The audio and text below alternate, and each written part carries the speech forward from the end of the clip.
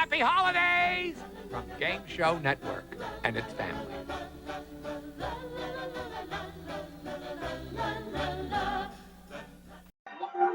Well, happy Sunday. Welcome to another edition of Time Warp, everybody. Wow. Chestnuts roasting on an open fire. Jack Frost nipping at your nose. Look at that lovely Christmas tree. It's time for another edition of Time Warp, folks. Being sung by Our a Sunday thing. dressed up like Yes. On today's show, we are going to have more Christmas fun from 1980. And if you guys are lucky, I might throw in the Love Boat rerun from 1977. Oh, we got some good TV movies. We got some good stuff for you. And just sit back and relax. And we'll be right back. Let's see the tree before we leave. They know that Santa, he's loaded lots of toys and goodies on his sleigh. And I'd like to teach the world to sing in perfect harmony. I'd like to buy the world a Coke and keep it company. That's the song I sing. I'd like to teach the world what the world wants today. Coca-Cola. I'd like to buy the world a Coke. That's the song I sing. We'll return after these messages. ABC After School Specials, brought to you by McDonald's. We hope you will enjoy today's presentation. You're welcome to stop by anytime, because at McDonald's, you're the reason we do it. Sure wish I was moving to the city with you. Yeah, me too. Nobody knows how you're feeling deep inside. You've packed up all your memories of fun and happy times. You've got what it takes, a new world's round the bend. The city crowd, the city's loud, new things to explore. New places, different faces, will you make friends like before? Let's go get something. Hey, yeah, and I'm hungry too. Hey, Jim. Yeah? Aren't you coming? Yeah.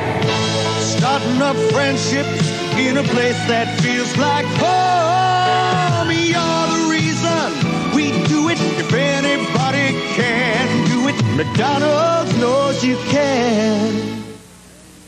Gotta go now, baby. When it's time for bye-byes, when her bottle's through, teardrops start to fall, baby cries for you. Be brave. Seems like when you toodaloo, teardrops start again, baby cries for you. So if you have to go away, what's a mom to do?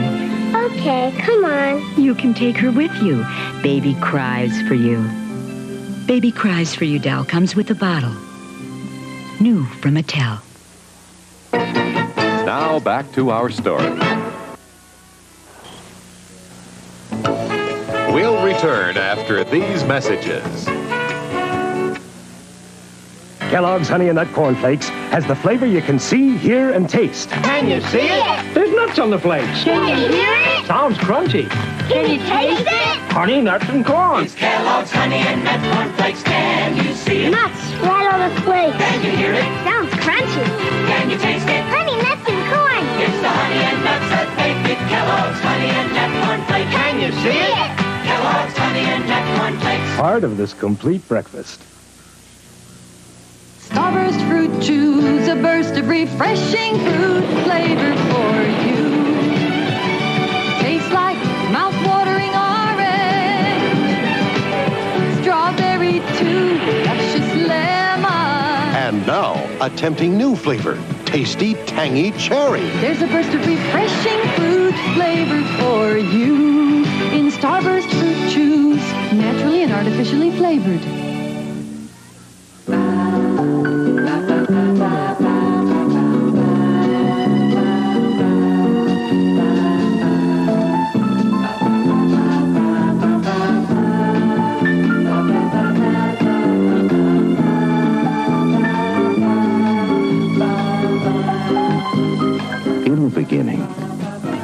is Baby Soft.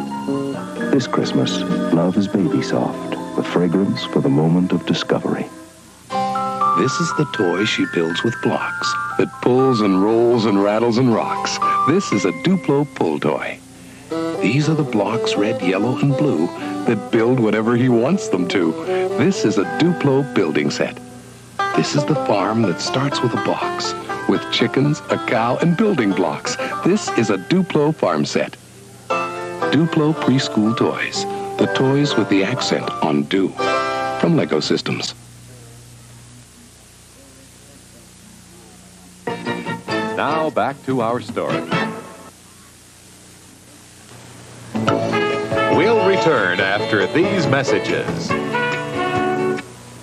The camping trip was great, but your Bobby lent my Tim his AIM. Now, Tim wants AIM because it tastes so good. So, with Timmy's cavities, he's got to have a fluoride with proof it works. AIM is a fluoride, clinically proven to reduce cavities. Because Bobby likes the taste, he brushes. Really brushes? He gets great checkups with AIM. Great checkups? This group leader pledges to switch to AIM. Take AIM against cavities. AIM is accepted by the American Dental Association. Can you do this?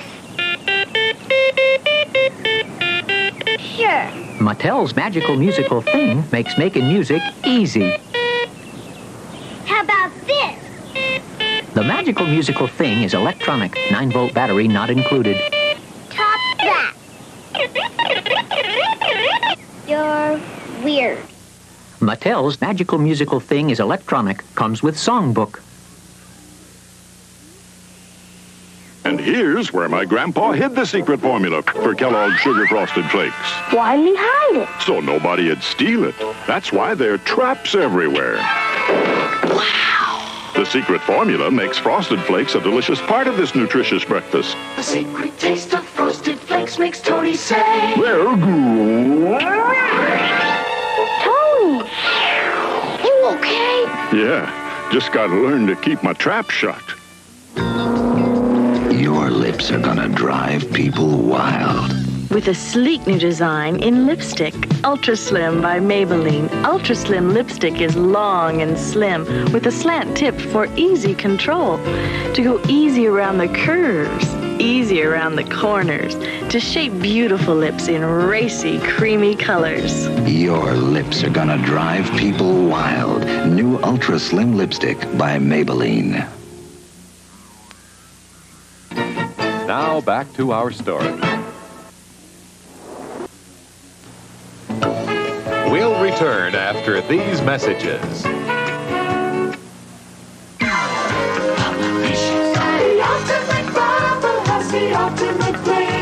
Juicy orange, wild strawberry, and now, brand new banana. soft and juicy. Delicious has the ultimate flavors. Delicious. The ultimate bubble has the ultimate flavors. Taste so unreal, they'll blow you away. Bubblicious.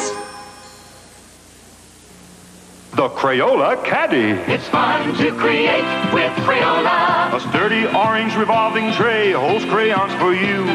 Markers, paints, and brushes, and bright watercolors too. Crayola Caddy. Whatever you need for colorful fun is right before your eyes. You may not be an artist, but for fun you win the prize. 'Cause it's fun to create with Crayola.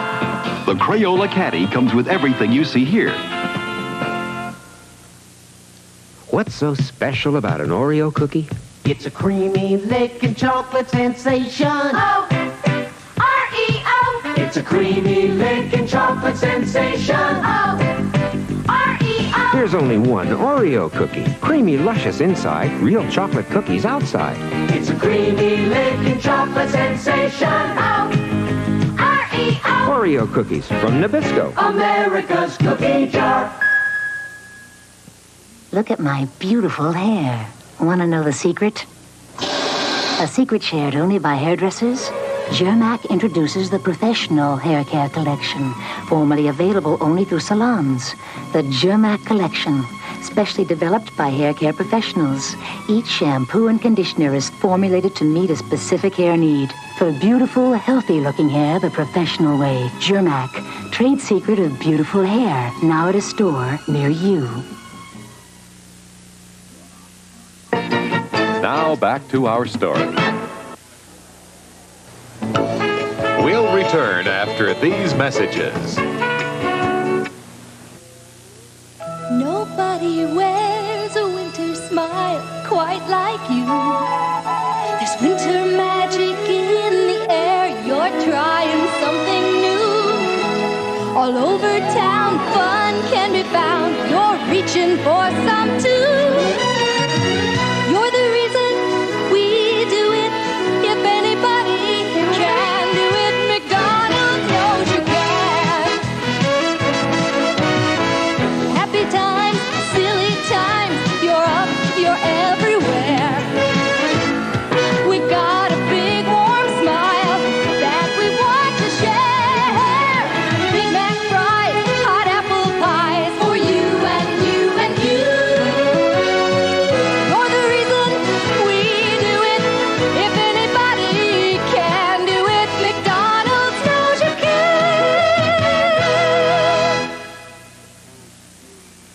Making decorated cookies is part of the magic of Christmas. Make them with Pillsbury Slice and Bake Sugar Cookies. Having some fun on this holiday night with the magic of popping fresh dough. The fun's in the making, just slicing and baking, then sprinkle and shake, and they're ready to take. My very own Santa. You can make magic, you know. Christmas cookies is easy, must be magic. The magic of popping fresh dough. Ho, ho, ho!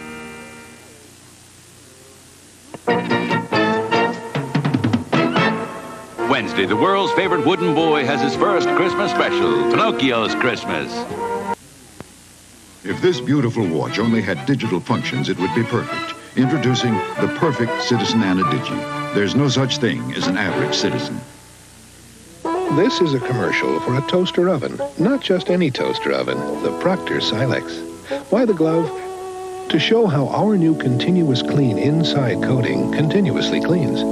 We broil 25 steaks and let the oven cool. Observe, minimal mess.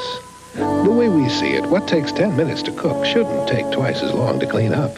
Proctor Silex. P.S. We're as easy to remember. P.S. We're available at Alexander's Maze. Football 2 from Mattel Electronics. I said, who's in there? Hey, Mattel, I know who's in there. You wish, Franco. Look at Football 2's quarterback. Ever seen a better scrambler? A better passer? That's a Bradshaw in there. Looks like a Bradshaw getting sacked to me. And intercepted. I guess that's why they painted it Mean Joe Green. Football 2 plays so great you think is in there from Mattel Electronics. Corruption Trials. The story's at 6. Now back to our story. We'll return after these messages. Hey, good buddy, I'm here to pick up a load of pits. Last CB talk for fruit. Seen any? My trucking friend, the fruit flavors you seek, shift into first and follow my beak. Follow my nose. Roger Dodger. It's always nose. Breaker, I smell orange, lemon, and cherry flavors. Kellogg's Fruit Loop cereal. Orange, lemon, cherry, and other natural flavors. Fortified to be part of this nutritious breakfast. These Fruit Loops are 3s and 8s. Does that mean they're good? You betcha, good buddy. Here's the Big 10 for it.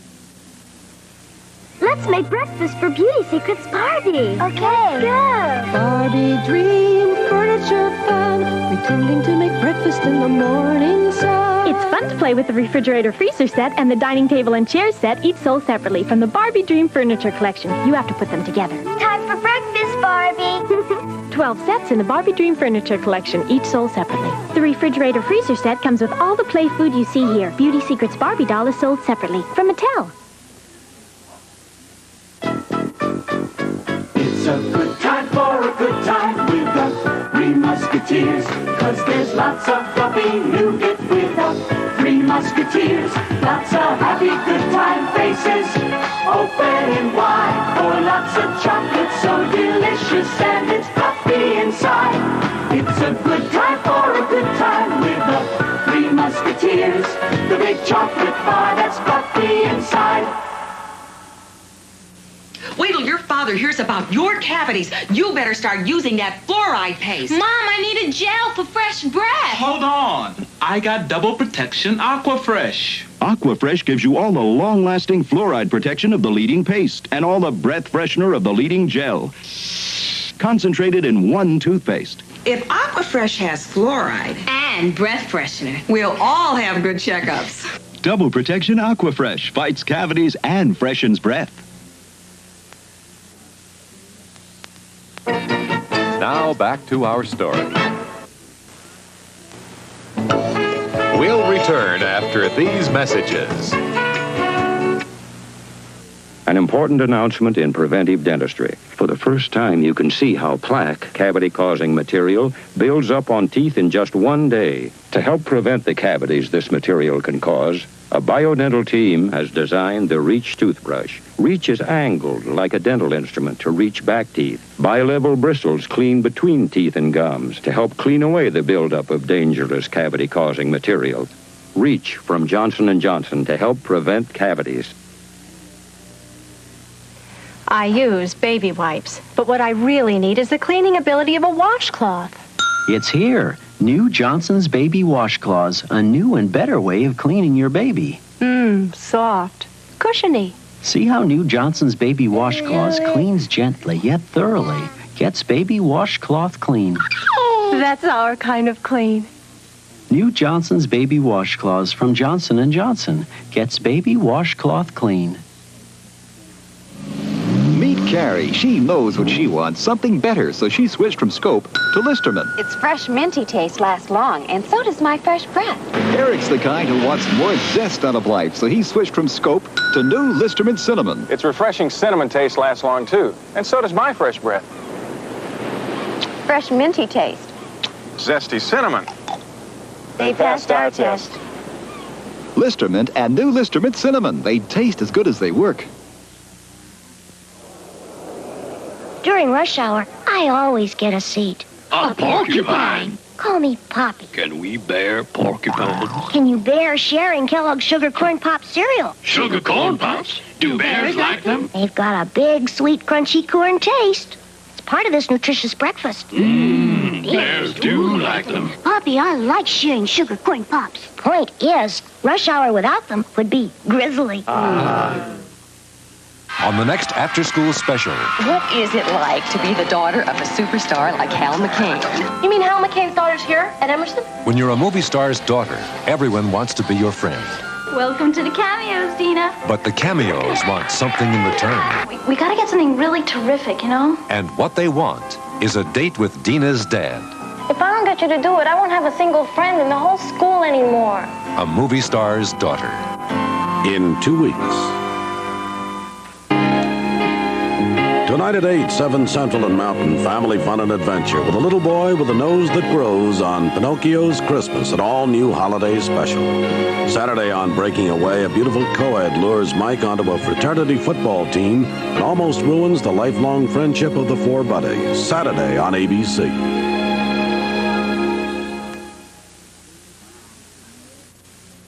ABC After School Specials, brought to you by Kellogg's. Great days start with breakfast, and great breakfasts start with Kellogg's.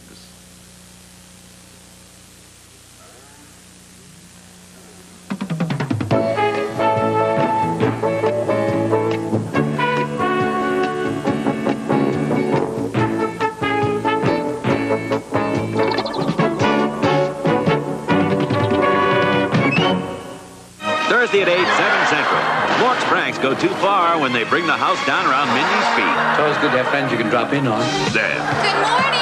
When Kip's exposed as the man he is, he loses the girl of his dreams. You're dirt. Bosom buddy. Tomorrow.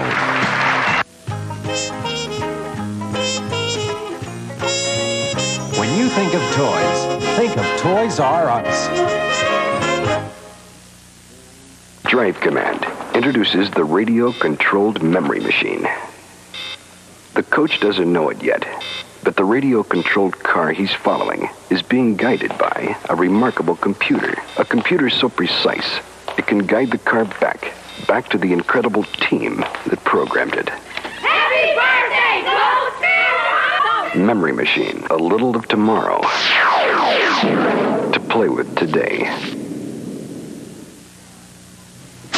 Football 2 from Mattel Electronics. I said, who's in there?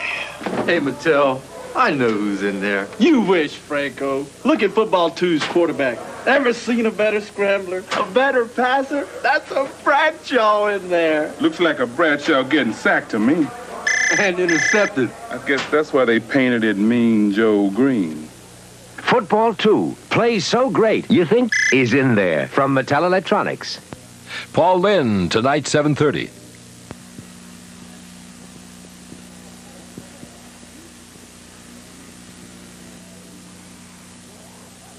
You're not riding the rails no more? Things got a little better for me, you know, when I got this pocket printer from National Semiconductor. It prints on paper? And now I can keep a permanent record of my clothing and my meals and my travel expenses. And now this. I owe it all to the National Semiconductor pocket printer. Harry, you're Keep it! Thanks, Harry!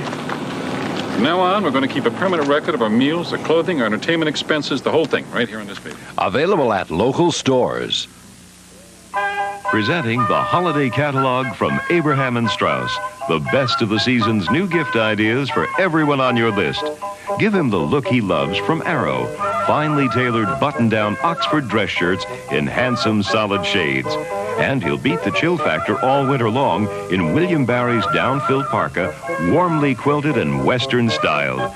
You'll find the perfect gift at Abraham & Strauss, where beautiful holidays begin.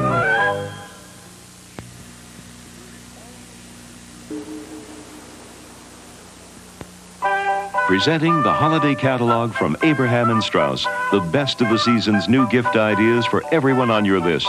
For pure excitement, it's our huge selection of electronic games. Or choose from a world of toys, only $12.99 each.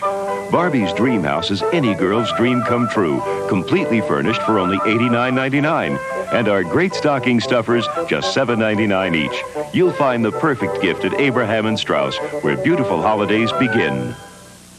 Holiday savings from Two Guys. 20% off on men's and ladies' Silvertone 7-function alarm watches by Texas Instruments at low $23.99. Royal China 20-piece Ironstone dinnerware set $13.99. Polaroid SX70 Time-Zero twin pack film $12.49. Standard size pillow, soft, medium, or firm, 2 for $8. Luxurious Borg robes in an array of colors, just $19.99. Now at Two Guys. We save money for you at Two Guys, naturally.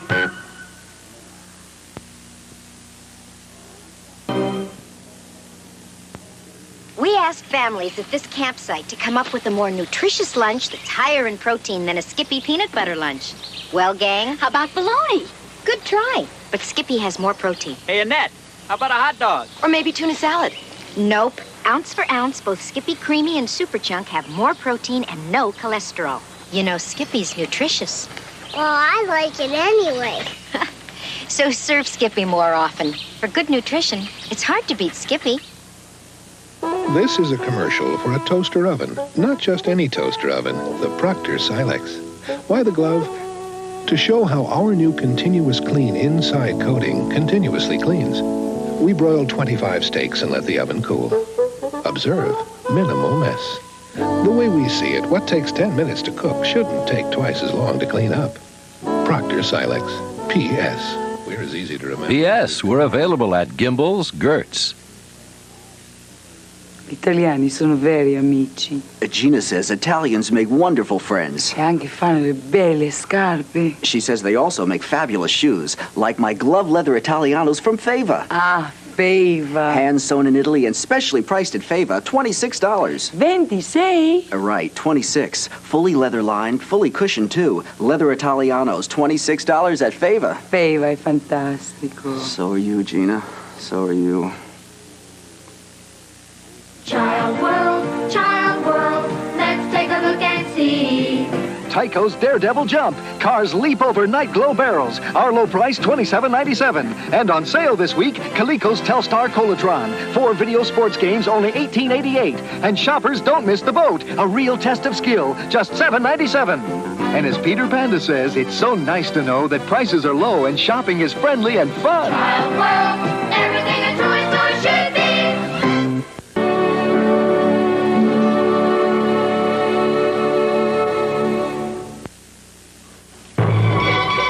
Tonight, another uniformed officer has been killed in Newark. The second Newark officer shot in a week. We'll have that story, and we'll have these stories also.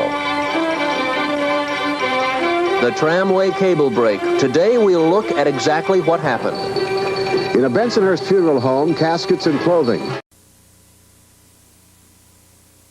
By Wilma.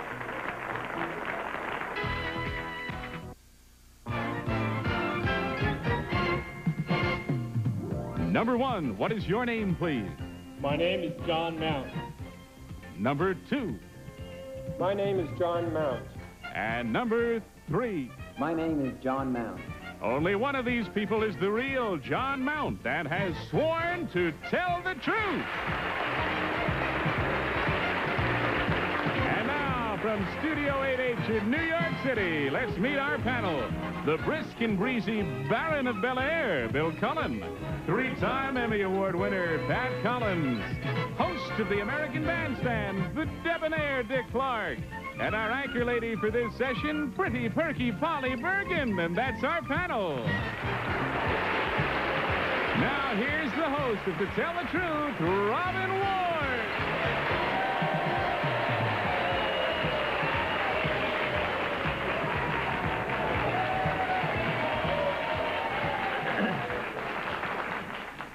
Panel, one day I'm going to run out and fall flat on my you-know-what. We're waiting. You're We're waiting. waiting. It's nice to see you, panel. Let's get right down to the problem presented by our first team of challengers, all 3 of whom have the cheek to claim to be John Mount.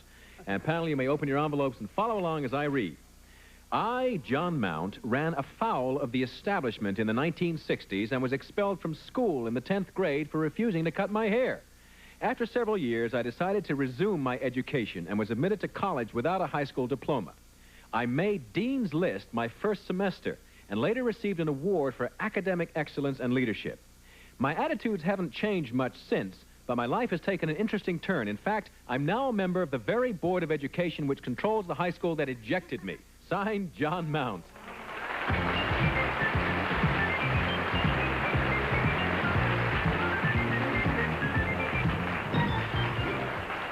And welcome, gentlemen, and panel. These 3 gentlemen all claim to be John Mount, who had a hair-raising experience in the 10th grade. And let's start.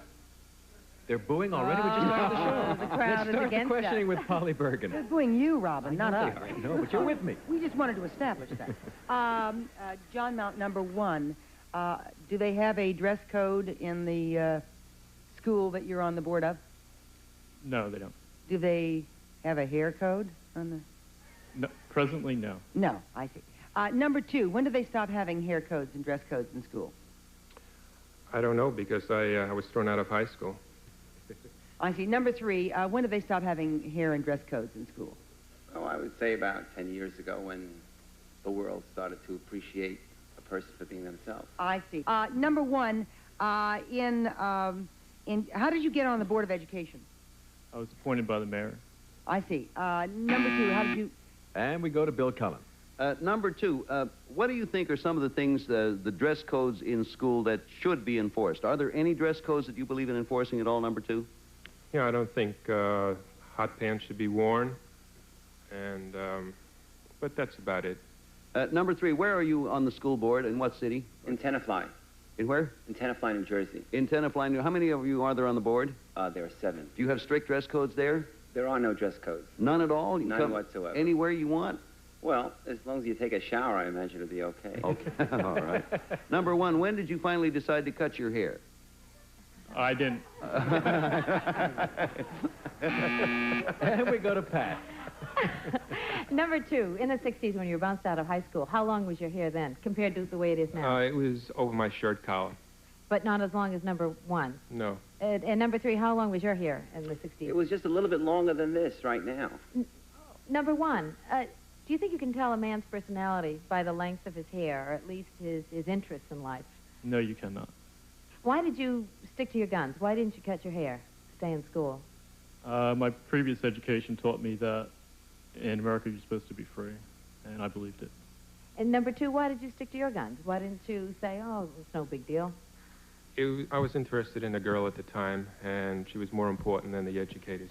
And she wanted you to have longer hair. She liked the way I look, and I didn't think it was that long, and Thomas Edison didn't graduate high school, so...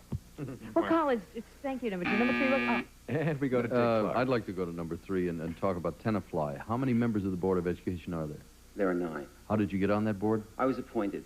What else did the school have as a beef with you when they threw you out of school? That was all. They thought I was affecting the rest of the students. Okay, number 1. I want to ask you the same question. Was lengthy hair the only problem you had then?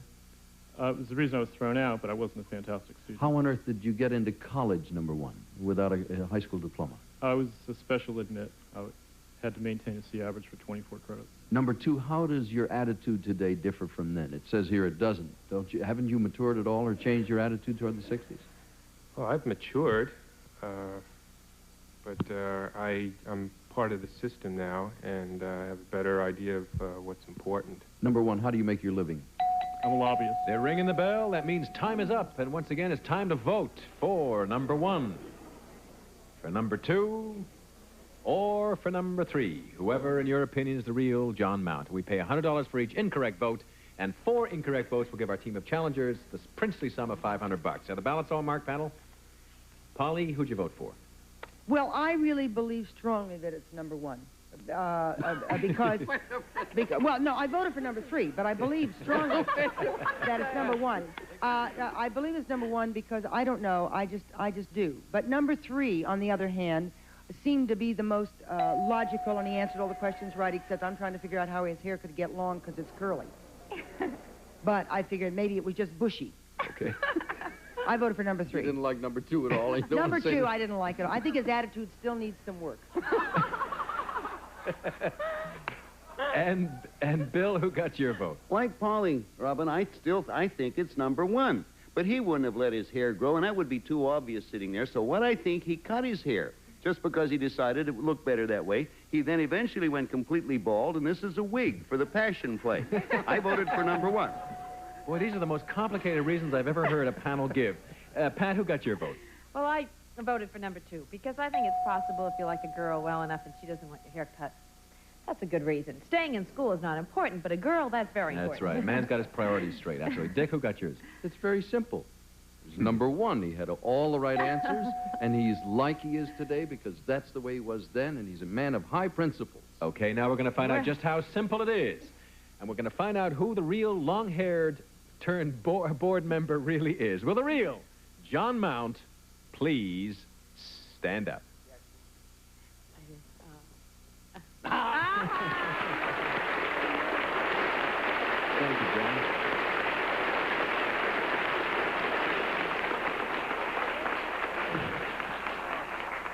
Let's find out who Do I our... get half a vote?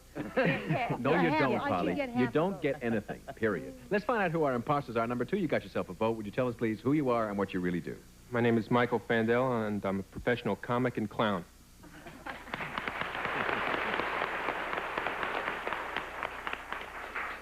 And number 3, you got a great head of hair yourself. Would you tell us, please, who you are and what you really do? I'm glad you noticed. My name is Sidney Goldberg, and I'm a barber, and I cut hair on 69th Street and 2nd Avenue in Manhattan. The name of the shop is called Sidney.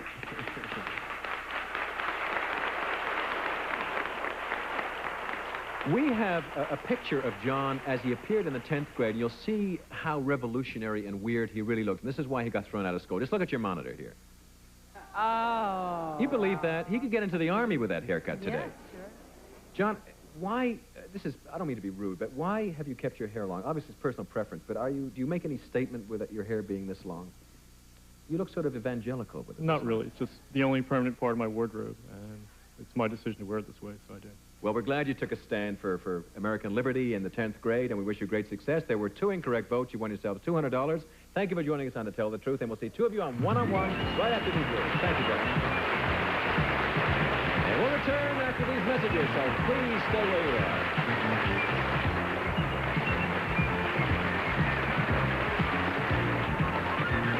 913-9719. We're back, panel, and let's meet our next team of challengers. All right. Coming up. Number 1, what is your name, please? My name is Marie Snyder. Number 2. My name is Marie Snyder.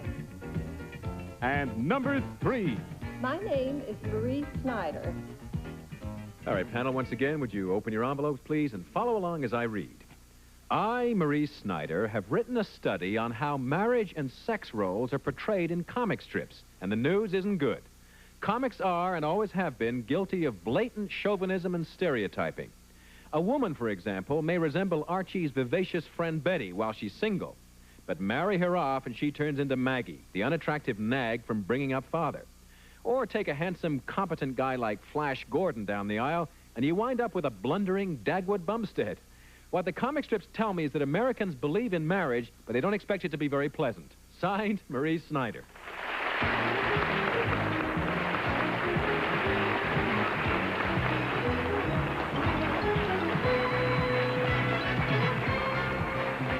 And welcome, ladies. Nice to have you here. And panelists, ladies, all claim to be comic strip expert Marie Snyder. Let's start the questioning with Dick Clark. Number 3, how many comic strips have you looked at in your life? Oh, gosh. A lot. Number 2, who's Dagwood's wife? What's her name? Blondie. Number 1, what was the cartoonist's name that drew Winnie Winkle? Oh, my goodness. Number 2, do you know that answer? I don't know. Number 3, do you know No. that answer? All right, that solves that. Number 1, who is Superman's girlfriend? Her name? Superman, that's Lois Lane. All right, number 2, do you have any idea who Batman's sidekick is? Robin. And we go to Polly. Oh, we do? Yes, we do. Oh, all right. Number 3, there is one cartoon where the woman was single for a long time and got married, and they haven't changed the attitudes. Which one is that? Brenda Starr. Number 1, who writes Brenda Starr? Oh, it's a gal. She's been doing it for many years. She's the only woman who's had Number a script 2, who running. does Don't know her Brenda name. Starr? Don't know her name. Number 3? Don't know. No. Number 1, what is the name of Brenda Starr's boyfriend? Oh, good word. I never got And we caught go up to in Bill the Cullen. You're saved, number 1 by the bell. We're all equally good at names around here, I noticed. Dick, it was Brenner, wasn't it? Who did Winnie Winkle? Yes. Brenner, I think. Anyway, number 1, in Gasoline Alley, the wife was always treated very kindly. Uncle Walt's wife was treated very kindly, and she was drawn as an attractive person. Do you remember her name? No, I don't. Do you know who the boy is in Gasoline Alley, number 1? The only one I remember is Skeezik. And he is in Gasoline Alley, Alley. and he's the only one You that don't grew remember his up. mother's name? No, She was a I don't. sweetheart. Number 2. I don't. Now, number 3, you're not going to tell me that you've forgotten. No. And we go to Pat Collins. Number 3, are you married? Number 3, Yes. are you married? Yes. And how would you rate your husband on the chauvinism scale? Well, just be careful, he's watching. Yes. He's not chauvinistic. No, and how about you, number 1? Are you married? Number one? one, Oh, that's yes. me. I'm definitely married, and I am not married to a chauvinist. No. Number 2, how would you rate Olive Oil in terms of the way she's treated by the men around her? Considering what olive oil is like, I'd say very well. That's a great answer. All right. And number 3, do you think that television, sitcoms in particular, do any better by women than the comic strips that you've evolved your theory about? Number 3. I would say that they're probably treated the same in most mediums. However, I dealt specifically with comic strips. Do you think, number 2, that... Once again, they're ringing that little bell, panel. That means time is up, and now it's time to vote for number 1, for number 2, or for number 3. Whoever, in your opinion, is the real Marie Snyder. And we pay $100 for each incorrect vote. And if our team of challengers completely bamboozle you, they will win $500. Now, the ballot's all marked, panel. Dick, who'd you vote for? Well, I was trying to catch them all, and I couldn't catch anybody because I've been a comic strip fan for a while. Number 2 looks like she knew the answers, looks like sort of an intellectual type that take a silly subject like this and make something out of it. I know. I'm really concerned about this. I want to find out. And Polly, who got your vote? I think I know number 1, but I voted for number 3. If it's number 1, I'll kill him. I obviously don't know her very well. Okay, Bill, who'd you vote for? I think it's number 2, and I think the one Pauline knows is her sister Marie. Okay, Pat, who got your vote? I voted for number 2. Was that wrong, huh? You may be wrong. Oh, now we're but going to you find might out, be in fact, right. which of these people, in fact, has studied marriage in the comics. Will Marie Snyder please stand up? There we go. All right, Polly. Take a bow. Definitely a big point for Polly. Polly, congratulations. Let's find out who our imposters are, panel. Number 1, will you tell us, please, who you are and what you really do? I'm Ellen Dodge Young, and I'm a numerologist. Oh, I know her. You know my number. She's fabulous. Yes, She's just fabulous. But I haven't known her for long. She did my numbers. As long as you're not a memory expert. I knew her. I knew her. So you've got Polly's number, have How you? about You really number have. Number 2, you got 3 votes. You did extremely well. Would you tell us, please, who you are and what you do? My name is Dale Joan Young, and I work for Hospital Audiences, a group that provides cultural entertainment for handicapped people, and I'm their special events coordinator.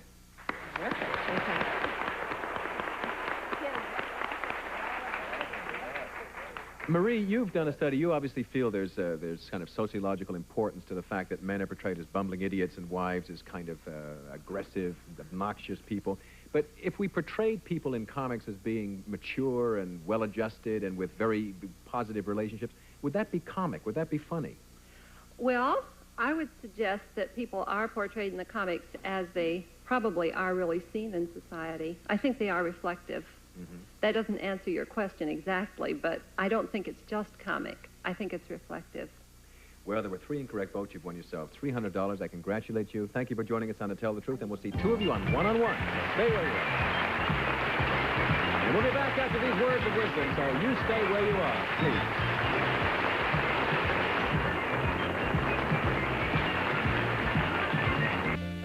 please. Remember when a candy bar used to cost a dime? Nowadays, it seems like you have to use a credit card to pay for just about everything.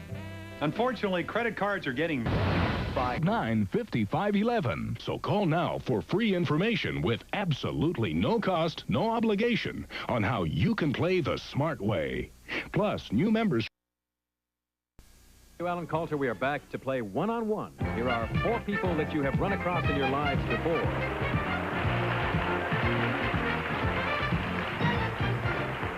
Panel, you remember Ellen and Dale, we couldn't forget you, who pretended to be Marie Snyder, and you remember Michael and Sidney, who were imposters for John Mount.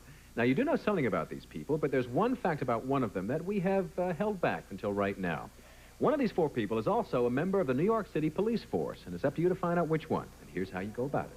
You will each have 20 seconds to question the person sitting directly opposite you. At the end of that time, you'll be asked to cast your vote there and then as to whether that person is a member of New York's finest. And, Bill, are you ready to question Sidney? I'm ready to then question start Sidney. now. Sidney, what do you do as a member of New York's Finest? What's your rank, in other words? Well, I work with juveniles, and I try to get them on the right road. And are you undercover, or do you wear a uniform? I wear a uniform, and I work out at the 17th Precinct. And where is the 17th Precinct, Sidney? It's on 67th Street between 3rd Avenue and Lexington Avenue. Are you a... Bill, is Sidney our police officer, yes or no? No, I do not think Sidney is. That's a no for Sidney. And Patty, ready to question Michael? Yes, Then go. Michael, what precinct in New York, real precinct, was Kojak based on, the character? What precinct was that in? I think it was the 10th precinct. I'm not sure. Who's our police commissioner? McGuire. What division are you in? What? I work police patrol.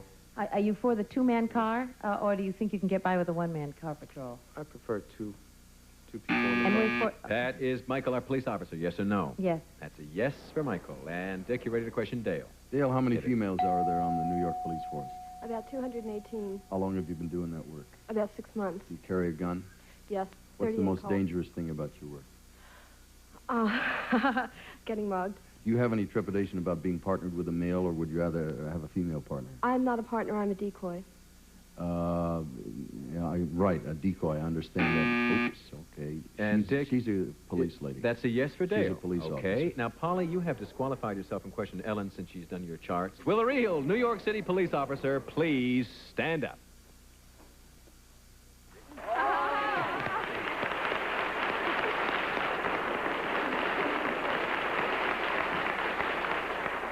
Michael, you are a comic and a clown and a police officer. Three professions that don't seem to be incredibly kind of... you don't live in New York long. Compatible. I guess that's true. They do. Do you kind of try routines on prisoners you're taking in, like a captive audience kind of thing? Well, when the prisoners are being carried out of the 17th precinct, I tell them, I don't want any more crime now. No more crime, you know, stuff like that.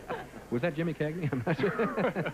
Okay, but you've won $200. Thank you for joining us on One-on-One. It's been a pleasure. Thanks very much. We'll be back after these messages.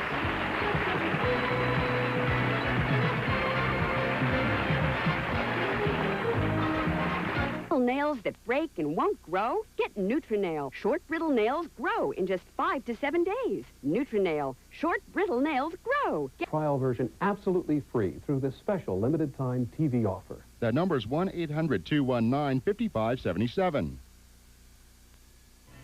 Dick, do you still read the comics? Do you still read the funny pages? Not regularly, no. Who was that comic? I never heard of that one that you and Bill knew. What Winnie Winkle. Winnie Winkle's before your day, Rob. Yes, and only yes. those of us who've been around since the Stone Age. We know, yes. It was before Pat's and my day, too, then. Yeah. Oh, yes, indeed. You look Indeed it was. amazing. For a man in your 70s, I just can't... That's true. Which one of us are you looking at? That's true. Listen, I'd like to say thank you for joining us on the show. It was a great pleasure once again, and I hope you come back real soon and join us on To Tell the Truth. He's my uncle, you know.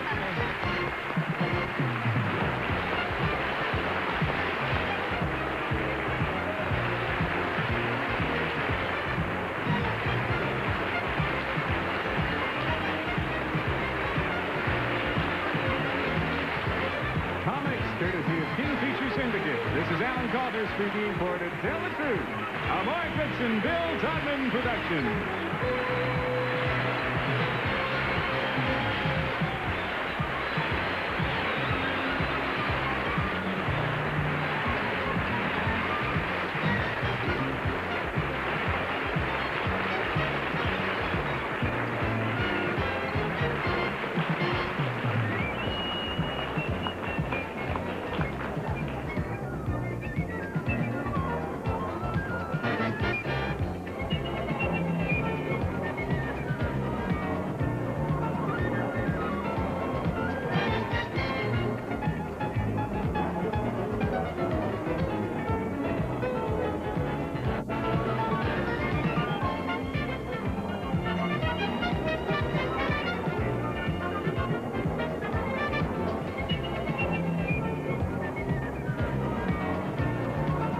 Don't touch that remote. Up next, funny man Steve Allen watches a panel of celebrities as they try to separate fact from fiction. I've Got a Secret is next here on Game Show Network.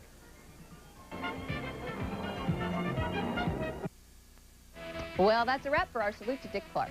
Hey, Wide World Games won't be seen tomorrow so that we can bring you...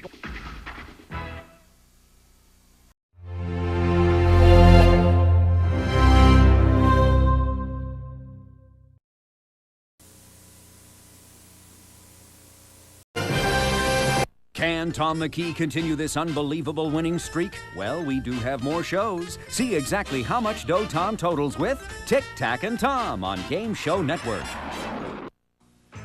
He is Tom McKee, our current champion, whose winnings now total in cash and prizes $312,700. He is Tom's current challenger. They are in the middle of a game, and Tom's battling to save his championship. Will he succeed? We'll soon find out as from Hollywood, it's everybody's game of strategy, knowledge, and fun. It's Tic-Tac-Toe. And now, here's our host, Wink Martindale. Place good. Thank you. Welcome. Thank you. Well, welcome to our show. And really an exciting show these days with our current champion, over $300,000 in cash and prizes. Let's meet him right now. Our current champion, whose winnings total in cash and prizes $312,700, is a pilot in the Navy. Meet Lieutenant Tom McKee. And his opponent is a computer systems analyst who spent 3 years traveling around the world. Meet Eric Kreppeline.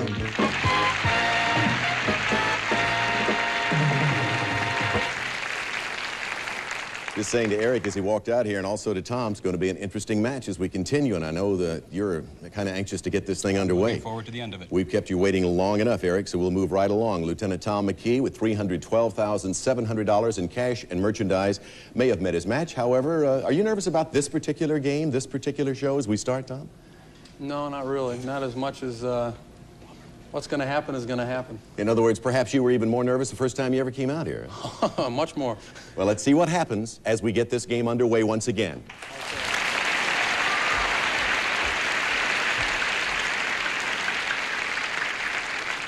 You'll remember last show the game was interrupted and time ran out. We had to stop. These were the categories for the questions. Our questions were built around Spirit of 76, television stars, foreign authors, dropouts, Japan, numbers, comic strips, world literature, and famous lovers. Here's what the board looked like when we ended the last show. 3 O's for Eric, 2 X's on the board for Tom. In the pot, $1,100 at this point. Now, as we begin, first, we shuffle.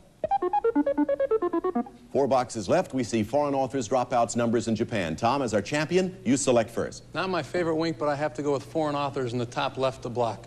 All right, foreign authors is the subject. Tom, if you answer this question correctly, you will have a diagonal block of Eric. And here is the question in that category. The English author Charles Dodgson wrote the books Alice's Adventures in Wonderland and Through the Looking Glass under a famous pen name. For a block, what was it? Lewis Carroll. Yes, for a block. So an X goes in the box, famous authors. We add another $200 to the pot. It's now worth $1,300. Gentlemen, there are 3 boxes left. As you can see, the categories in those boxes can decide who wins and who loses. Let's move them around. TV stars, foreign authors, and world literature. Eric? It's not my favorite either, but I'll try TV stars, please. Television stars in the top center of the board. And Eric, here is your question. First, take a look at this picture, please. In a popular series, this actor portrays a spaceman whose far-out adventures take place in the 25th century. Name this actor's television role. Buck Rogers. Yes, that is correct. The actor, by the way, is Gil Gerard as Buck Rogers.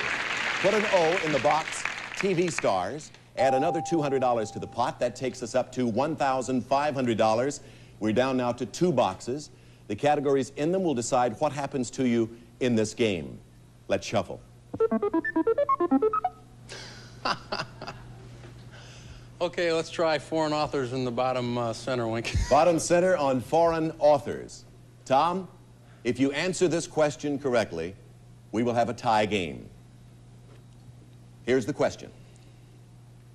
This English novelist and social critic wrote about a totalitarian society in his classic novel, 1984, and satirized communism in his book, Animal Farm.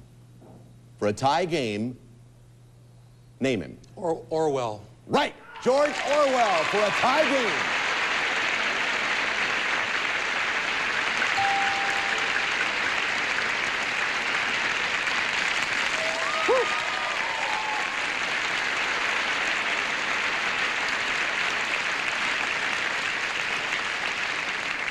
Well, Tom, the way the game started, as you well know, had you missed the first question on the show, that would not have given you that diagonal block, and perhaps if Eric had answered the next question and gone for that position on the board, he would have become our new champion. However, you did pull it out. We have a tie situation between you two now. We have $1,700 in the pot, and shortly we'll show you 9 new categories and start all over again, if our hearts will take it. We'll get back to our second game between these 2 phenomenal players in a moment.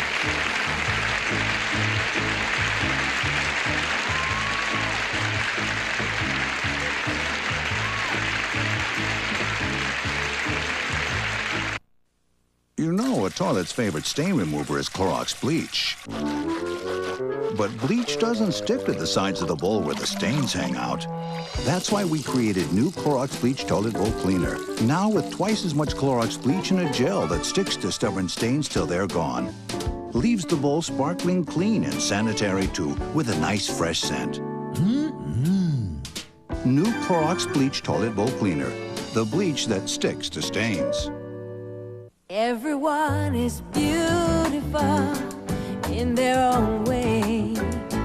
Fresh face to the world, fresh face to the day. Clean makeup celebrates your skin. Clean for the fresh, natural, real beauty of you. Everyone is beautiful. Show it to the world. Clean for all the colors of you. Oh, yeah. Easy breezy, beautiful cover girl. Oh no! Company's on the way! Quick, clean up the cookie crumbs! Quick, clean up the pet hair! Quick, clean up the bathroom hair! Quick, clean up the dirt! Don't struggle and create odor with that heavy, clumsy vacuum cleaner. Introducing Tachyvac from Helmac. It's easier than a vacuum and quicker than a broom. Super sticky Tachyvac swoops up those annoying little messes like a tornado, and no dustpans. Those crumbs, roll them up and throw them away. Sand and dirt, pick it up and toss it away. Messy doggy hair gone forever. Yucky bathroom hair in the garbage. Now for only $19.95, you can own the fastest cleaning tool in the world, Helmac's Tachyvac. But wait, there's more. Pull out the extension handle and Tachyvac makes it easy for you to clean the drapes. It's never been easier to clean cobwebs. Tachyvac pulls dirt from the corners. Don't break your back with this little vac. Clean in half the time with portable Tachyvac. How about those fuzz buddies under the bed? No problem. Tachyvac whisks them away. It cleans throw rugs in a snap.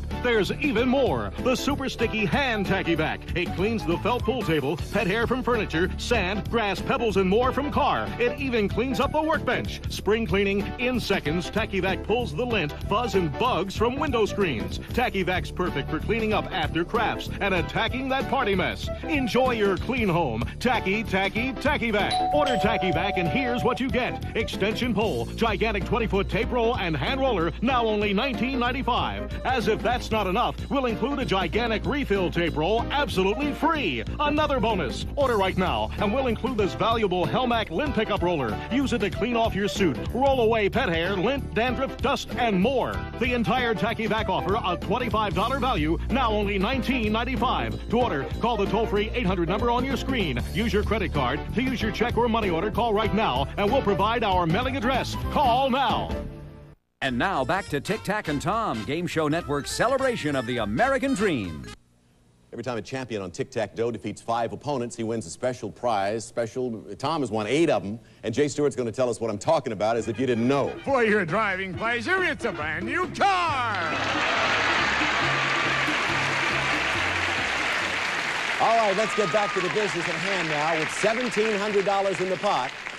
Here are 9 new categories for you two to select from. Take a letter, sleuths, maps of states, Dans and Dons, women in film, the 70s, strange facts, physics, and mythology.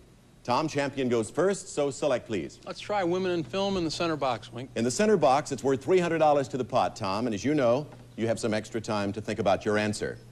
In the film classic, Whatever Happened to Baby Jane, 2 of Hollywood's top actresses play aging sisters who live in seclusion. Name the 2 actresses who starred in the film. Here's your extra time.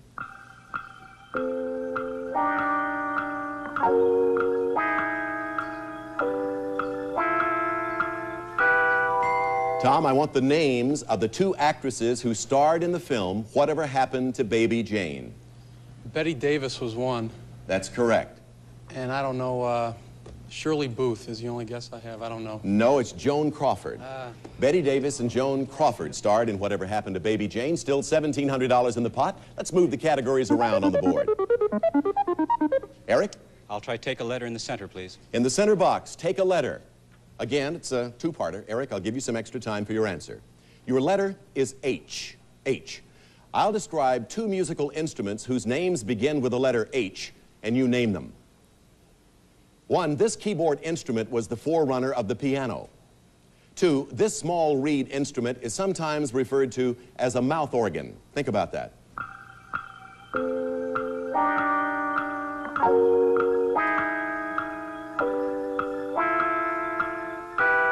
Eric, the letter is H. First, this keyboard instrument was the forerunner of the piano. That's a harpsichord. That's right. To put an O in the center box, this small reed instrument is sometimes referred to as a mouth organ. Harmonica. Yes, that's it. Good for the center box. So an O goes in the center in the category Take a Letter. $300 goes into the pot. It's now worth $2,000 as we shuffle. And we're back to Lieutenant Tom McKee. Wink, why don't we try the 70s in the lower right? The 1970s. The subject question is this. In May of 1975, the troops of this Southeast Asian country captured the American merchant ship, the Mayaguez. The U.S. later mounted an unsuccessful rescue attempt. Name the country whose troops seized the Mayaguez. Cambodia. Right. Put an X in that box. An X goes there in the 70s. Another $200 in the pot. Let's move the categories around with $2,200 to play with. I'll try physics in the center bottom, please. Bottom center on physics. Eric, when this French scientist and his wife discovered radium in 1898, it laid the foundation for future research and development in nuclear physics. Name this famous couple. Curie. Right. Marie and Pierre Curie. An O goes in that box. Another $200 in the pot. Let's move the categories again. Tom. Didn't do too well, but I'll have to go with women in film again in the top center. All right, women in film. Try it again, Tom. Here is your question. Answer this correctly and you'll block Eric vertically on the board. This beautiful actress has appeared in several films, including The Wind and the Lion and Getting Straight, and was nominated for an Oscar for her role in the movie Starting Over. For a block, name her. Starting over. Candice Bergen. The late Edgar Bergen's daughter, Candice Bergen, fine actress. Still $2,400 in the pot as we shuffle the categories. And there they are, Eric. After a lot of soul searching, I'll try the 70s top center. Took a lot of time to think about it, Yes, huh? it did. The 1970s. And Eric, for all of us, especially for Tom, the moment of truth is here. If you answer this question correctly, you will become our new champion on Tic-Tac-Dough, and you will have $2,600 to show for it. Here's the question. In February of 1974, heiress Patricia Hearst was kidnapped by a radical political group that was known by its three initials. For Tic-Tac-Dough, the championship, and $2,600, what are those three initials? SLA. You win! We have a new champion.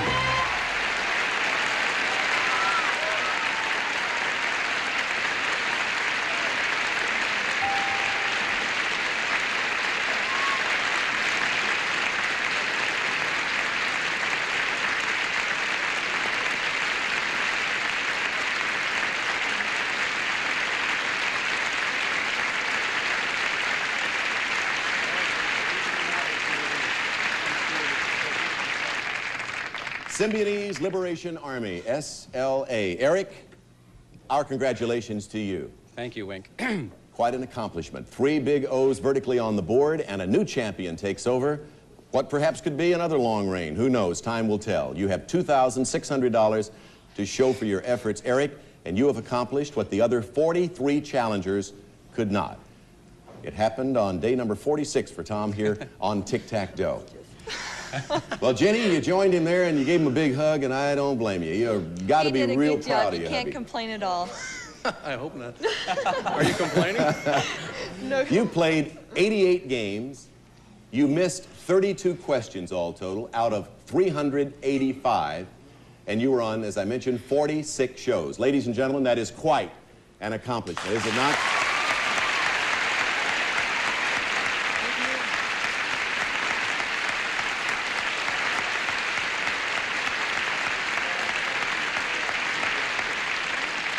Of course, you're already in the Guinness Book of World Records, and you sort of set a hallmark for contestants to follow on this show and all other game shows, Tom. What is your reaction to all of this now? You have to have a few thoughts that perhaps are wheeling through your mind at this moment after becoming sort of a fixture on Tic-Tac-Dough. Well, I tell you, Wink, I'd like to thank God and my parents for bringing me up the right way, and Jenny for coming up here and picking number 7 all the time to start the games off, and the Navy for allowing me to come. And I don't know, I told Eric when it was all over, I said, I feel more relief than anything else, because it's...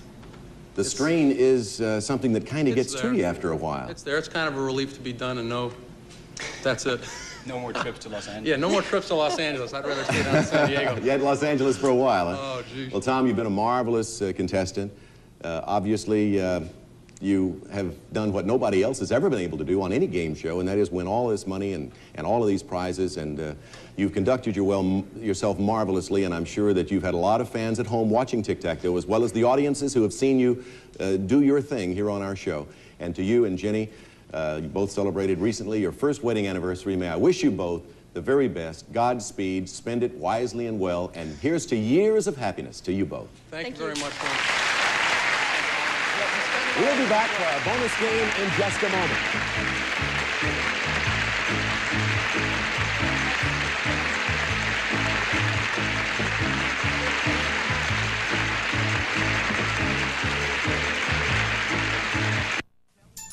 If you have trouble getting around and would love to regain your independence, Electric Mobility would like to give you a Rascal scooter free. Call for your free color catalog and enter the Rascal Mobility Sweepstakes. It's our way of introducing you to the benefits of owning a Rascal. Join over 100,000 Rascal riders who found Rascal to be the easiest to operate, easiest to transport, and easiest to afford. Your Rascal can be insurance or Medicare reimbursable. My Rascal has given me a new lease on life. I didn't get around much at home until I got my Rascal. I was burdened to other people. Now I'm independent. I call it taking a walk. I jump on my Rascal and I take a walk. Every month we give away another free Rascal. If you call right now, we'll give you up to 12 chances to win yours free. So call for your free color catalog. Call today. Don't delay. Next month's winner could be you.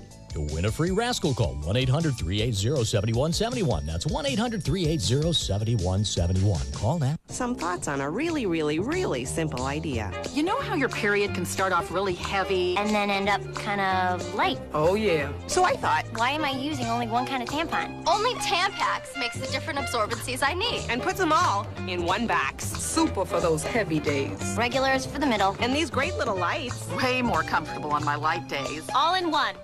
One box. The Tampax multi-pack, making periods more convenient. One box at a time. Tampax. Women know. Have you won the lottery? Receiving a structured settlement? Woodbridge Sterling Capital can get your money in one lump sum. Not once a month, not once a year, but today. Before I won the lottery, I used to work here. Now I bought the gas station, convenience store, a body shop, and a bakery, thanks to Woodbridge Sterling Capital. Now I can go out and start my own business and be my own boss. Thanks to Woodbridge Sterling, they made it possible. For a lump sum, call Woodbridge Sterling today. Thank you, Jay. First things first, Tom McKee was not hard to pronounce, but Eric, I want you to, give me the pronunciation of your last name. If you're going to be around here a while, I better learn this. Well, the full pronunciation is Hans Erik Oskar Kreppelin, but it's Hans Kreppelin in English, or Eric Kreppelin I go by. Would you mind if we just made that Tom Jones or That's Bill? That's fine. Hey, Eric, again, check congratulations. out right. During that break, he said, gee, it's a nice feeling to be over here in this position. X-rated position. That means championship. Eric, let's see if you can beat the dragon. First time. Here we go. X-rated,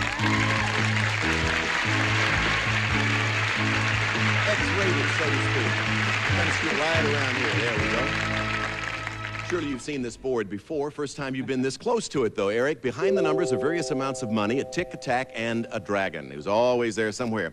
Reach $1,000 or more, or get the tick and the tack, and you'll win a prize package. Now, you've had the good fortune to become our new champion on Tic-Tac-Toe, and once again, Lady Luck is smiling, and Jay Stewart's going to tell us what she's smiling about. Well, first, Eric, pack up all your good luck charms in this beautiful new luggage. Gateway Luggage, a collection of totes, Pullmans, and carry-on luggage in smart designer styles for today's carry-on style of air travel, furnished by Canny Marketing Services. Then rub your rabbit's foot and try your luck in the casinos of Las Vegas. Yes, we'll fly you to Las Vegas, Nevada's largest city, with its large, luxurious gambling casinos, busy nightlife, elaborate shows that attract visitors from all parts of the world. And you'll enjoy a round-trip flying holiday for two via Western Airlines to Las Vegas, America's favorite playground. Western offers more flights daily to Las Vegas than any other airline. Western Airlines, the only way to fly. And while there, you'll have an exciting 7-day vacation at the Frontier Hotel in Las Vegas, where you'll enjoy fine dining, name entertainment in the music hall showroom, furnished by the Frontier Hotel in Las Vegas. And finally, Eric,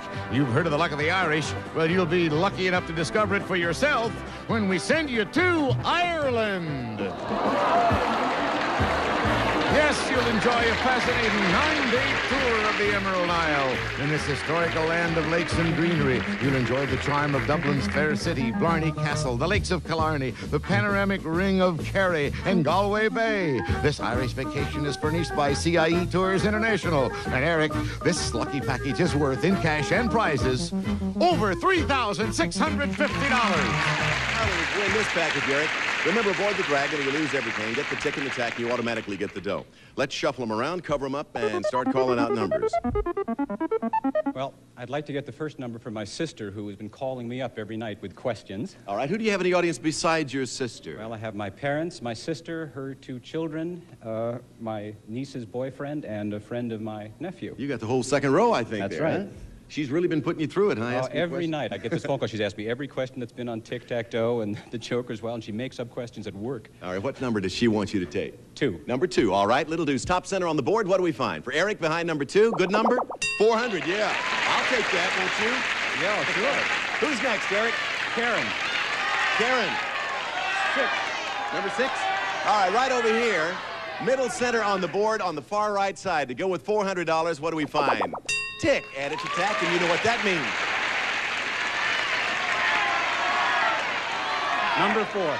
Number 4, okay. Behind number 3, before number 5 in the center. Number 4, what do you have? 600 attack. You got it. Hello.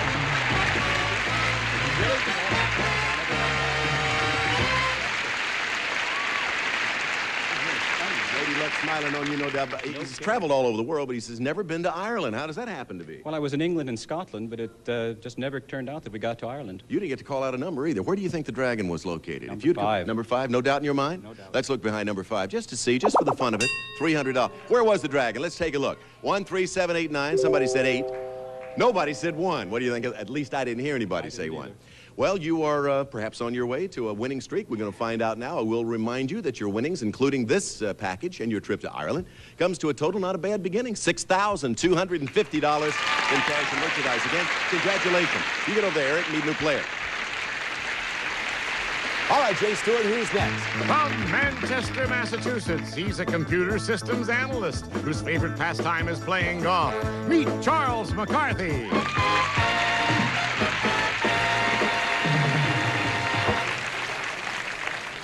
Charlie McCarthy. Wouldn't you just know it? You look so much different sitting on Edgar Bergen's knee in those great days. Oh, wink. I've heard that before. Guess I'm the one that looks more like a dummy right now. Tell me about your golf game, Charles. You pretty good? No, but I play 2 or 3 times a week, and I've played in Europe at some of the courses like St. Andrews. Sounds like you are one who takes golf pretty seriously. I like golf, but I think it brings out the worst in people. I used to have a regular game I played of golf with a friend, and would you play with someone who sneakily moved a ball? No, I don't think so. Neither would my friend. So we never play golf anymore, but occasionally, on rare occasions. We'll find out if we have time to play our game in just a moment.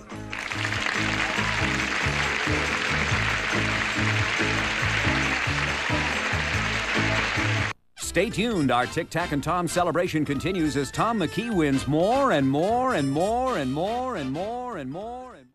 For me, a hot day is the moment of truth. Having gorgeous summer skin takes a lot more than a beauty bar. With Oil of Olay 2-in-1 moisturizing body wash, skin isn't just more moisturized, tone and texture actually improve. Beauty bars, even body lotion, can take a vacation. Why do the classics endure? Because they were done right. Like Hidden Valley. It's the original, not new or improved. Because Hidden Valley is the way ranch is supposed to taste. Grapefruit, a delicious fat-burning food, but what an eye-burning mess. Now start your day with Citrus Express from Starfit, the amazing new machine that cuts and peels citrus fruits in seconds. No spritzing, no mess, just delicious citrus sections in seconds. Grapefruit takes forever to cut in section. You waste half of the fruit, but Citrus Express sections the fruit neatly, completely in seconds. It's so easy. Just remove the center with a bonus citrus corer. Place the wedge cutter on the bowl, Press the grapefruit half on the wedge cutter, place the cover on the fruit, and turn the cover one complete turn. Look, beautiful fruit and fresh squeezed juice ready to serve. There's no waste, just an empty rind. Look again, cutting core jumbo orange. Place the fruit on the wedge cutter, place on the cover, and turn one complete turn. In seconds, you've got a delicious healthy fruit salad. And watch, the cover doubles as a juice extractor for pulpy fresh squeezed juice, packed with vitamins and minerals. The bowl has a built-in pouring spout so you won't lose a drop. Store-bought fruit salad could have preservatives. It costs a fortune. Now enjoy fresh, tangy fruit for a fraction of the cost. Start your day the healthy way. Enjoy a low-fat lunch, a citrus-accented dinner, or snack on a diet delight. With skid-proof base and stainless steel blade, it's dishwasher safe. Citrus Express with juice extractor and bonus core, only $19.95. Call now, and as a free gift, you get the all-purpose slicer. It's the Safe Hands free slicer you've been waiting for. Great for slicing potatoes. Use it for fruits and vegetables for effortless, even slices. A $10 value, yours free with Citrus Express. Call 800-647-9911. Order your Citrus Express and start your day the healthy way. If you call 800-647-9911 now, you'll receive an additional gift, the all-purpose slicer. Call now for your own Citrus Express, 800-647-9911. Hi, I'm Sean Donnellan. And I'm Mary Gallagher. And here are some clips of some stuff that'll make no sense at all unless you watch Faux Pas. He's our man. Stay tuned. Faux Pas is coming up next on Game Show Network. Got to say once again, Tom McKee was a marvelous champion, over $312,000 in cash and prizes, and I think very honestly that I had a tendency from time to time to lose sight of the fact that that young man was only 25 years of age, and usually, you know, knowledge is gained through years of being around on this earth. 25 years old, and that's not to minimize what you have been able to do, Eric. I want to congratulate you, and I want to wish you well. And Charlie, we'll see you first thing. I promise you, if you'll come back on the next show, we'll get a game underway. Okay, great. All right. Ladies and gentlemen, thank you for joining us. Please be with us for the next edition of Tic-Tac-Toe. Bye-bye. Some of our contestants will receive some of the following: Raid Wasp and Hornet Killer. It kills wasps and hornets in their nests from up to 12 feet away. Also, Deep Woods Off, the insect repellent that protects against extra tough mosquitoes and biting flies. Plus, Pledge gives your furniture a clean, clear, more beautiful shine. Try Pledge, brings out the beauty every time you dust. Also, introducing Popsicle's new Good and Puddin'. Real honest-to-goodness pudding frozen on a stick. The only pudding in the world that's Popsicle too. Plus, liquid soaps from Gojo. The soap, rich, lathering, and moisturizing. And Top Soap with extra cleaning power to tackle the dirtiest hands.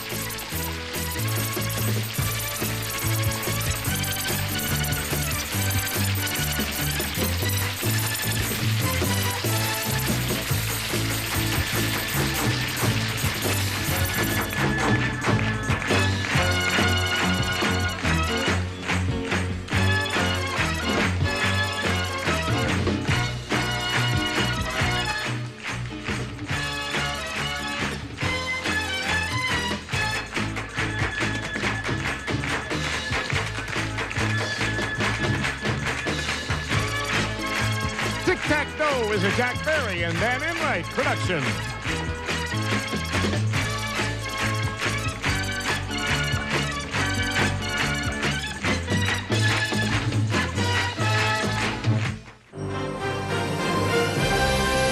It's time to register. To play our interactive game shows, call 1-800-537-GAME now. It's fast, it's fun, and it's free. You only have to register once to play forever on Game Show Network.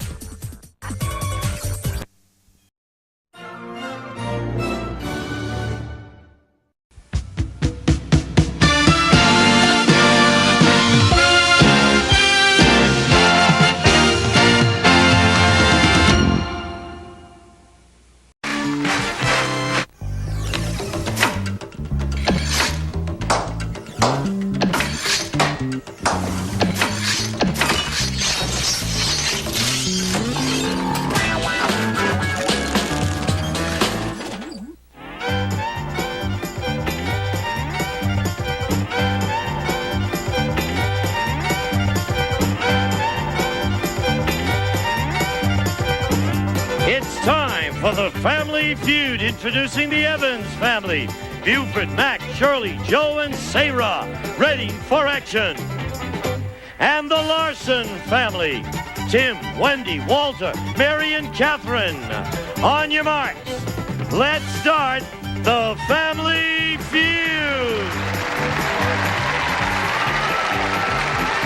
with the star of Family Feud, Richard Dawson.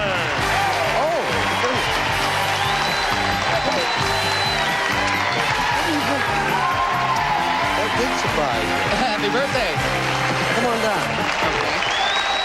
Welcome, welcome, beautiful.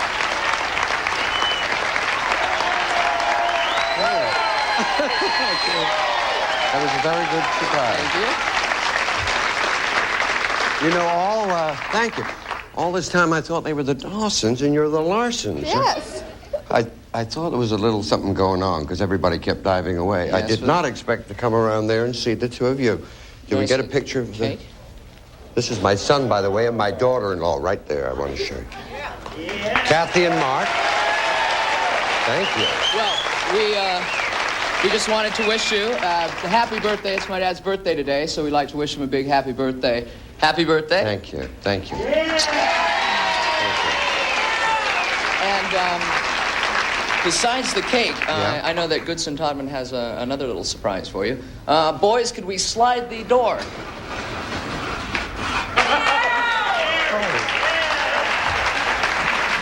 Hello.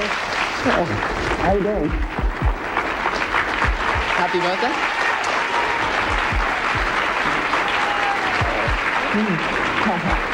Happy birthday. Nice to see you. We won't be here. Happy birthday. Great. To you. Happy birthday to you. I'm so happy. Happy birthday, Thank you. dear Richard. Happy birthday to you. Thank you. How you doing? Great. In case you think I'm an insane person and like young boys, that's my son Gary who lives in England. Thank you.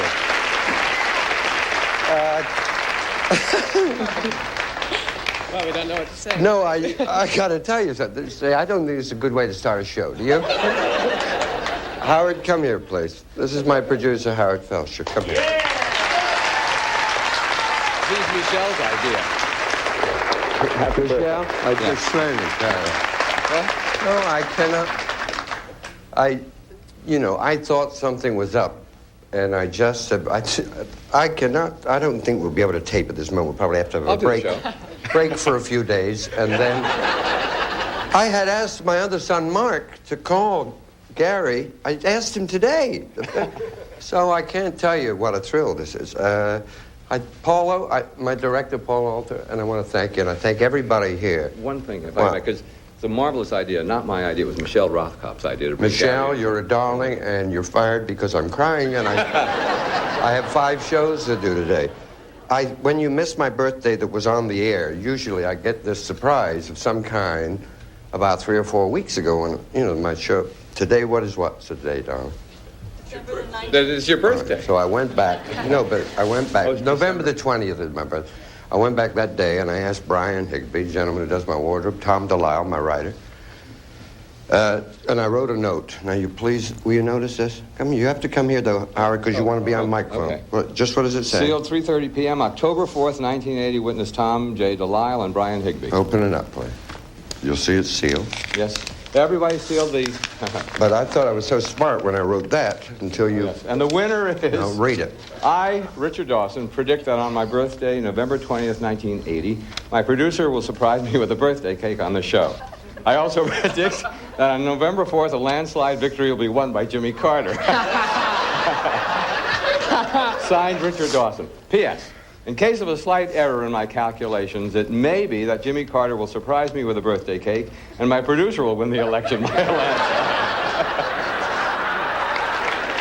Absolutely legitimate. This is one of my best friends. He's my best friend. His name's Tom Delisle. All the Tonight shows I ever did, Tom writes, and he's my writer. And listen, that's great. I thank you all. I don't know what to do. We're probably 8 minutes over. I thank you, and I thank you. We'll play the feud. You go. What? If you go say hi to the champions by the time you get done, the real Larson. All right, it's fine. They're the champs. They're bringing the Larsons on. Welcome the Evans, please. Please, I don't know what to do. Buford, it's nice to see you. Thank you. Thank you. And welcome. Welcome.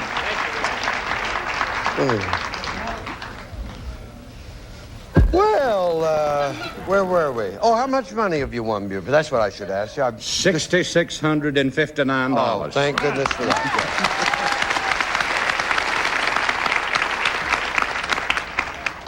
I hope you remember how this game is played, Buford. I am in such shock. I understand how you feel. All right, we'll play the shell game. Johnny, bring the... Oh, that's Bob Parker. Let's meet everybody, please. All right, on my left is my son, Mac. Hey, Richard. Next to him is his lovely wife, Shirley. Then my son, Joe. And my daughter, Sarah. Hi, Richard. Hi, Sarah. Well, we brought you in from Nashville, but you live... Lawrenceburg, Tennessee. You're the home of Davy Crockett. Exactly. You gave me that coonskin cap. I wish I had it now. I could have the tail hanging here. You wouldn't see my swollen eyes, would you? We better get on with this because I think guiding light comes up behind us. The Larsons are here. Make them feel at home. Did you know about it? Yes, you sir. Knew. Yes, we did know. Happy birthday. Thank you. Thank you. Please let me meet your family. Well, this is my wife, Wendy. Hi, sweetie. Her mother and father, Mary, and that's Walter, Hi, and Walter. their daughter, Catherine. Hi, Richard. Okay. I know I got to go fast. He's waving me already. I thank you for being here. You obviously knew about it because you weren't there when they came out. Yes. I just wish you luck. Thank you. We have a little something for you also. Oh, my God. Okay. Mary was very observant some shows ago, and we have a birthday card for you and a little present, the I love you thank sign. You. That's my sign language. Would you, Mary, Wendy, would you put it on for me? Thank you. Why don't we not do a show? Why don't we just give them some money? Why don't we just have a couple of commercials? I'll talk a bit. Where would you like it? And then let them both play Fast Money and bring them back for the next show as well. Because there's no way I'll catch up. We're too late, aren't we? We got 2 Fast Monies? Wouldn't that be fun?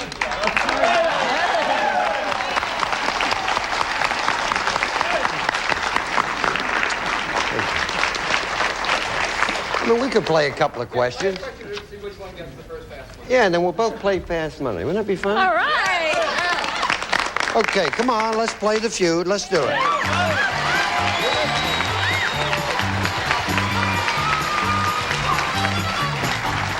We've never done that before. That'd be my Christmas, birthday present for both. When I say Christmas, is it Christmas already here?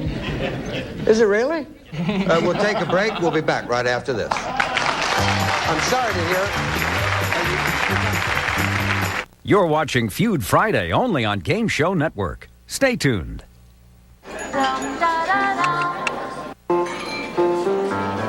Rich, delicious V8 vegetable juice has a full serving of vegetables for when you want to eat right, or at the very least, drink right. V8, drink smarter. Here at Geico, we live, eat, and breathe car insurance. Occasionally, we do eat other foods. We like to have a balanced diet, but we wake up and we think about car insurance. We go to sleep and we think about car insurance. And we've got a lot of broken families to prove it. Now, that's just a little humor. Geico, 15 minutes could save you 15% or more on car insurance. We like to think of ourselves as real extroverts and fun-loving people. Welcome to the Gamgort. Checking in? Yeah. Would you like a free newspaper in the morning? Sure. And how about our turn-down service with a complimentary chocolate on your pillow? Great. Can I watch TV? No. I'm a mama's boy. I pity the fool who ain't one. Mama misses you. So when you call her collect, dial 1-800-COLLECT. It'll save her $1 or $2. Mama loves saving me with 1-800-COLLECT. 1-800-COLLECT. Save $1 or $2. Just saw my younger son's hair. I'm a little bit worried. It seems someone with a whipped cream can sprayed him. I didn't notice that. My eyes were filled with tears, Buford, when I hugged him. I noticed that. And, of course, now I might decide that I have no children at all. 100 people surveyed. Top 6 answers are on the board. You have to try and get the most popular answer. Here's the question. Tell me something people save from their weddings. Yes, Tim? Top of the cake. Top of the cake.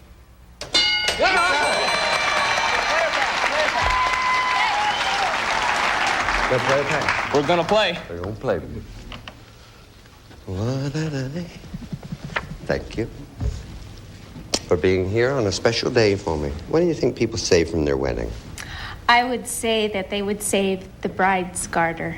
The garter. Good answer. All right. Good. Garter. All right. Yes. Walter. How you doing, sir? Fine. Good. You like the horses, don't you? Yes, Richard. I heard all How about did you know that? Well, I heard about it. You like to play the horses. Oh, I love them. You win? Sometimes. Sometimes. Some people save from their weddings. A piece of the wedding cake. Yeah, look up there. You've played the horses too many times. Oh, the garter from the bride. Take a look up there. See, I've been sleeping here. Not at all, not at all. It's an emotional... That's right, yeah. It's an emotional night for all of us here. Oh, the wedding pictures. Ah, now you're talking. The pictures? You got it.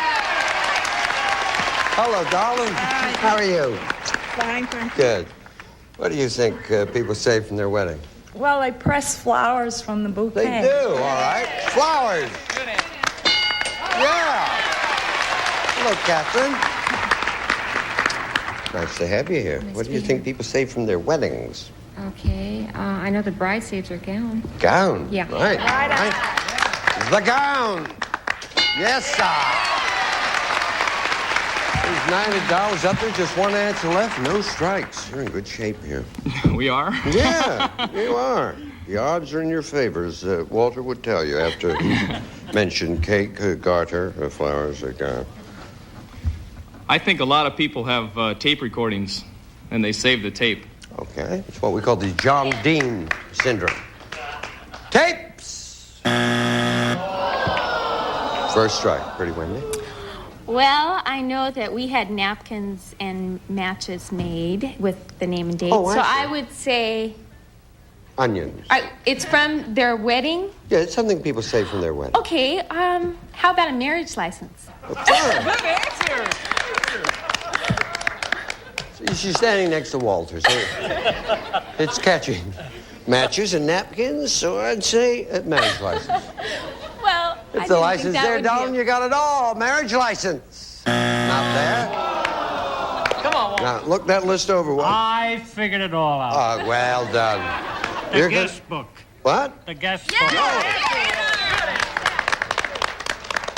What's the name of that horse, Tom, we bet on? What? Tuckerado in the fifth. Oh, all right, I'll remember that. Write that down. If the guest book's there, you got it all. If not, third strike, Evans got a chance to steal. Guest book? Not there. There's $90 up there. What do you think, Buford? Invitation. Wedding invitation. Very nice. You are. Package. Not your answer, you. Invitations get you the $90. If not, Tim and his family get it. Invitations? They got it. Number 6.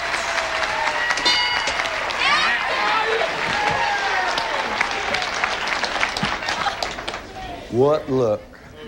See, this is a different kind of show. We don't know where we're going, but I do know we have a commercial. Kleenex? Yeah. We'll be back. One cannot live fully without embracing crime. Welcome to homicide. Planning. Given the sloppy nature of the crime scene, they'll have their work cut out for them. Split up 5. Good for you. Haunting. I'm gonna cooperate any way that I can. Really? He doesn't fit the profile. Yeah, the profile doesn't fit the profile. Taking control. I think these kids did this. I think they're not even hiding it. And I think they want us to know.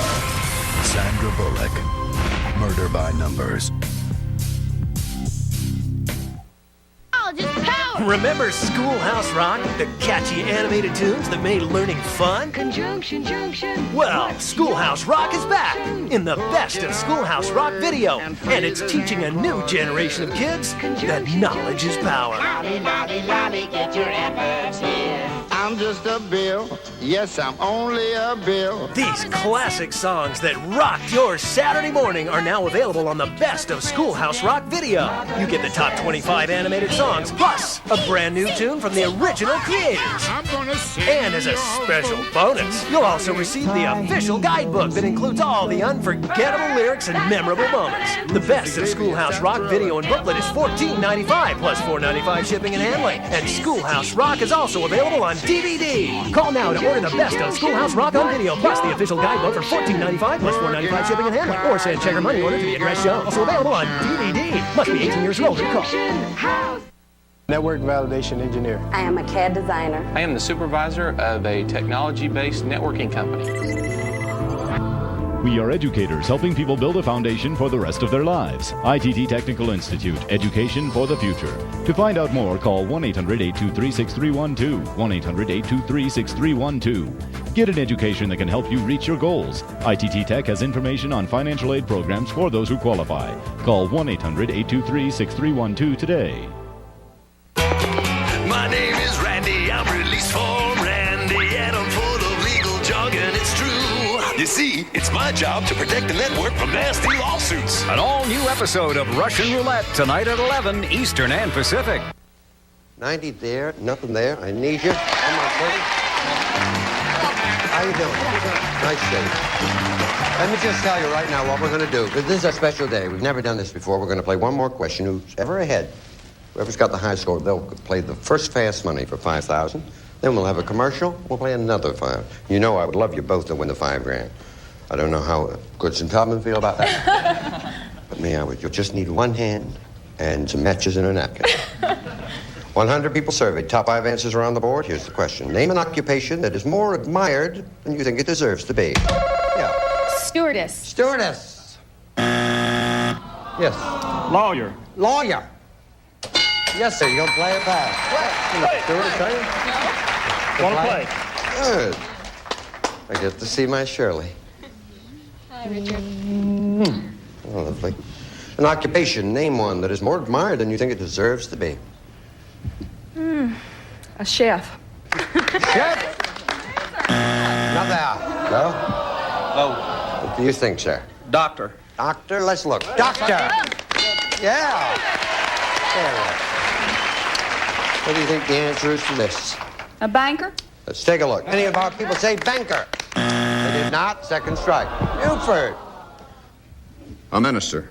Minister. If it's there, okay. If not, third strike. Minister? Not down. $27 up here for the Larsons. Nurse, housewife. Nurse. Actress. You mean answer? Nurse. Nurse. If it's there, you get the money. If not, you get a nurse. One. Number 1.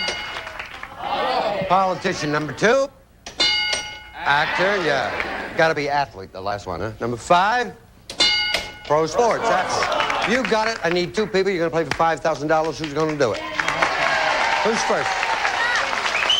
Off you go. Wendy and Catherine are going for the money. That's right. All right, 15 seconds, please. Tell me approximately how many presents you get at Christmas time. 10. A food that contains lots of sugar. Candy. Something found in Washington, D.C. The Capitol. A cream soup. Mushroom. A famous ferry. Tinkerbell.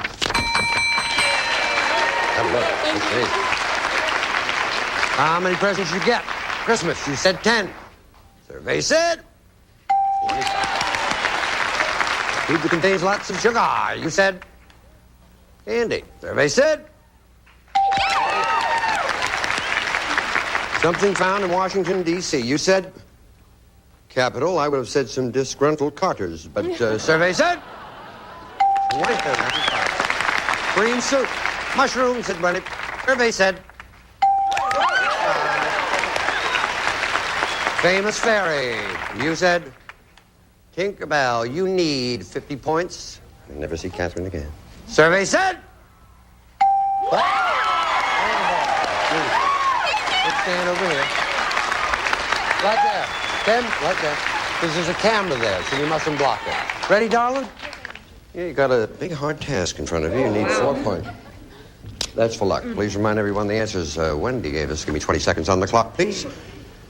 Tell me approximately how many presents you get at Christmas time. 10. Try again. 5. A food that contains lots of sugar.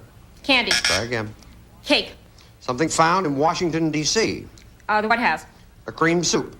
Mushroom. Try again. Chicken. Famous fairy. Tinkerbell. Try again.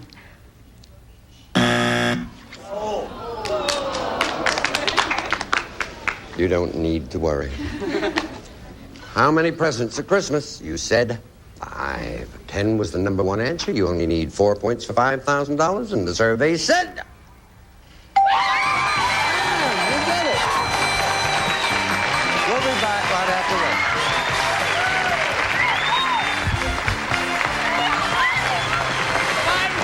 this. Are you ready for Match Game Mondays? I'm getting there. Your Monday night's gonna sizzle with 2 full hours of Rayburn, Riley, and a ridiculous amount of celebrities. Match Game Mondays every Monday night from 8 to 10 Eastern on Game Show Network. Christmas just ain't Christmas without the one you love. This year, put some soul in your Christmas. Rudolph the red-nosed reindeer. Presenting the Soulful Christmas Collection. Sleigh bells ring, highest. Aretha Franklin, The Temptations, Otis Redding, The Drifters. Chestnuts roasting on an open fire. Bring a soulful Christmas into your home. 32 classics on 2 CDs or 2 cassettes. Merry Christmas, baby. Should it treat me nice?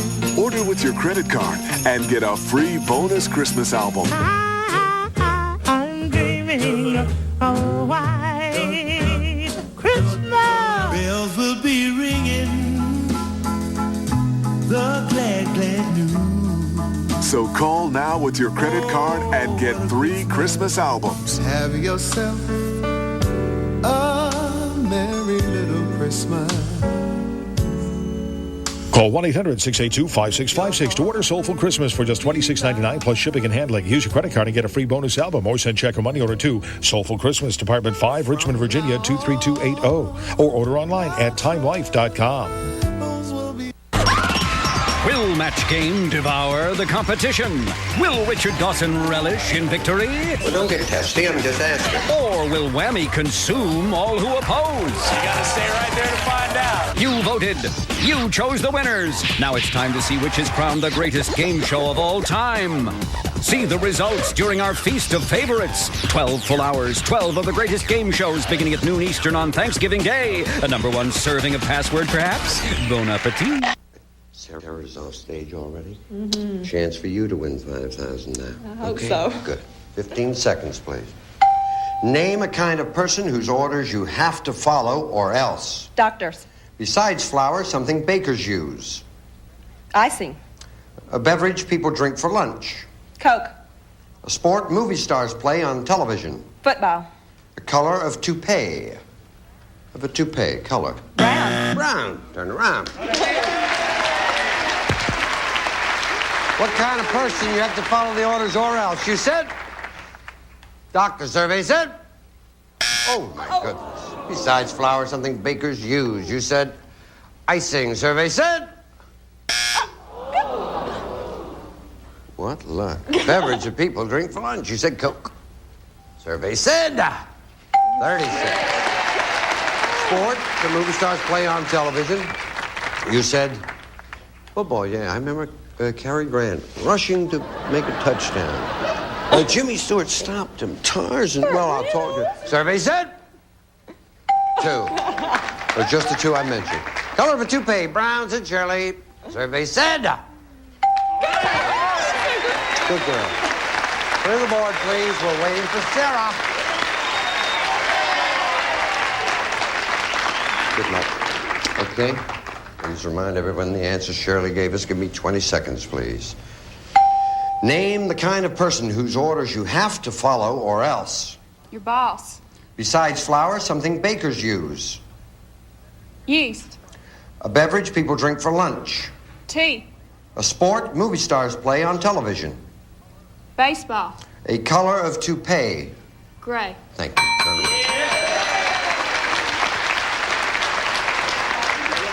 Kind of person whose orders you have to follow or else. You said? Boss. Survey said? 22. Number one answer was your parents. Besides flour, something bakers use. You said yeast. Survey said 25. Number one answer, sugar.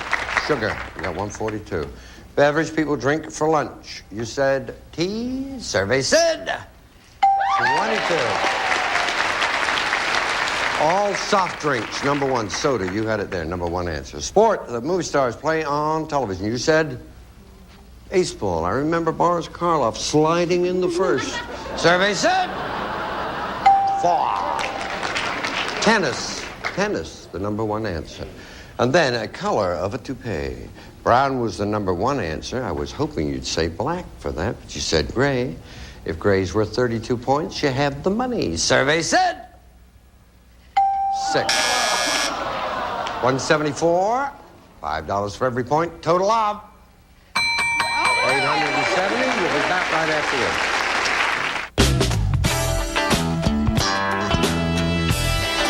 The double whammy. Man, that is cold. Whammy, the all-new Press Your Luck every night at 7:30 p.m. Eastern only on Game Show Network. Mama keeps whites bright like a sunbeam. Mama's got the magic of Clorox bleach. Clorox bleach gets these stains off whites because it doubles the stain-removing power of your detergent. Mama's got the magic of Clorox bleach. Presenting the all-new Swanson. Chic. In a TV dinner sort of way. Swanson. Food that's in fashion.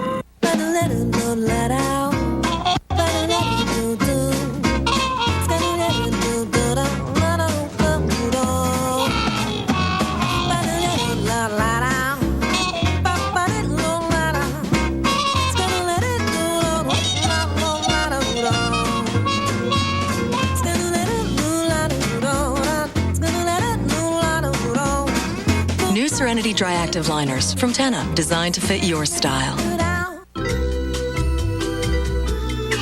What color are your teeth? Arm & Hammer Advanced White Toothpaste whitens your teeth with just one tube. Our whitening guide proves you can go from here to here. Arm & Hammer, whiter teeth, one tube, guaranteed. Silky.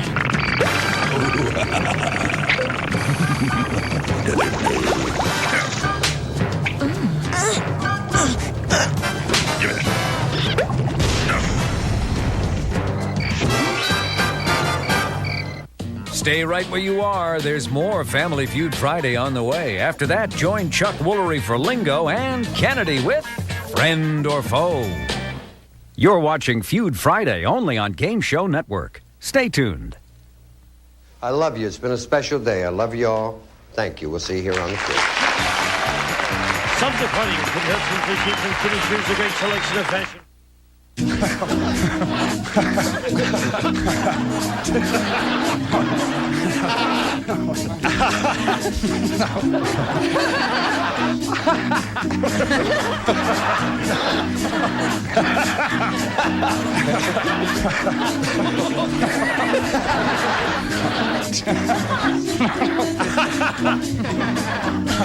Classic Hollywood Squares every night at 7 p.m. Eastern. What are you laughing at? Oh, shut up. This is Gene Wood speaking for Family Feud. A Mark Goodson, Bill Todman production.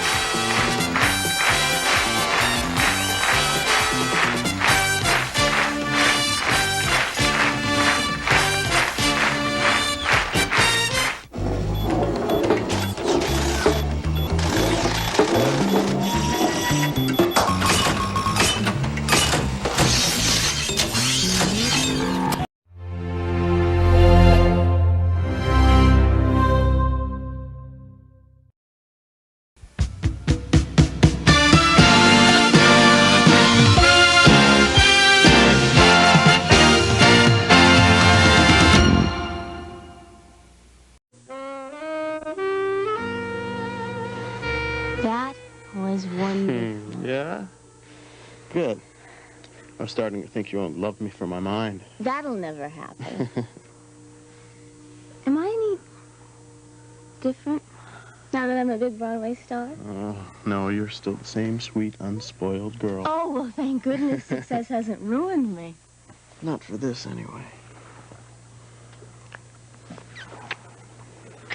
Michael, you know what? What?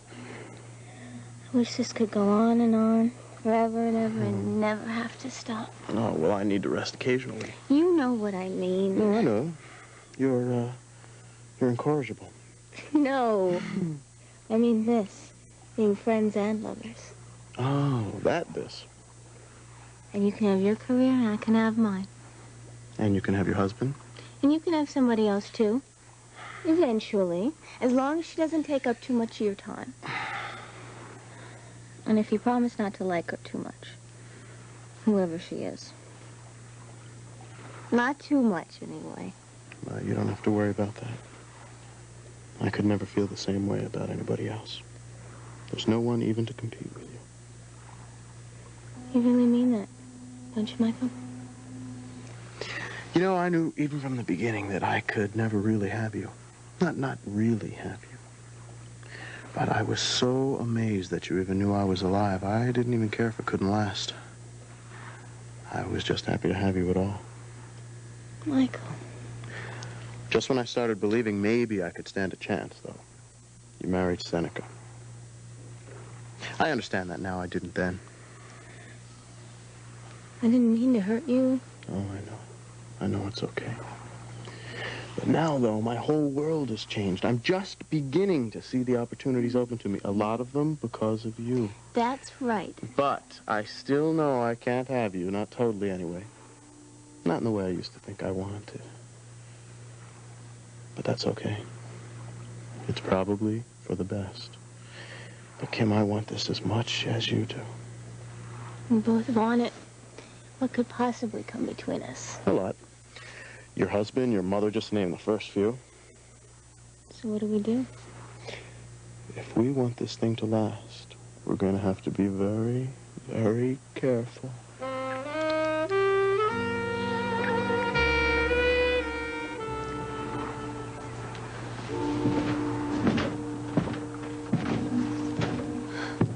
Can I help you, miss? Possibly. I'm looking for my assistant, Michael Pavel. His houseboat is docked along here somewhere. Oh, yeah, sure. I'm afraid you missed him. Took the boat out a while back. Oh, really? Was he alone? I couldn't rightly say. I remember him, though. Friendly kid. Yes.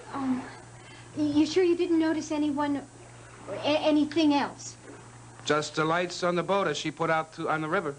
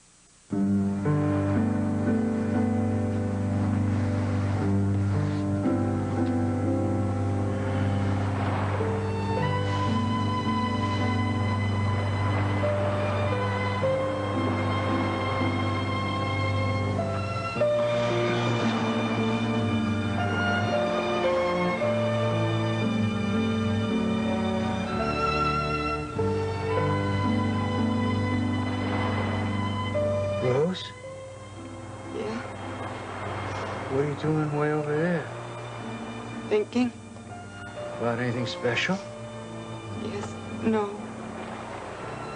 I don't know. Life? Life? Yeah, life. My life. Your life.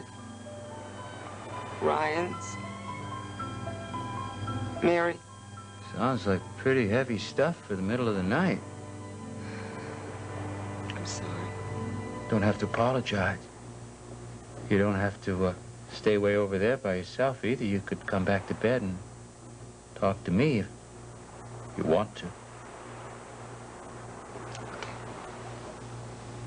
What's that? What's what? You're trying to put in your pocket to keep Pete from seeing it? It's no secret. Well, It's something for Ryan. Today when you were talking with that man with the fishing net, I found this amazing little store. Doll houses and miniatures. A whole universe of scaled down houses and people. animal. We should love them. I understand the pony. Was this a puppy? Huh? Same day in Central Park. After the pony ride, we stayed in the stable and we watched this dog with her 4 pups. Ergo? We should love them. Ryan's very gentle with animals, isn't she? She stroked those pups just right. And she was enchanted. I don't think she blinked once the entire time we were there. She is very good with the puppies, huh? I guess that's because she's used to Finn. Jack, Finn's not a puppy.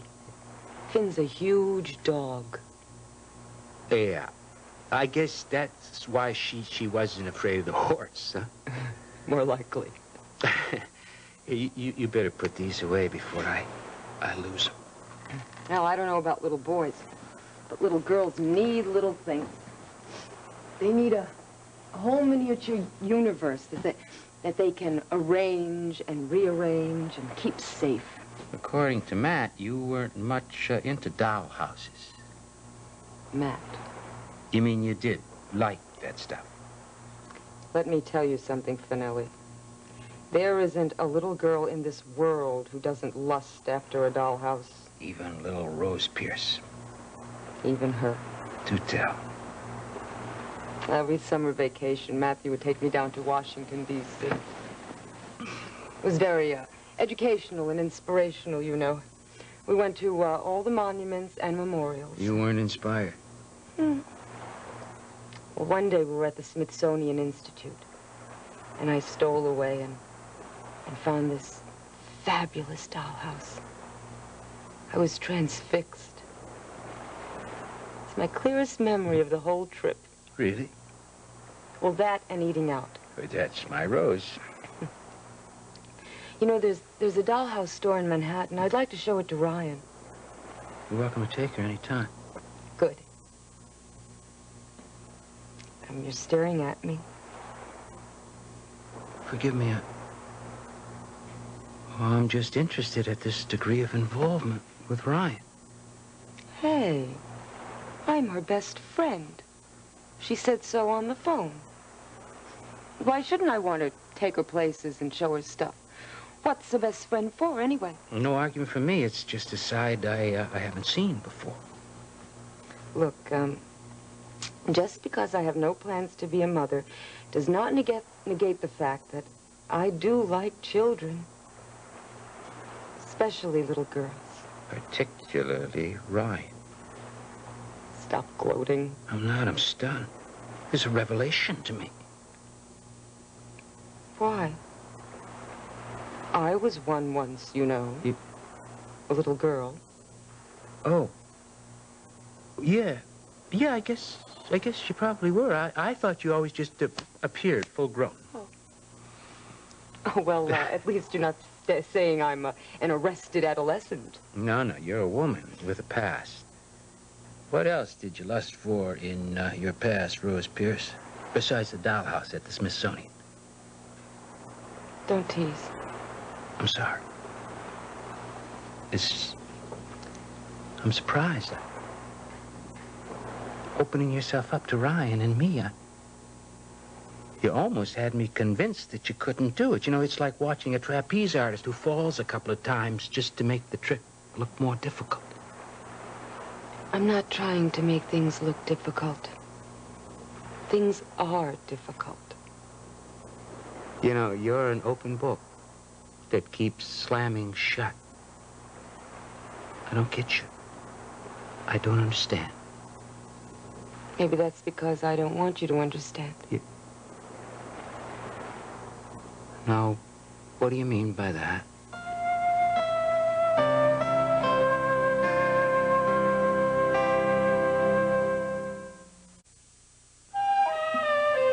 Oh, Mrs. Woodard?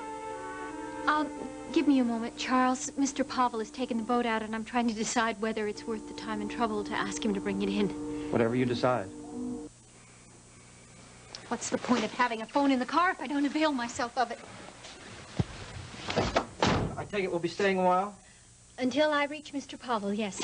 Then let me turn on the auxiliary heater for you. All I've got to do is dial the mobile operator, and he will contact the marine radio operator, and then he'll reach Michael.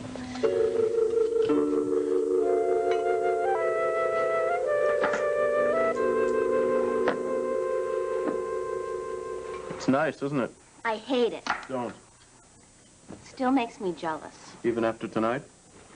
Yeah. Isn't that weird? No, like I said, you were incorrigible. Don't think about it. Think about a toast instead. No, wait. And now for the best actress in a Broadway play, the winner is Miss Kimberly Harris. Yay. Speech. Speech.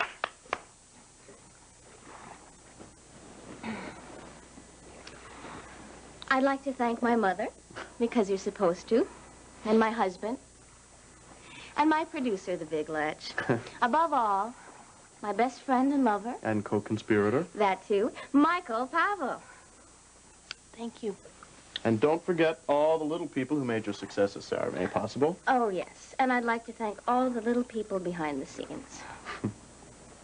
My abortionist. Kimberly. And my gossip columnist who told the world that the Emperor Preston has no hair. And Connie Markham for being such a perfect stooge. And the guy at the deli. Right, for the ham that finally broke Humpty Dumpty's back. And the yogurt. Don't forget the yogurt. Oh, yeah, the Mickey. Thanks, Mickey. Anybody else? Don't ever make that speech, even in jest. Don't worry. Just for you, Michael, dear.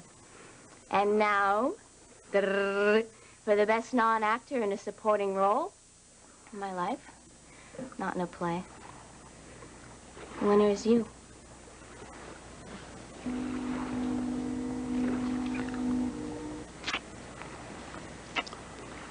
What do I win?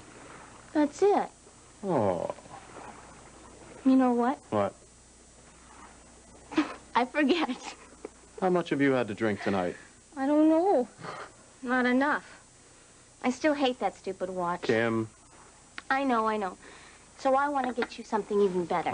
That way I won't have to think about it anymore. Or the mystery lady that gave it to you. So what do you want? I have what I want. Come on, please. What else? What do I want? Power. Prestige. I want people deferring to me the way they do to your mother.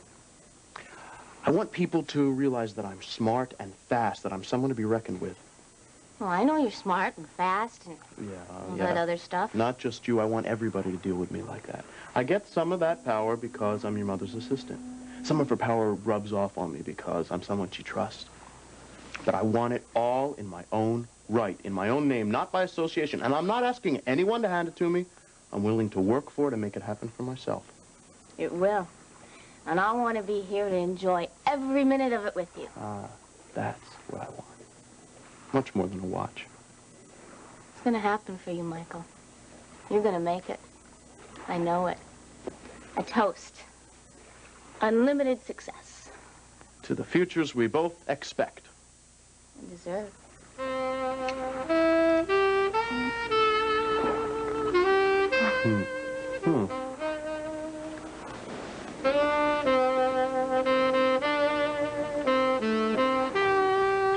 I'd like to contact the houseboat Mystique, please. The call number is MP 4747. Thank you. I'll hold.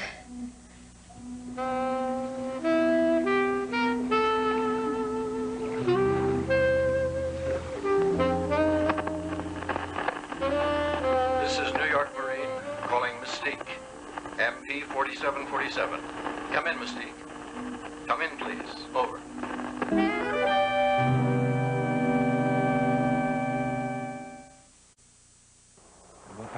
know that you're not interested in stepping into my life as Mary's replacement? Not interested. Not capable. I can't compete with Mary, and I sure as hell can't compete with her memory. Oh, no one asked you to. No one ever did. I know. Go on. You said that Ryan is an extension of Mary, and that makes it difficult, complicated. I said that? Mm-hmm. You did. I'm very wise for my years, don't you think? I know that Ryan has a whole world of emotional needs that you probably think you're not equipped to answer. Reasonable. Rationalization. Please stop looking for an answer, for some key that will unlock the mystery. Because you won't find one. Because there isn't one, or because you won't let me see it? What do you want from me? Answers? You know, as valid as all your reasons are, Rose, I'm beginning to get the idea that they're nothing but a smokescreen for something else that you're evading. Wait, hold on. I'm going to have to drop breadcrumbs into this conversation if I want to find my way out. You're saying I am blocking why I am blocking. It's not that complicated. I'm only saying that there's something else going on. You know, you're being very sweet here. And the mood is romantic, and the setting is perfect. But this is beginning to feel like the Spanish Inquisition. I'm just trying to figure. Well, stop trying to figure. Sorry. I get it. The investigative reporter takes a vacation. It's sort of a busman's holiday. Are you planning to do a column on me or what? The dissection of a troubled psyche? Sure. I've got to have something big going on in my unconscious. Why else would a girl resist Jack Finelli? Hey, Rose. Hey, don't. Now, there is something. No, there isn't. You were sitting up in the dark. I couldn't sleep. Yeah, you were holding a miniature pony and a puppy that you bought for my daughter. I'm sentimental, okay? You're crying in the dark. Now, there has to be something. No. No, there isn't.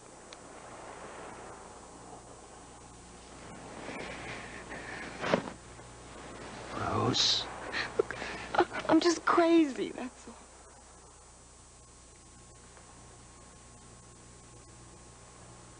Tell me. You can tell me.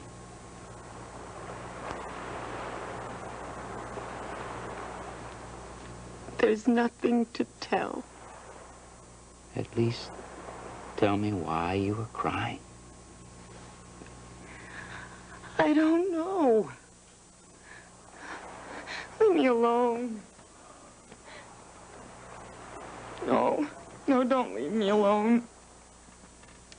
Just ignore this. Pretend it isn't happening. Please let it go. Just make love to me.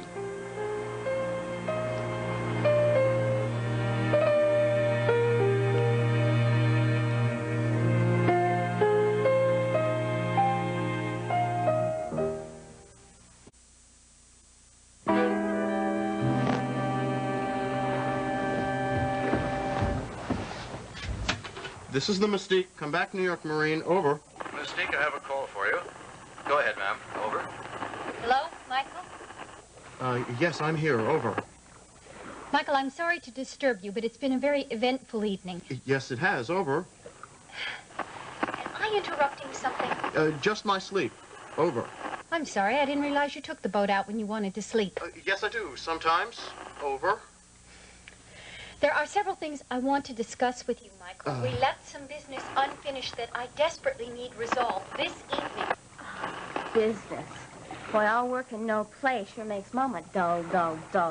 I'll tell you, you woke me up out of a deep sleep. I'm really not myself. Give me a minute to think straight, and then we can talk business, okay? Over. Must you keep on saying over like that? It's mildly disconcerting, to say the very least. Ray, we're not on a regular telephone. We're on a ship-to-shore radio. Other people can hear you. I say over when I want you to know that I'm finished speaking. Over. Yes, of course. I suppose I should be saying over, too, shouldn't I? Over. Well, I don't care, but yeah, you should. Look, could we talk about this some other time, like tomorrow? I'm exhausted. Over. I'm terribly sorry, but I really do need to settle this business tonight. I wouldn't have bothered you if it weren't essential. I'm sure you understand that, Michael. Over. I'm beginning to. Over. I'm asking you to bring the boat in. I'll be waiting for you on the dock. There's no way this can wait until tomorrow. I'll be in at 9 o'clock sharp. Are you alone? Of course. Over. Then I must insist that you bring the boat in. Right away. You're the boss. Over. I'm sorry, Michael. Oh, over and out. My mother can't find me here. No, she can't. What are we going to do?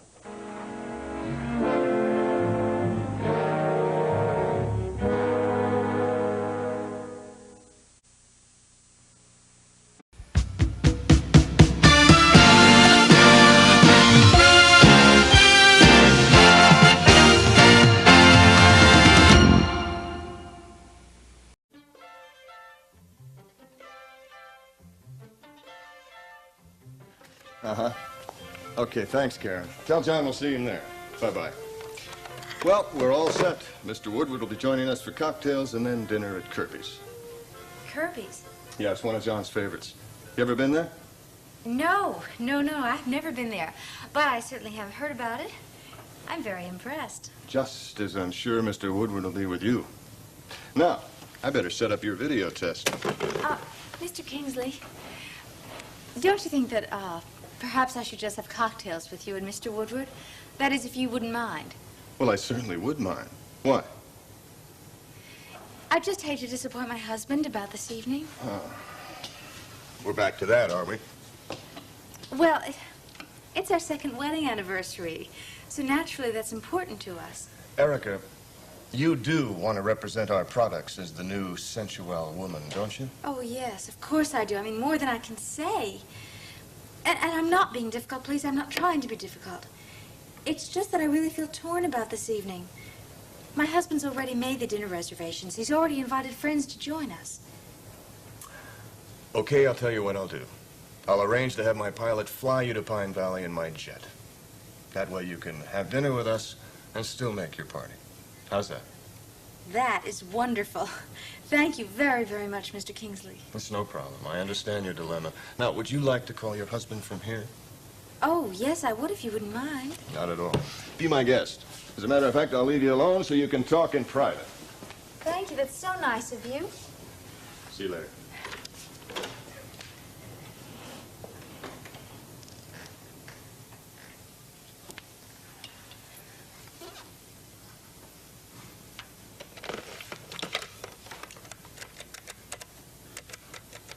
Oh, Betsy, what a mess.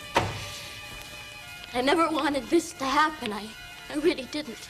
I know that, Sybil. Come on, honey. It's not the end of the world. It is for me. Pregnant. My manner doesn't even care. Honey, we'll work out something. I promise you. Betsy, how could Cliff do this to me? Go ahead and marry Nina when I already told him I was carrying his child. How could he be so unfeeling about his own flesh and blood?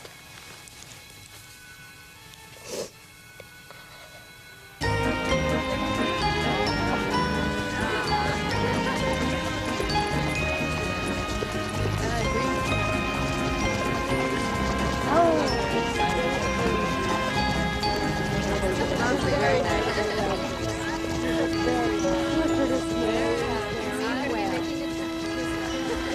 And live in your house. You know that.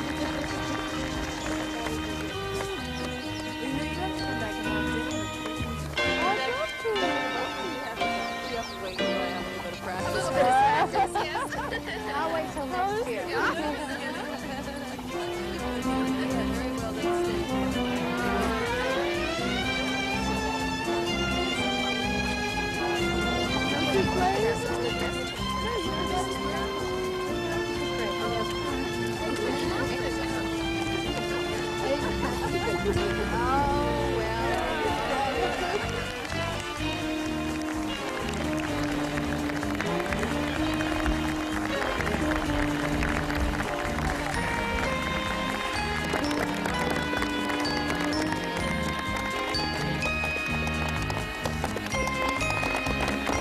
Nina is absolutely breathtaking. I know.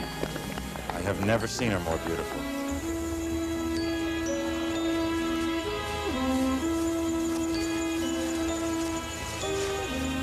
So stop worrying. You're marrying the girl you love. Yeah, more than anything else in the world.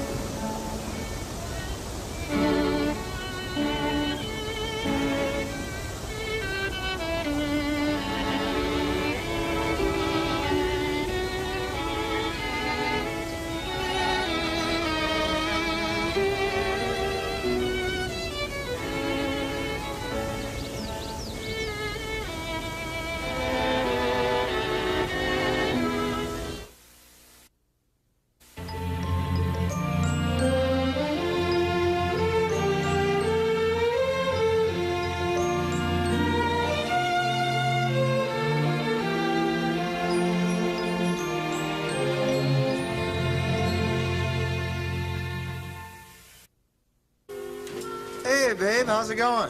Oh, just great, darling, just great. How's everything with you? Did the fire inspector come? Oh, yeah, he was here and gone in a flash. I could have gone to New York with you anyway. Oh, no, you couldn't have. No, no, no. You would have hated every minute of it, darling. I mean, we have been just running in and out of showrooms all day. What, did you see anything you liked? No, no, not yet. But I do still have a lot of showrooms that I could still go to. Darling, did you happen to call everybody and ask them to come to tonight? Why, I sure did. I told you I'd take care of it, didn't I? Are they all coming? Well, yeah. See, Mark with her without a date. He wasn't sure. Your mom and Dr. Tyler. Oh, drat. What's the matter? Darling, listen, do you think that you could possibly call them back and ask them to come tomorrow night instead? Tomorrow night? You gotta be kidding. No, no, I'm not kidding. Please? Erica, our anniversary is today. It's not tomorrow. Well, I know, but one little day isn't going to make any difference, is it? There is no way that we can have it tomorrow night, Erica. You and I will both be working in the goalpost. Tom, you know I wouldn't ask you this unless it were very important. What could be more important than our anniversary, for crying out loud? Now, I thought this celebration was as important to you as it is to me. Well, it is. Of course it is. But, What? What in the heck is going on up there, anyway?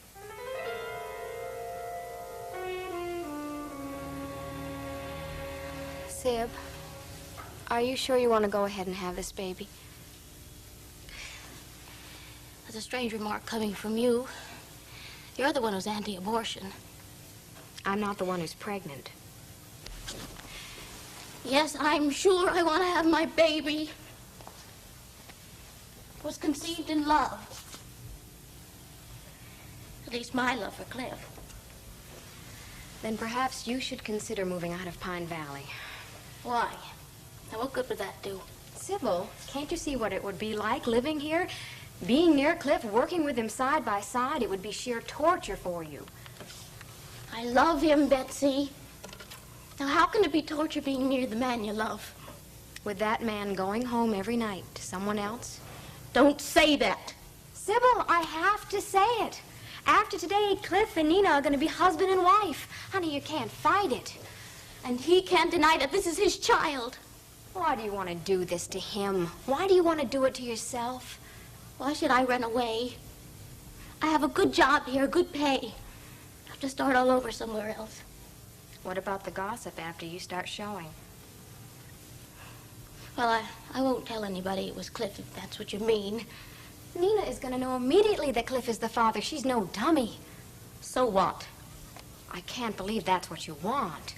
All I want is the father of my child to accept his responsibility.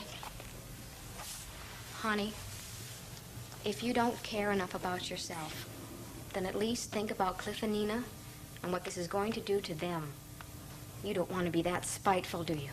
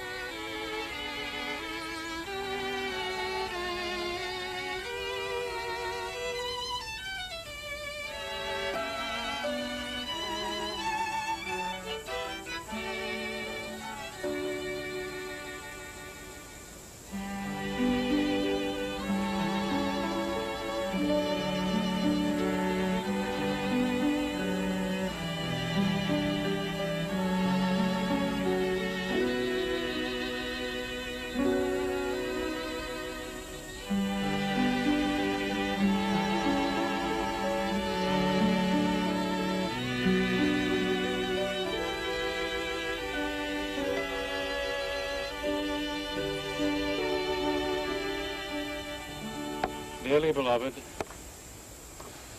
we are gathered together here in the sight of God and in the face of this company to join together this man and this woman in holy matrimony, which is an honorable estate instituted of God, signifying unto us the mystical union that is betwixt Christ and his church, which holy estate Christ adorned and beautified with his presence and first miracle that he wrought in Cana of Galilee, and is commended of St. Paul to be honorable among all men, and therefore is not by any to be entered into unadvisedly or lightly, but reverently, discreetly, advisedly, soberly, and in the fear of God. Into this holy estate, these two persons present come now to be joined. If any man can show just cause why they may not lawfully be joined together, let him now speak, or else hereafter forever hold his peace. I do require in charge you both, as you will answer at the dreadful day of judgment, when the secrets of all hearts shall be disclosed. That if either of you know any impediment why you should not lawfully be joined together in matrimony, ye do now confess it. But be ye well assured that if any persons are joined together otherwise than as God's word doth allow, their marriage is not lawful. Clifford, wilt thou have this woman to thy wedded wife, to live together according to God's ordinance in the holy estate of matrimony? Wilt thou love her, comfort her, honor and keep her in sickness and in health, and forsaking all others, keep thee only unto her, so long as ye both shall live? I will. Nina, wilt thou have this man to thy wedded husband, to live together after God's ordinance in the holy estate of matrimony? Wilt thou love him, comfort him, honor and keep him in sickness and in health, and forsaking all others, keep thee only unto him, so long as ye both shall live? I will. Who giveth this woman to be married to this man?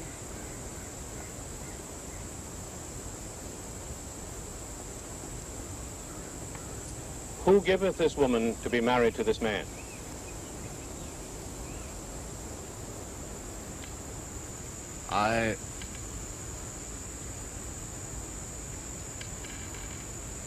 I give this woman.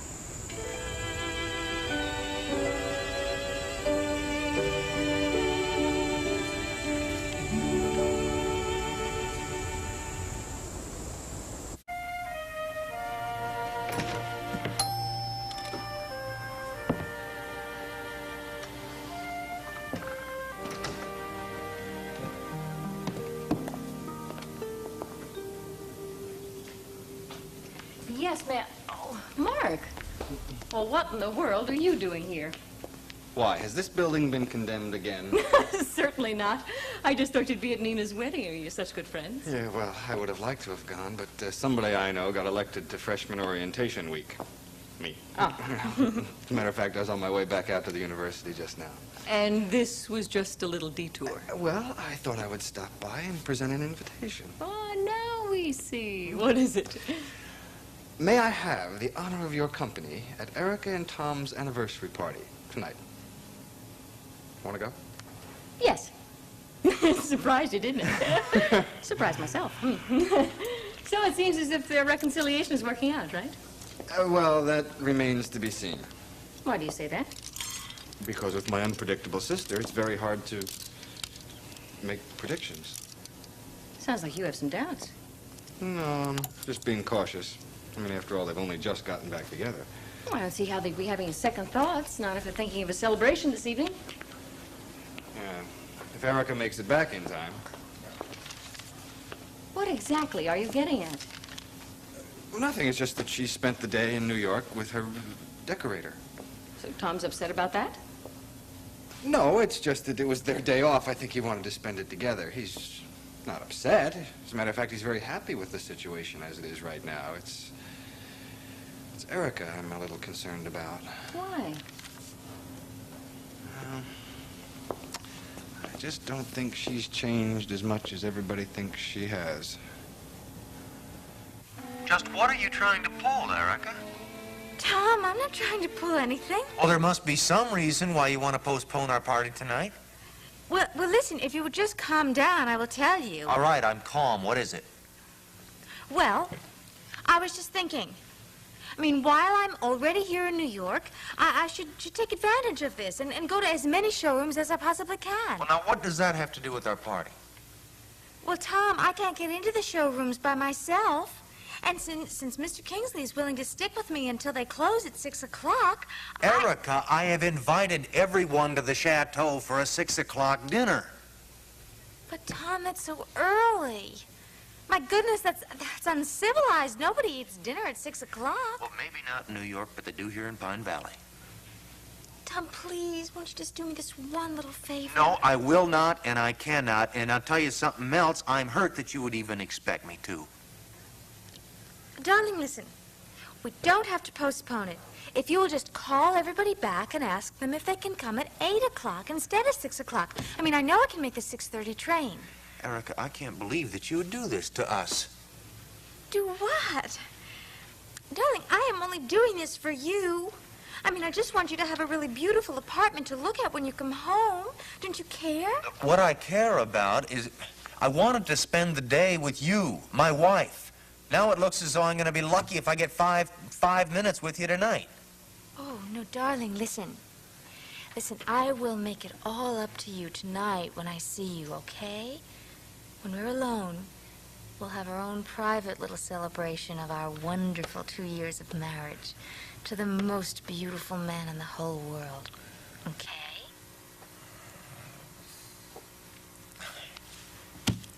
Okay, you win. Look, don't knock yourself out up there. I don't want you too tired for tonight. I am never too tired for you. Oh, I love you, my angel. I love you too, sweetheart. So I'll see you at 8 at the chateau, right? Right. Bye-bye. Oh, Tom, you're such a pussycat.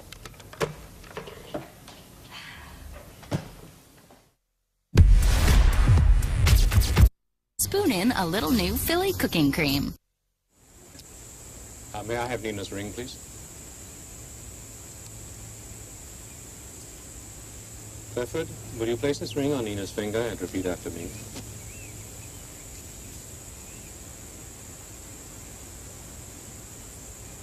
With this ring, I thee wed. With this ring, I thee wed. In the name of the Father, and of the Son, and of the Holy Spirit. Amen. In the name of the Father, and the Son, and the Holy Spirit. Amen. May I have Clifford's ring, please?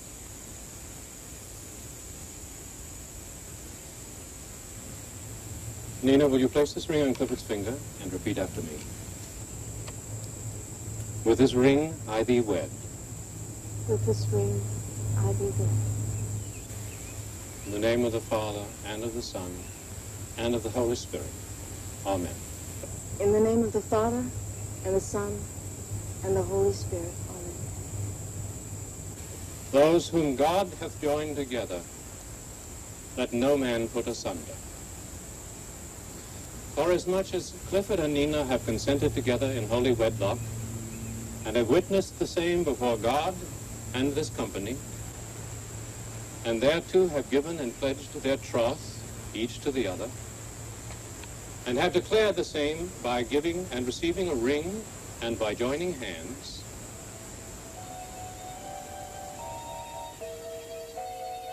So what's the problem? Sybil, aren't you listening? The problem is even thinking about having a child in your situation. It's totally unrealistic. when you're in love with the baby's father. Sybil, what happened between you and me is over. It's finished. I am not going to give up Nina. She's gonna find out, you know. When I'm 8 months pregnant, all she has to do is count back to figure out who the father is. I pronounce that they are man and wife. In the name of the Father, and of the Son, and of the Holy Spirit. Amen. You may kiss your bride, Philip.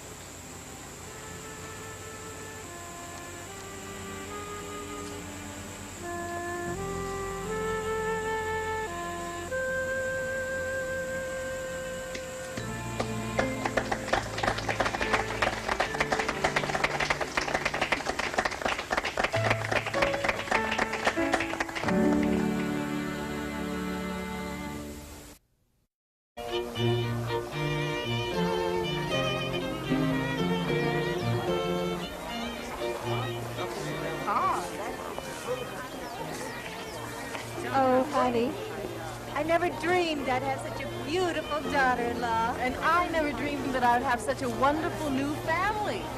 Well, it's sure good to have another daughter in the family. I'll tell you that. Hey, Mom and Dad, have you seen the grounds? No, I haven't. I'll show you the house. Show them around. Yep. So, All right, break it. Break it. Hey.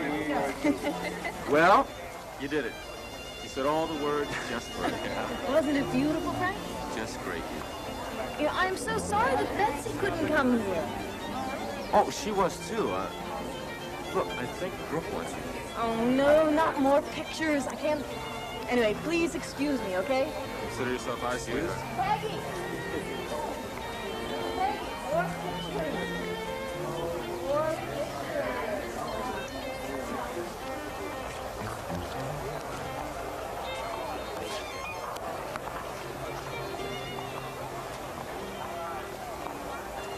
So, how you doing? Never been more nervous in my life. Par for the course? I keep thinking of Sybil. They're telling me she's pregnant. Come on, Cliff, knock it off. In fact, I feel like a hypocrite. You did the right thing, I've been telling you. Yeah, well, then why does Betsy think it's important to stay with Sybil right now? Unless... Look, you don't think she'd come and crash this party, do you? No, I don't. Now stop worrying about it. If anyone can handle the situation, Betsy can. I don't know. Maybe we ought to call Betsy right now, make sure everything's Cliff, all right. No. Leave it alone. Come on, bridegroom, we need your picture, too. Oh, yeah.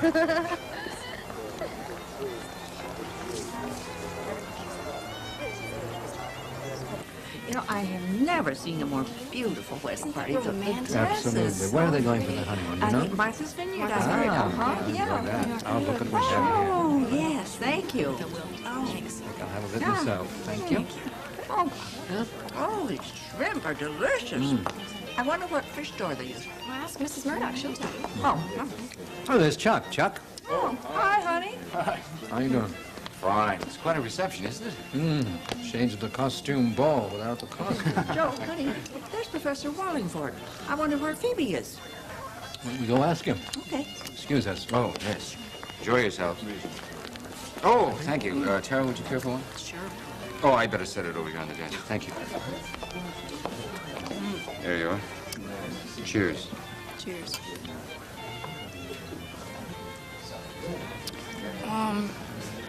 Chuck. Have you spoken to Donna lately? Yes, as a matter of fact, I did. I came over here early. I asked her if she would attend the wedding with me. She refused. Why? Donna doesn't want in the separation. Not unless I would go ahead and adopt a baby through the black market. I can't believe she would still want to do that. Well, where's she now? Where is she? She's up in her room. Somewhere. All by herself?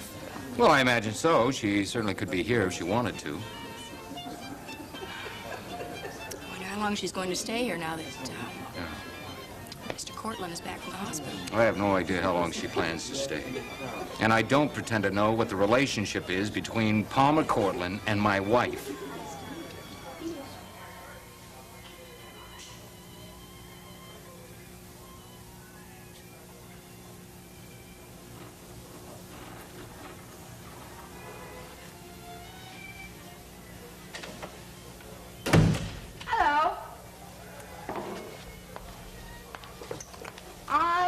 you a glass of champagne.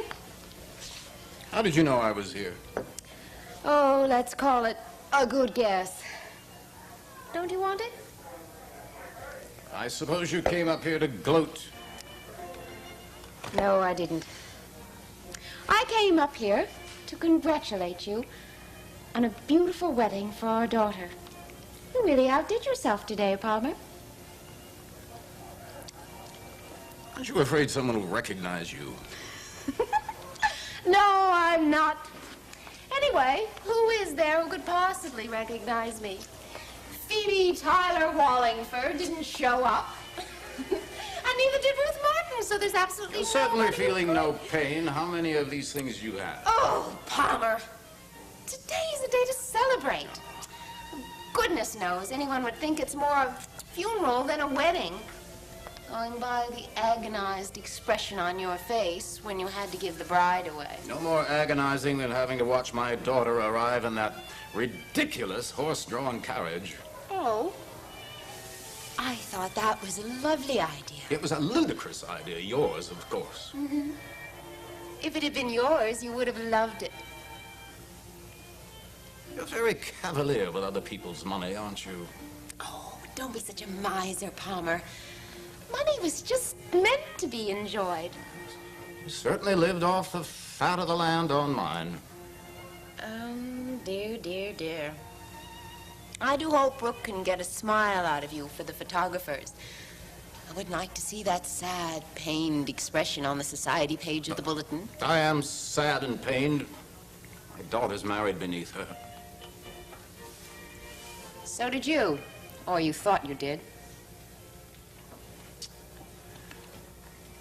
That's enough, Daisy. I don't want to cross swords with you today. No. No, I don't want to either.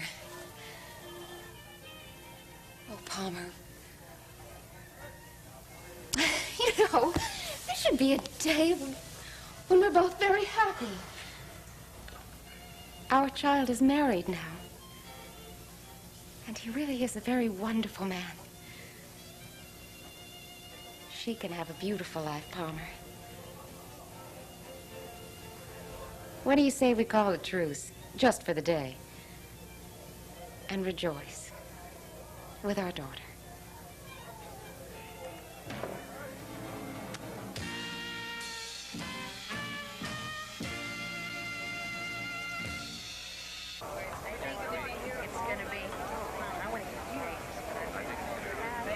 A toast?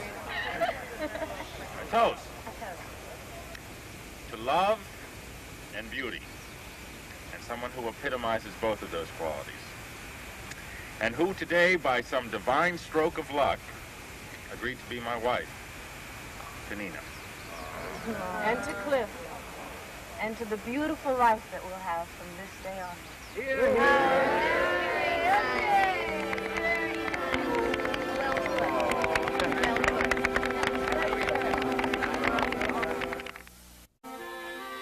How come? Erica wants to stay in New York until all the showrooms close at 6. That flaky sister of mine. They gonna be okay with you? Oh, yeah, 8 o'clock's no problem. How about, Mona and Dr. Tyler? I left a message on their service. You know, they went to Nina's wedding. Yeah, well, they should be, all pooped after those festivities anyway. It's probably better for them. I guess. Oh, listen, Mark, are you bringing a date? Yeah, I thought I'd bring Ellen. Is that all right? That's great. Couldn't be better. Listen, you got just a minute? Yeah, sure. I got this gift for Erica for her anniversary. Just wanted to get your approval. I don't think you need that, but I'd like to look at it. It's a charm. Wow. I bought her a charm bracelet on our first anniversary. I told her I'd add to it each year after that. I bet you that sent you back a pretty penny. Yeah. That's beautiful, Tom. 2 = 1, huh? Very appropriate. I'm sure Erica's going to be touched by that. Oh, thank you. I told her by the time we were an old married couple that she couldn't be able to lift her arm up. Well, let's see now. 50 charms. That would be quite a load to lug around, you know. 50 years. I wonder if we'll ever see that. Well, I'm sure you will. Well, there was a time when I wouldn't have given you money on 2. Well, you see how wrong you can be. Yeah, we might make it after all. I hope I'm around for the party. Well, I just hope Erica makes it to this one tonight. Listen, if she said she would, she will. Yeah, well, you know, I shouldn't begrudge her this little decorating trip that she's on. Who knows, next year at this time, we may be decorating a nursery. See you later, Mark. Were you able to reach your husband? Yes? So everything's okay for our dinner plans? Oh, yes, yes. He was absolutely wonderful about it. As a matter of fact, he wanted me to thank you for being so kind as to let me fly home in your private plane. Well, that's the least I can do on such a very special day. I hope Mr. Woodward likes me. I have no doubt that he will. You've certainly impressed me as well as everyone else at this agency. As a matter of fact, if Mr. Woodward is as impressed with you as all of us are, I can almost guarantee that you will be the next sensual woman. Oh, I can't believe it, Mr. Kingsley. That would be a dream come true for me. It really would.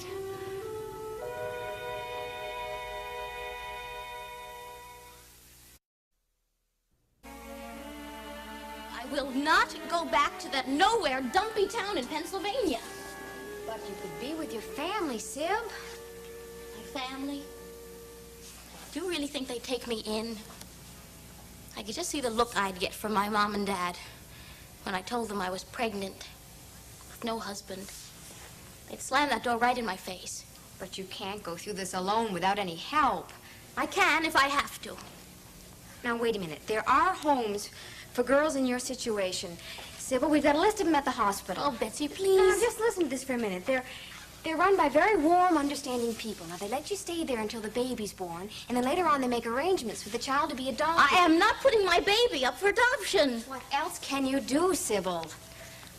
I don't know. But I don't have to make a decision now. A lot can happen in the next few months. What do you mean? Just what I said. It's a two-way street, you know. Cliff might have something to say about what happens to his child. Do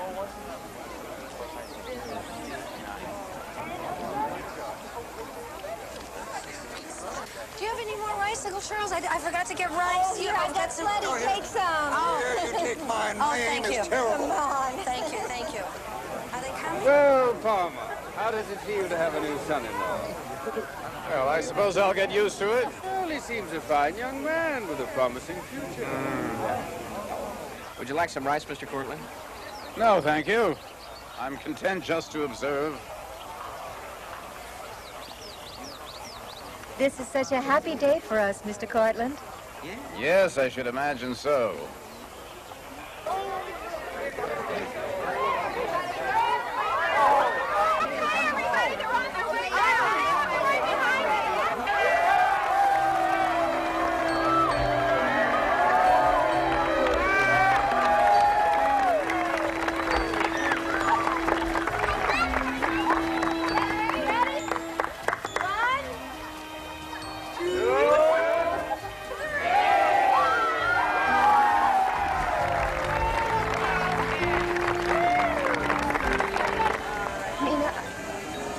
Bye, honey. Oh, I'm so happy for both of you. Thank you. Bye, bye-bye.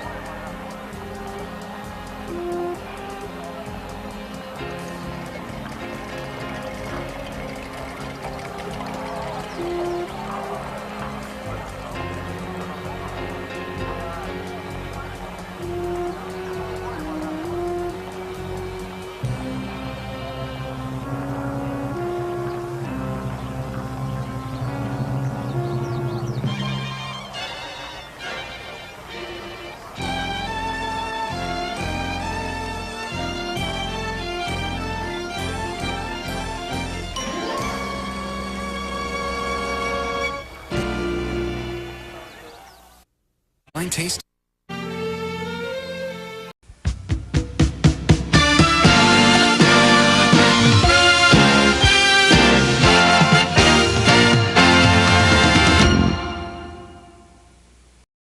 Good night and good eating.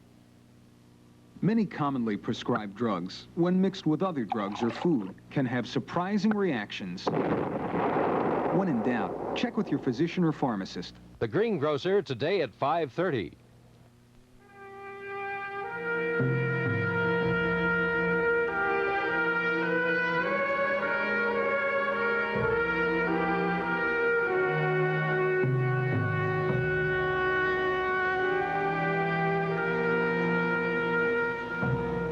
Yeah, my wife is doing fine, Dr. Craig. I'm glad to hear that, Acton. Hey, Dane, an important visitor for you. Hey, hello, Marco. Should I hang around or... No, Atkins. We'll be fine. Thank you very much.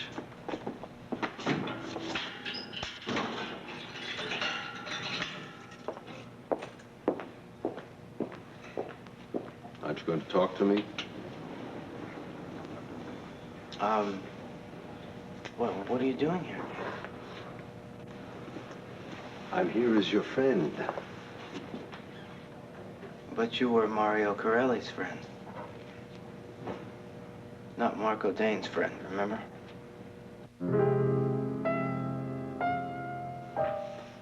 Edwina's not talking at all?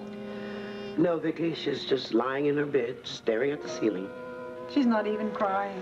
Well, it has to be some form of shock. Perhaps she'd talk to me. Come on, Mom, let's go see.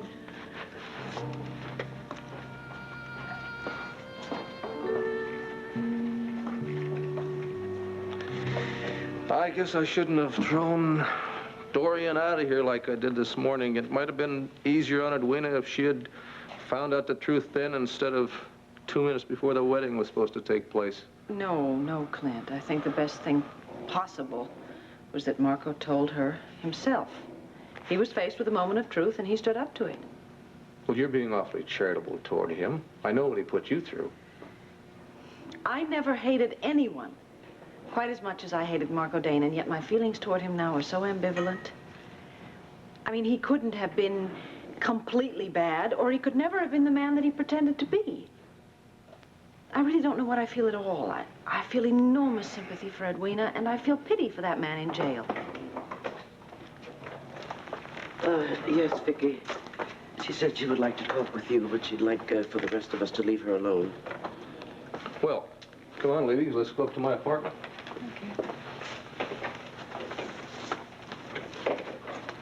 Good luck. Yeah, see you later.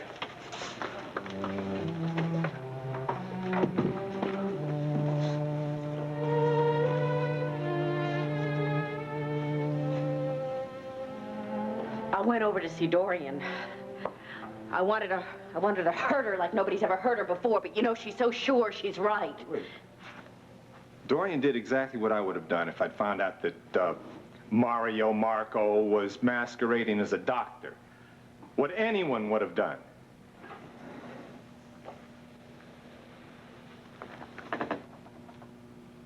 You knew all along, didn't you?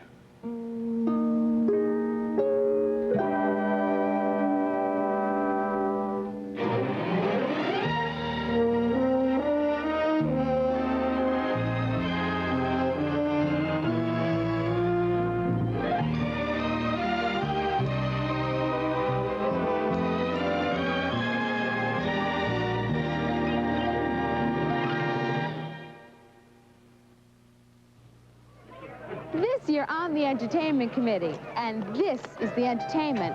So I got batteries that'll last. Duracell. Tests prove after just a few hours, regular carbon batteries wear out. But you can get up to 4 times more use from Duracell. Duracell batteries last longer. Look, if the music stopped, so would the fun. Duracell. The copper top battery. No regular battery looks like it. Or lasts like it. 10 cents, 15 cents, 20 cents. I love to save. Want to save up to $3.15? $3.15? Where? In this Sunday's paper. How? The Wash Day Savings Plan on 2 great laundry products. Concentrated all. Out cleans other leading powders on tough, greasy, oily dirt. And final touch. The fabric softener that softens and whitens. $3.15? That's some savings. Look in this Sunday's newspaper for the Wash Day Savings Plan. $3.15? I can't wait. Oh, We're having chicken again. Oh, boy, chicken again? Oh, boy, chicken again. They get tired of the same old chicken, but with the price of meat. Well, I just found a terrific way to make chicken with Good Seasons Italian. Mix with a little oil and water, baste just once, those spices stay on, and it looks scrumptious. Mmm, juicy. Oh, boy, we want this chicken again. Make zesty chicken with Good Seasons Italian. You'll want it again and again. It's getting harder to make ends meet, even in the meat business. I'm taking home more chicken these days, too. And plenty of shake and bake coating mix. A dried-up budget is no excuse for dried-out chicken. Not when shake and bake turns out crispy, juicy chicken that really tastes special, like this. When you're on a budget, remember the chicken. And don't forget the shake and bake. To get your money's worth.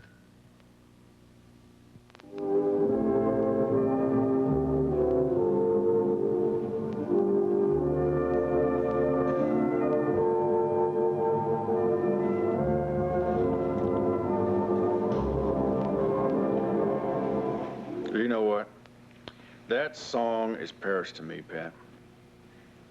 Being here with you. And you know what I'm gonna do? I'm gonna go out and I'm gonna buy myself about 12 copies of that thing. Because I'm real rough on records. You know, I'm always getting them all dusty or scratching them up, something like that. Yeah? Well, you know something?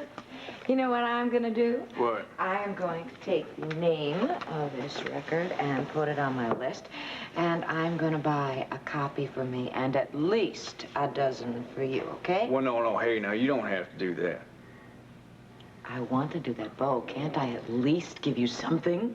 Well, no, just being with you, that's enough. That brings me a whole lot of, you know, a whole lot of new feelings, and, all right, you win, it's a deal. You can buy me those records. Ah, thank you. Victory at last. Okay. Is that your list? Yep. Well, that's quite a list. Yeah, well, it's mostly fantasy. What? Huh? Well, you know, things that I dream about buying when I'm kind of wandering around. I just write everything down, and then one of these days I plan on spending the whole day pretending that I'm buying all of this, and what'll actually happen is I will faint at the prices and end up getting, oh, I don't know, maybe some perfume for me and a couple of silk scarves for Vicky and Gretel. What all you got on that list? I told you, Bo, I mean, just fantasy. Let me have a little look at this, please. Oh. Oh, now, come on. Let's see here. We got designer dress. Yeah, I'll end up with a designer handkerchief. We got a full-length fur coat. Yeah, which we all know that I can't afford. Bo, please, you're really embarrassing me. Give me that. Well, now, wait a minute. Why should you be embarrassed to share your fantasies with me? Aren't you the ones always telling me that I shouldn't be ashamed of my feelings? Hmm? Oh, Bo, look at the time. It's 12:30. Oh, no, I've done it again, huh? Yeah. You know what this shows, though? This shows how time flies when we're together. It's true. It's true. I'll make you a deal. You'll do the honor dance with me one more time to my favorite song, then I'll get out of here and let you get some sleep. Okay, you got a deal. All right.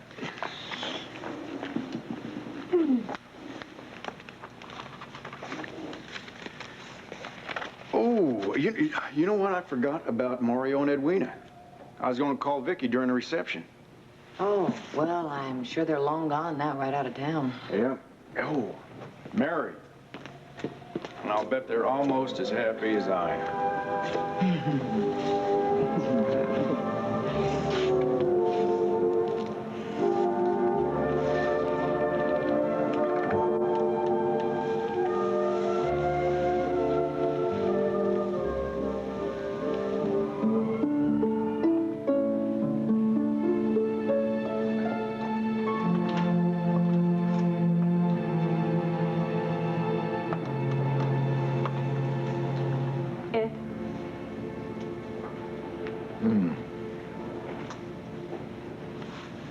Are you gonna sit up all night and brood about Mario?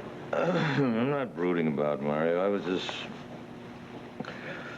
thinking about myself. You want to talk about it? No, not really. I was just thinking, you know, I made a career out of knowing right from wrong, you know what I mean? I like to think that somewhere along the line I picked up an added sense. I mean, a perception about people. I mean, I could know when they're lying or covering up something, you know? Mm-hmm. And I tried not to be like other cops. I mean, I tried not to fall into the trap they fall into, finding themselves not being able to trust anybody, looking for the worst in people. Yeah. I've known a few of those in my lifetime. Yeah, well, that's not good. Because I feel that well, you become less of a person that way. I never wanted that to happen to me, you know? It didn't. Yeah, but I think maybe I went too far in the other direction. I mean, I became too concerned. I cared too much.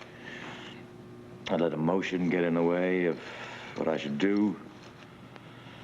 That doesn't make for a good cop either, you know. Please don't do this. Please don't blame yourself for dropping the investigation. He seemed like he came to his senses. Yeah, well, I knew that, you know. I knew. Deep down in my gut, I really knew. But I let Karen, I let my own personal feelings get in the way. I mean, I really wanted to believe. I really wanted to trust. Ed, I don't know who you're talking about. Marco or Karen. Now, just listen to me for a minute. Of course, I was shocked to learn who you really are. And the fact that you were actually able to function as a doctor, I must admit that was a little hard to take. But a lot of things you did begin to make sense now. Like your decision to stop treating patients and move over to the lab. And then your decision to give up medicine altogether and go someplace to try to find a new life with Edwina. Please, Jim, I'd rather not talk about her right now, okay? All right, all right. I think I can assume that when you discovered that your brother had been murdered, and when you realized that the bullet that killed him had been intended for you, that must have had a tremendous effect on you. And there, I know, a lot of people around who believe that your coming back to Landview as a doctor was just another Mark O'Dane con game. But I think I know better. I worked with you. I saw how hard you worked. You were trying to give your brother, Dr. Mario Corelli, a new life. Why wasn't it me who was killed? No, I'm the one who deserved to die. I came back here, I tried to start a new life, I honestly did, and what happened? I hurt people. Oh, I wasn't vicious about it, but I still hurt them. Yes. And that will always be wrong. But my point is that you have the makings of a very talented doctor. And Marco, that could ultimately come out of all this. I don't think you'll have to spend much time in jail. When you get out, you can start to study again. We'll enroll you in a college. I'll see that you get scholarships. I'll help financially. And you'll get the education that you need in order to be able to truly serve your brother's memory. I just don't see how you can be so understanding. What I saw in you is what every doctor looks for in a student. You have it, and you can develop it. And with a lot of hard work, you could someday come back openly and proudly as Dr. Mark O'Dane.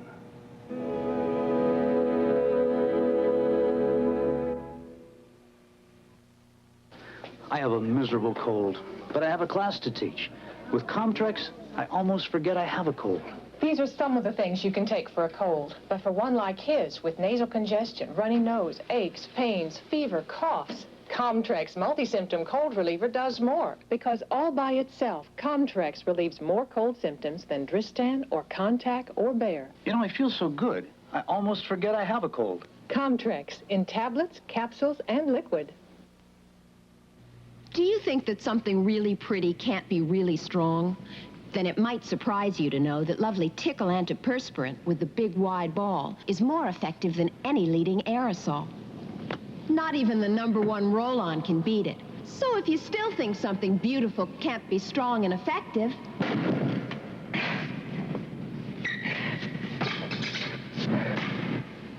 I say you're all wet.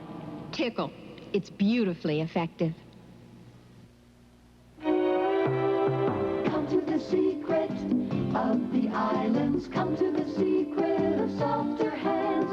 Palms, cream, and cocoa butter lotion. A softening secret for dry, flaky hands. Natural cocoa butter and 7 creamy moisturizers leave hands softer, younger looking too. Come to the secret of softer hands. Palms, cream, and cocoa butter lotion. And tropical bath beads. From Cleopatra's time, there has been one secret that women of legendary beauty have passed on: henna for hair. Now, VO5 introduces a new shampoo with essence of neutral henna. This golden amber shampoo lathers richness into your hair. VO5 with neutral henna brings out the body, the shine, the natural beauty without changing the natural color. Discover the newest Alberto VO5 shampoo with essence of neutral henna. And pass on the secret.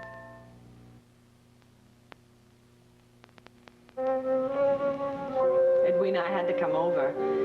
Now I'm not quite sure what I have to say or whether I can be of any help to you at all. Well, of course you had to come over. We had to talk about all the food and all the liquor at your home for the reception. No, not exactly. Although if it makes you feel any better, I sent it all over to the Senior Citizen Center. Good. That's good. I will, of course, pay you for everything. I don't quite know how I'm going to be able to repay you for all the help that you gave to us. I didn't come here to talk about money. The wedding presents are going to be very easy to return because most of them were designed to fit into a knapsack. Well, that's all rather unimportant now, isn't it? I want to know if there's anything I can do to help you or if you want to talk about Marco. Vicky, you hated him. That's really why I came out here to talk to you. When I was, covering your trial, I did everything I could to get you and Karen. I wasn't a very pretty person then. I was very capable of being pretty rotten to people. But I was never as mean as he was. I mean, he was a pimp. Is this my punishment for having been so mean? No, of course not. I do think, however, that the evil that was in Marco is gone. Otherwise, he could not have fooled you, or any of us, but especially you. Who says he fooled me? Who says I didn't know all along, that I didn't know all along?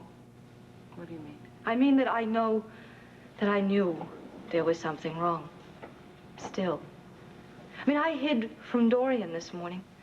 I was in my bedroom putting on lipstick and a lot of mascara while she was sitting out here with the proof. And I was convincing myself that everything would be all right if we just got out of Landview. Because you love him very much, and possibly because it's true. But he was lying to me. And I was lying to myself because he was lying to me. And I knew there was something wrong. And I knew that Dorian was right somehow. And I just wouldn't believe it until he said something to me. I hate him. And I hate myself. Must have taken a lot for him to come right out and tell you. Are you saying I should take him back? Are you saying I should forgive him? That I should love him while he's in jail? No. No. But you are very hurt now. You're in shock. And I don't think this is the time to make decisions. No, you're wrong. This is exactly the time to make decisions. He has gotten everything he's ever going to get from me. It's over. I'm finished. Your compulsion, your absolute desperation to help Mario, through his breakdown, that was because you knew, right? Yes. When did you find out? Last September. So it's been almost a year that you and he have shared this secret, right? Larry, this time it wasn't used against you. How can you say that, Karen?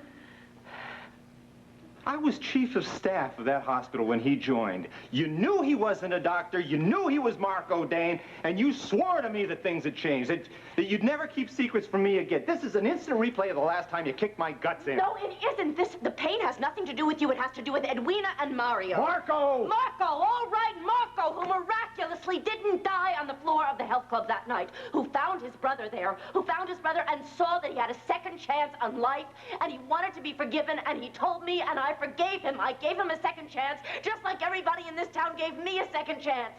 But that has nothing to do with you or my love for you. The man was pretending to be a doctor. He could have harmed a great deal of people. That's why I told him to go into pathology. I told him to go to the pathology lab, and he was going to get out of town. He was never going to practice medicine again. All he wanted to do was have a little bit of happiness until Dorian came along and... Forget Dorian! What about Edwina? He wasn't going to hurt her. Well, he did. He hurt her a great deal.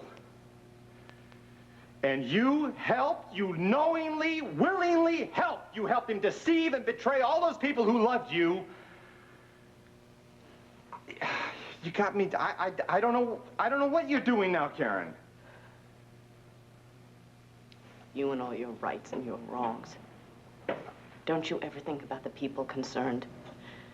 Don't you have any charity? Don't you have any forgiveness? You can ask that?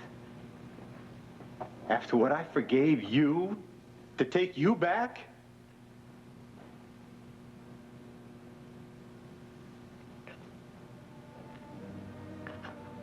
I'm sorry. You're right.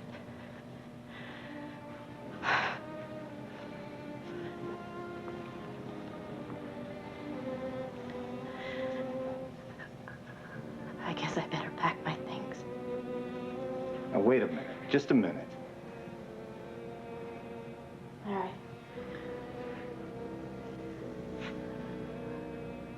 I love you. I don't understand you. I don't understand how you define love. To me, love is something that you feel without limit. But you put limits on love.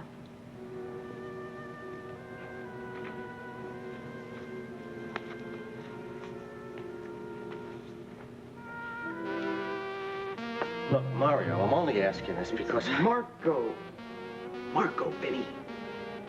Okay, I mean, I guess that's why we're both here, right? Well, it's hard to remember who I'm talking to. I mean, like it was hard a year and a half ago to look in your face and say that you were Mario. Look, anyway, I want to help you, all right? I want to help if Karen is involved in this in any particular way. You know my brother, he's going to come off at the spool if he thinks she's involved. And I think he thinks that. I mean, even I think... Vinny, I'm sorry. You know, I wish there was some way I could help you, but I can't. So why don't you get the hell out of here now? Hey, listen. You just took your life and you threw it down the drain twice. And then you took Edwina's and threw that down the drain, right? Well, Mario, maybe there's a chance for Karen, you understand? I do understand. Marco, it's me. Would you stop being so particular, huh? You didn't care before? Just listen and stick to the subject. I am talking about Larry and Karen and that little kid. What is Danny going to do if Karen has to go away? Don't you think I've thought about that? Don't you think I wish there was something I could do about it? I can't even take care of myself in here, Vinny. You mean to say you can't help Karen? She helped you out? You know something? When you try to pull this off, I got pretty mad at you. And then I began to feel sorry for you. But let me tell you, Mario... Marco! It's Marco, Vinny! Get out of here, will ya? Guards! Come and take him away! Marco Dane! Right. Remember that! Marco! Marco! Take it easy! Take it easy! You got it? Take it easy!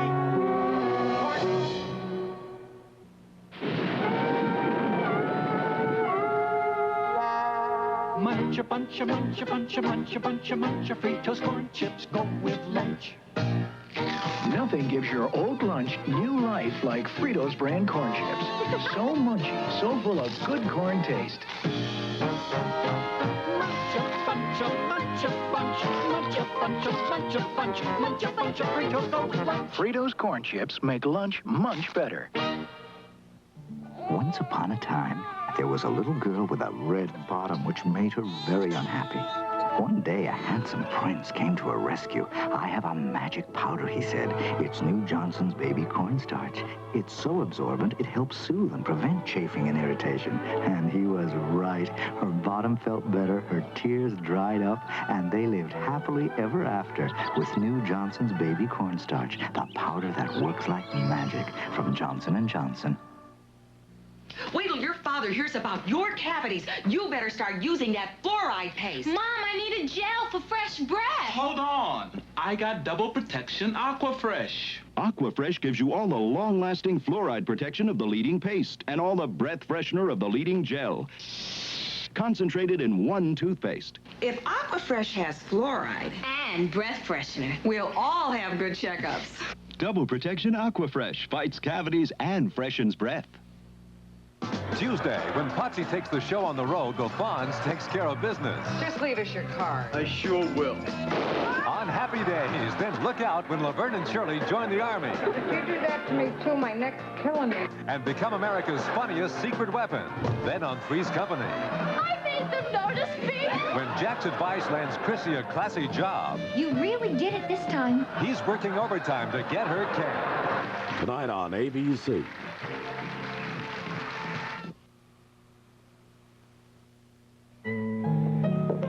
Man deserves a lot of respect, don't you think, Brad? I mean, the brass, the brains that convinced everybody he's his dead brother. The brother's a doctor to boot. Yeah, well, you can respect him if you like. But Marco Dane and I have a little bit too much acid under the bridge. Yeah, like what? Well, like he stole the health club from me about 3 years ago, and I had a little run-in with the law. You can't seem to stay out of trouble with the law, can you, boy? I can now, sir. Anyway, he got the club for nothing, turned it into a massage parlor porno ring, not to mention the fact that he was a pimp. Pimp to intern. It's beautiful. Obviously, he was over-talented for that porno stuff. Oh, by the way, Brad, who tried to knock him off? Well, there was this respectable businessman named Talbot Huddleston. He was Marco's silent partner. I guess he figured he was getting out of control, was going to get them both nailed. So he murdered him. But in reality, it was Marco's brother, Dr. Mario Corelli, that got shot. Well, we can figure out the rest. Marco found a body, switched identification, got into his act, and came back here as a doctor, right? Yeah, it kind of looks that way, yeah. Takes a lot of guts. Man after my own heart. Bo liked him a lot, too. Yeah. Brad, get on the phone, call Bo in Paris, tell him what happened to his old buddy. Well, I don't think that's going to bring him home, Asa. I didn't ask for your opinion. Well, that's true, but since I ventured this far, can I make one more suggestion? Like what? Trust me, send me to Paris. I can bring him home. So far, I haven't seen any evidence of your brains or any indication that you're clever. Until I do, get on the phone. Paris.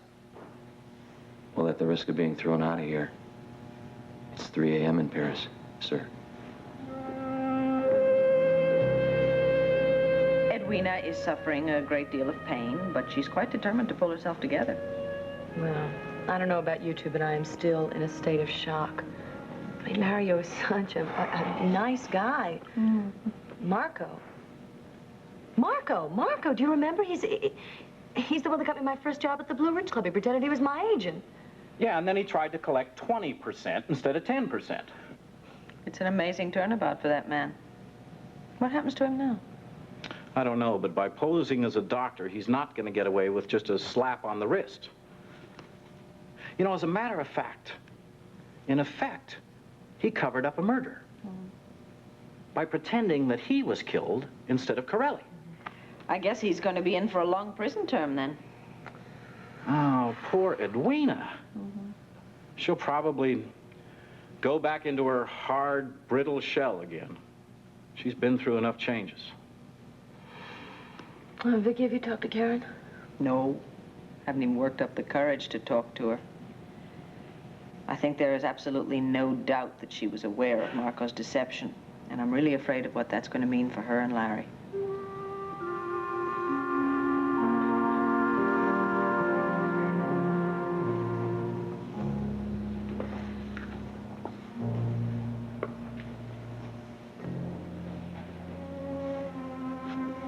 I packed my things. I'm going to go back to Mrs. Hopkins. I'm sure she hasn't rented my room yet. I left my suitcases in the bedroom, if that's all right, because I don't want Danny to see them and get upset. I'll pick them up tomorrow, I guess. Wait a minute, Karen, I don't want you to go. You still want to live with me after all this? Well, I don't want to make any decision. Not tonight. Don't you think we're just postponing the inevitable? I just need more time to think things through. I'm sorry. I think I can sleep. It's the only escape I have right now. Okay, honey, but if you want to come talk, wake me up. I'll be out here on the couch. And I'll be home, and you can wake me there if you want. Thank you. Thank you both.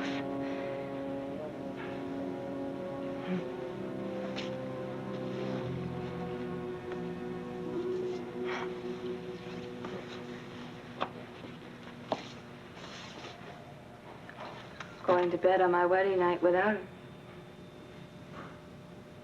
Without Marco.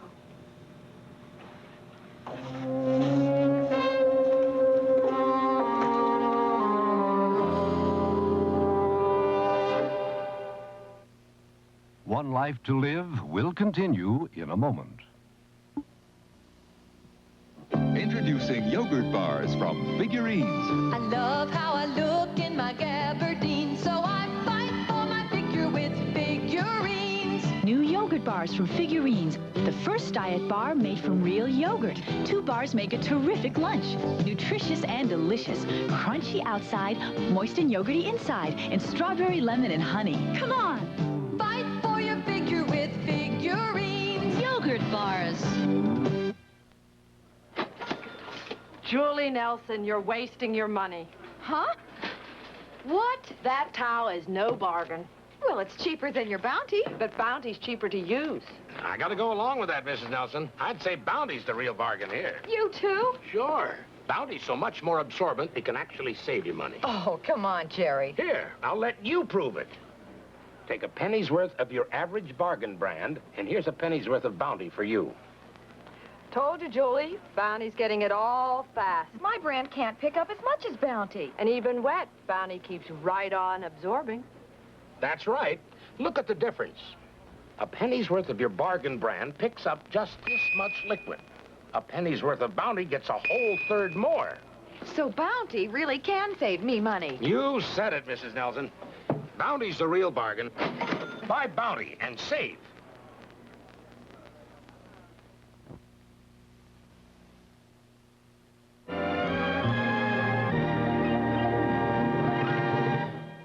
Tonight, relive the final moments of the day that changed the world. Pearl. Gloria Vanderbilt presents more playwear you wear everywhere. It's playwear that's glamour wear, playwear that's skating wear, playwear that's dating wear. From Gloria Vanderbilt, who brings you playwear that's dinner wear, playwear that's winter wear. It's beautiful playwear you wear everywhere. From Gloria Vanderbilt by Merjani. Available at Strawbridge and Clothier. She's a 1980 lady, a 1980 lady, but she begs bakes like an old-fashioned girl. I get old-fashioned scratch cake flavor with pudding-rich Pillsbury Plus. She bakes like an old-fashioned girl. Pillsbury Plus has such thick, creamy batter, it tastes moist and flavorful as scratch. You're a 1980 lady, but with Pillsbury Plus, you bake like an old-fashioned girl. Women, if you are beaten, threatened, abused, assistance is available. If you live in Montgomery County and need help, contact the Women's Center, 885-5020. Journalist Authors with Merv today at 4.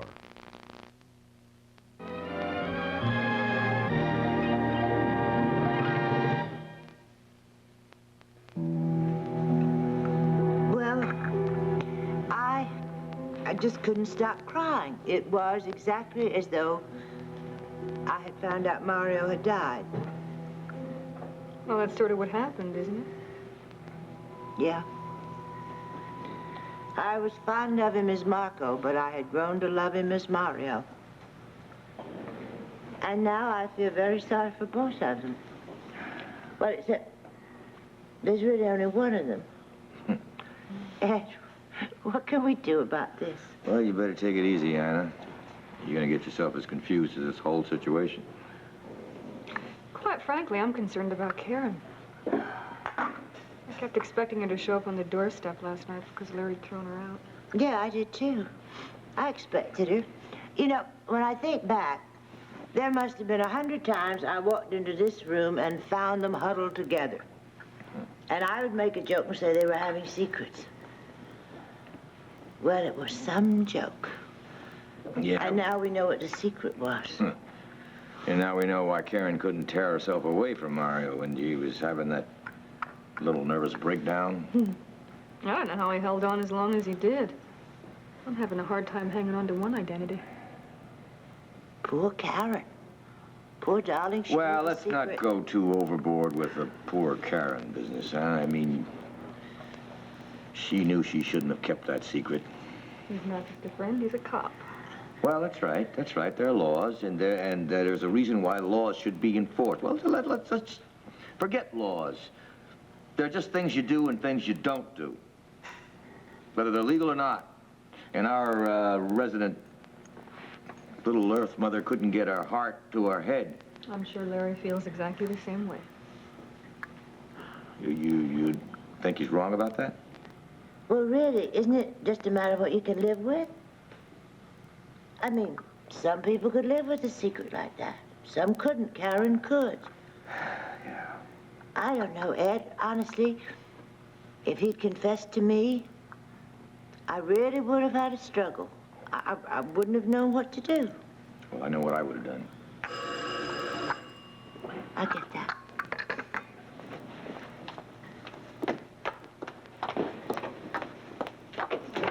Yes, Finney. Hi. Is Ed here? Yeah, come on in. Thanks. Sure. Hi, Ken. Hi, Vinny. Hi, Eddie. What's up?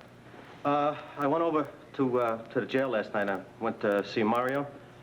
Well, he sort of flipped out. I mean, he kept insisting he was Marco Dane.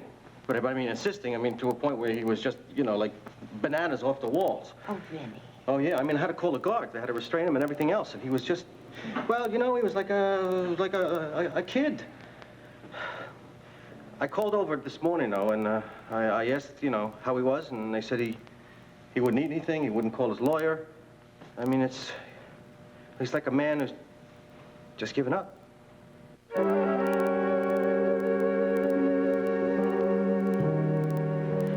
So Becky's going to stay with Edwina today. She slept all night, thank goodness, although she wasn't saying too much this morning.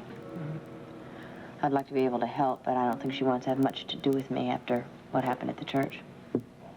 Has she got a good reason?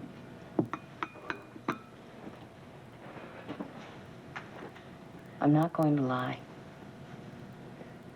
I told Larry, and pretty soon it's going to be all over town. I knew it was Marco. I knew all along. Now, I suppose you think that makes me an evil and immoral person, but I didn't think so at the time. How is Larry taking all this? Badly. very badly. The relationship, I'm sure, is on the line, but he left early this morning, so we didn't have a chance to talk. Oh, honey, I can't tell you how sorry I am. Thank you. I got myself into it, though, didn't I?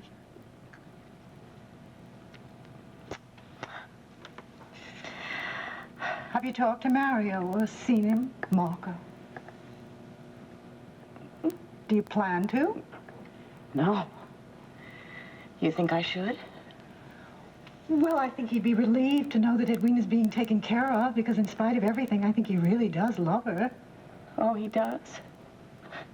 Funny thing is, I think he loves her more than he's ever loved any woman in his whole life. And I'm sure that he wants to know that she's being well taken care of, but I don't think that person should be me to you. Well, honey, who better? No. No, absolutely not. I mean, the relationship with Larry is enough on the line. I think that if he knew that I went to see Marco, I think it'd be finished. Well, I understand that, of course. This is the problem. Vinny called me this morning. He saw Marco, and he says he's on the verge of collapse. I mean, he's going totally out of control. I just stopped by to see how Edwina's doing. Oh, well, I haven't actually seen her since I relieved Carla, but I heard the shower going a little while ago, so I guess she's up and around and functioning. Huh. Well, if there's anything I can do to help, just give me a call at the banner. Okay, Clint, thanks. Clint, I'm so glad to see you. Can you, give me a ride to work?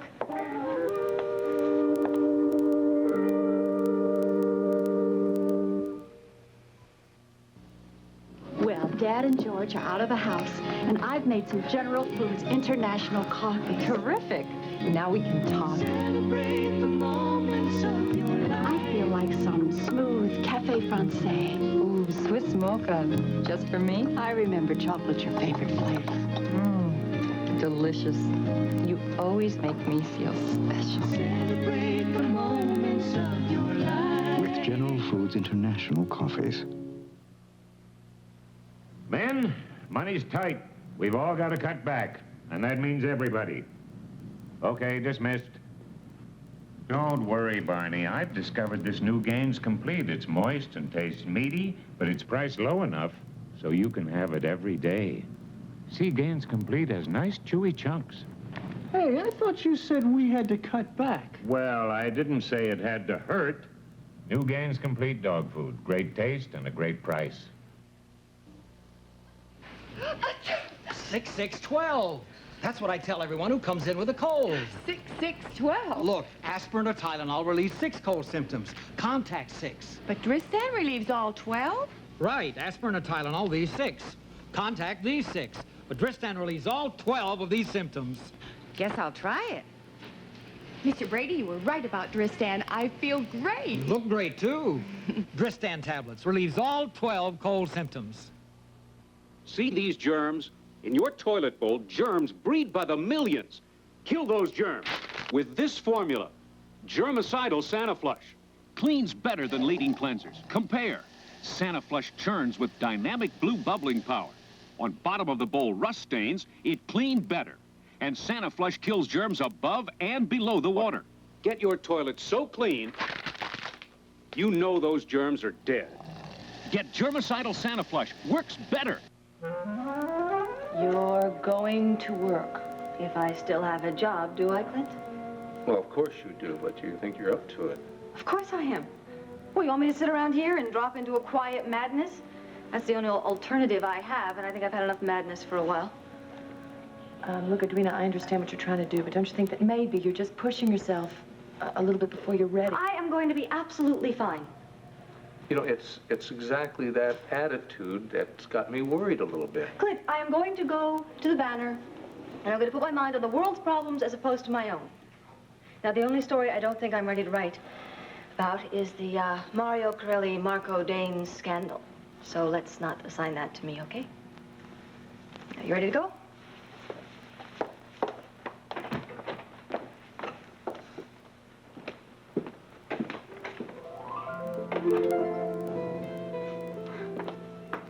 Devin, Karen, you're certainly getting big. Isn't he, though? Yeah, you're gonna have to come over and play with Danny pretty soon. I think that would be a good idea. Sweetheart, will you do Mommy a favor? I gotta talk to your Uncle Larry now, so can you take the bear in the truck? Can you go off into the study and play there with Joey? Please? That's a boy. Okay, here you go. Take this with you. Help? Come on, take this with you. That's a boy. Lose your bear. Come on, off you go. Come on, take the bear. Go in the study with Joey. Good boy. Oh, my. Hey, kid. Sit down. I guess I don't have to ask how you are. I went to the hospital this morning. Everybody's talking about how Marco passed himself off as a doctor. I'm telling you, the whole staff feels violated. The place is in a state of shock. Well, I think the staff and the image of the hospital will recover. But I'm very worried about you and Karen. How much more am I supposed to take, Vicki? I'll be suspicious of every move she makes, and how am I supposed to love like that? How is she supposed to live like that? And how much more is Danny supposed to take? I mean, I'd have to be out of my mind to continue our marriage, wouldn't I? No matter how much I love her. Well, I guess that's the point. How much do you love her? Well, I took her back before, didn't I? I went through this. I took her back. I thought we'd have a clean, fresh start. No more lies. No more Marco Dane. Marco Dane, of all people. After all he did to her, she would jeopardize our lives together for him. Does that make any sense to you? I think that Karen is her own worst enemy, particularly because she has an extraordinary ability to involve herself in other people's lives. We've had nothing but conflict between us. I know opposites attract, but this is ridiculous. How much more am I supposed to take? Sounds to me as if you've already made up your mind. No. I'm just trying to think things through logically. But every time I confront Karen, logic just blurs into pain and anger. Well, Larry, you have to realize logic does not always apply. As you might remember, I kept Karen's secret from you and from everyone else. I discovered her other life, and I confronted her with it. And I was extremely moved by her unhappiness and her misery, and I tried to help her, and I think that that's exactly what must have happened with Marco. Fine, great. What about us? She must have known how I'd react if I found out about Marco. So what does that do? That puts me second to Marco? Honestly, I feel like Edwina and I are the victims of two people who should have been married a long time ago in Colorado and left the rest of us all alone. I can't live with her. I can't live without her. What am I supposed to do?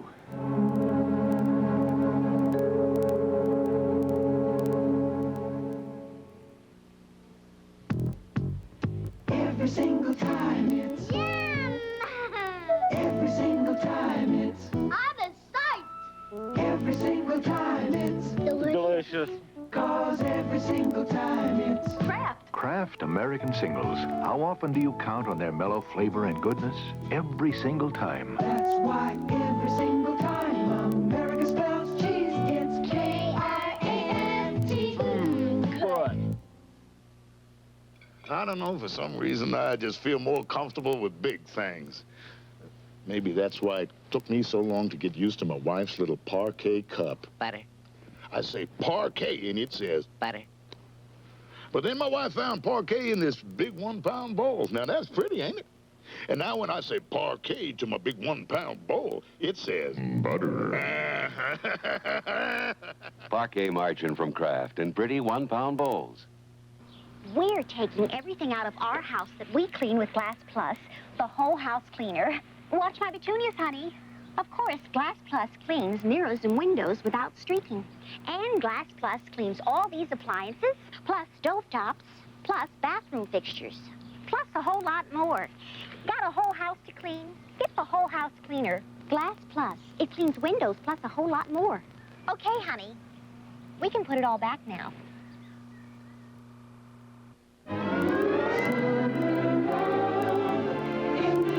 On Ryan's Hope. Go through that door.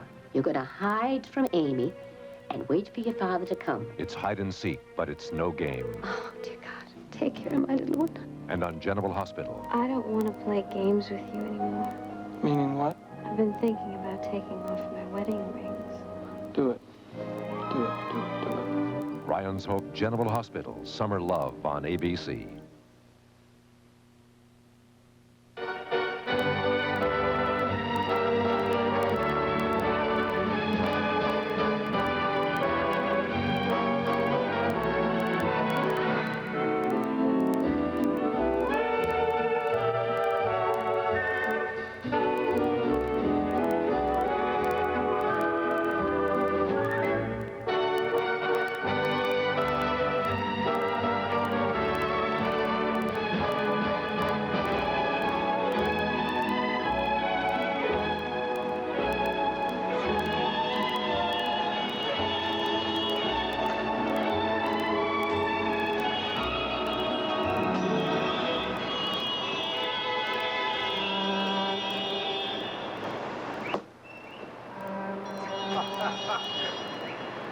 Your humble servant and admirer. Oh, I should have known. I should have known. Few presents for you. What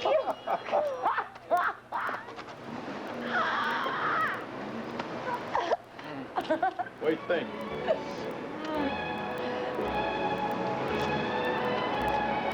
I think he just got a ticket. Yeah. I think I met every dead-gum one of his brothers today is what I feel. Oh, you funny person. Oh, thank you. Do you want to get drunk? No, I don't want to get drunk. Do you want to cry? Why are you here? Because I'm the only one who has enough nerve to come over and find out what happened with you and Larry. You're still here. It's a good sign, right? My bags are packed in the bedroom. You look calm. I'm not calm. I'm numb, stupid. Oh, I keep thinking about that. What's that, helping or caring or something? What is it, in the Ten Commandments or the Bible or something? I don't know why I'm asking you. Anyway, Bible, Ten Commandments, I don't know, I guess I'm wrong. I've been wrong a lot lately. I don't want to cry. I can't. I just keep thinking, Karen Wolek, this is your life. This is what you've done. Some people will accept it, some people won't. Some people will stay in your life and other people won't. And the ones that don't, they're out of your life. Sounds good. I hope it lasts. Me too. It won't, though. It's just to kind of get me through the day. Ed's kind of in a tailspin over this whole thing, you know? Oh, good, good. Come on, pour on the guilt. No, I'm not trying to do that. I want you to know what to expect. He's bitter because he figured that, you know, you and he and Mario were all good buddies, and then he found out that you weren't. You got any more good news? Yeah. Vinny Wola came by. He said that Mark was a little flipped out. Mm-hmm. Carla already came by and told me that I should go see him. Well, why are you sitting here, then?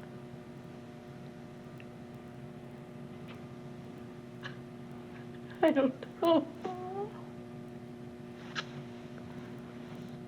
Oh, dear, you don't know what you're doing, do you? Oh, no. Oh, you're so dumb.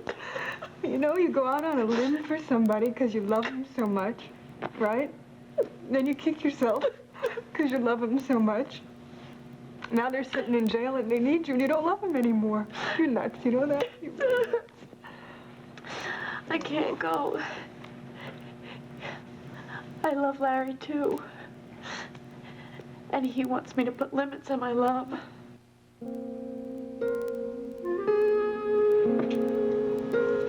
You've got to get yourself a good lawyer. You're really going to need one, you know.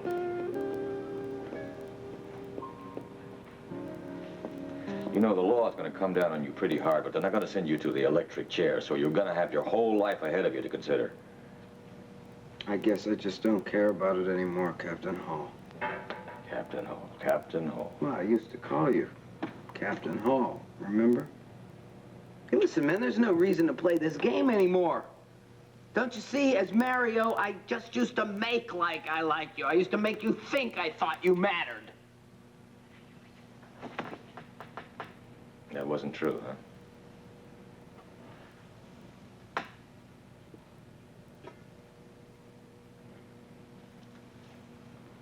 Atkins?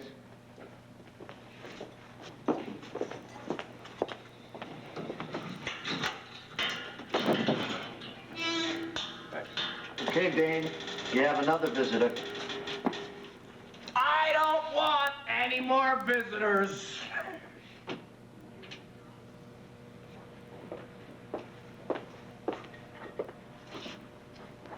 Hello?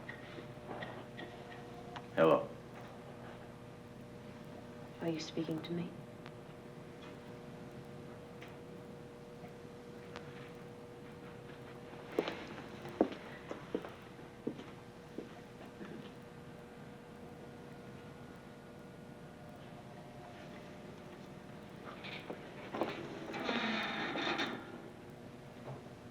Marco? Karen, get out of here, will you? Marco, please. Just get away from here, will you? Will you just get out of here? I don't want to see anyone right now. Go!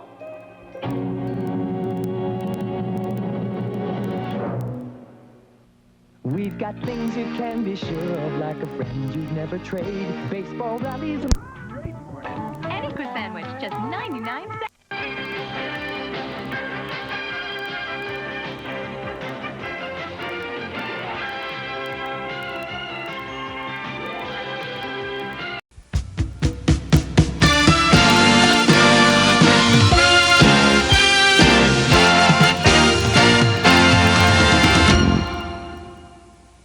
Mario and complaining about her shower? That's right. It looks like they finally found out about it. That's terrible. Why didn't you tell me? Well, first of all, I didn't think it was anybody's business. And since we are not as close as we used to be and you're going out with other guys, why should I tell you anything? All right, honey, if that's the way you see it, I think we should get off someplace where we can talk. I think we need to. That suits me. I'm glad you both could come. I can tell it's going to be an unusual evening. I'm positive of it.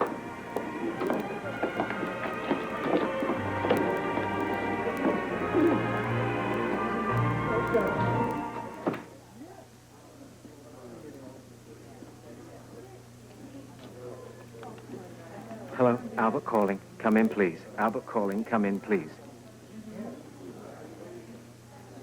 Hello, Albert calling. Come in, please. Yes, sir. Most of the people have arrived by now. Have you had a chance to search the basement, sir?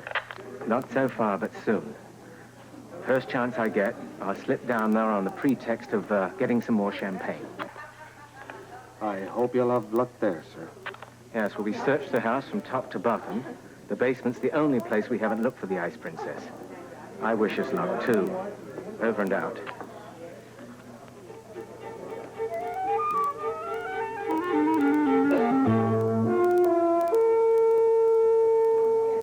It's your host. Edward will be delighted that you two came together. Oh, very good. Hi, Luke. Hi, Bob. Hi, my darling. Hi, Laura. Hi. Isn't it fascinating? Our two favorite employees came to the party together. Yes, fascinating. Shall we meet?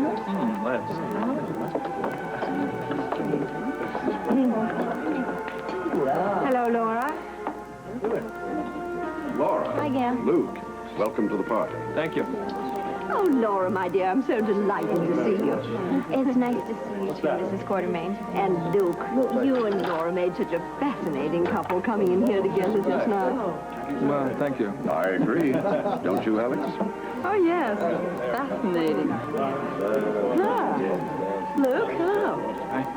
Laura, you know, we just haven't gotten a chance to talk in ages.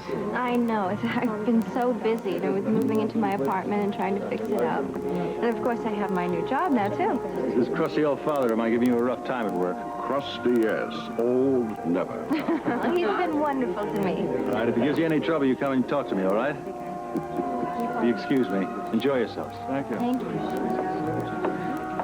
Laura! Oh, Amy, I saw you when you came in. Hi, you look beautiful as usual. I must admit I was rather surprised to see you and Luke coming to the party together. Well, you do know what I mean. Laura's cab driver got a flat tire, and Luke just happened to be walking by. Just happened to be walking by Laura's new apartment. What a lucky coincidence. If it is. Alex, why don't you offer Laura and Luke a drink? Yes, I think they might like a little champagne. I would never pass up a little champagne. Absolutely. Excuse me, Luke. How is it that you happen to be walking by Laura's apartment building? Amy, let's make sure you have your information correct. I was walking past her apartment door. By chance, of course. No, Alex, we live in the same building. Yes, Luke happens to have the apartment right above mine. But we only found that out this evening. You didn't know that you lived in the same place. Yeah, that's right. Of course not, Amy. You're kidding. I mean, it's such an amazing coincidence. If it is a coincidence. How's that champagne? No good? You want something stronger? No, this is just fine, thank you.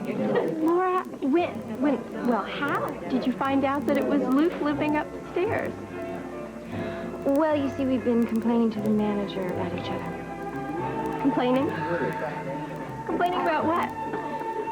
Well, the man in the apartment above mine was playing his music too loudly. Yes, and the woman downstairs was taking interminable showers, which affected my plumbing.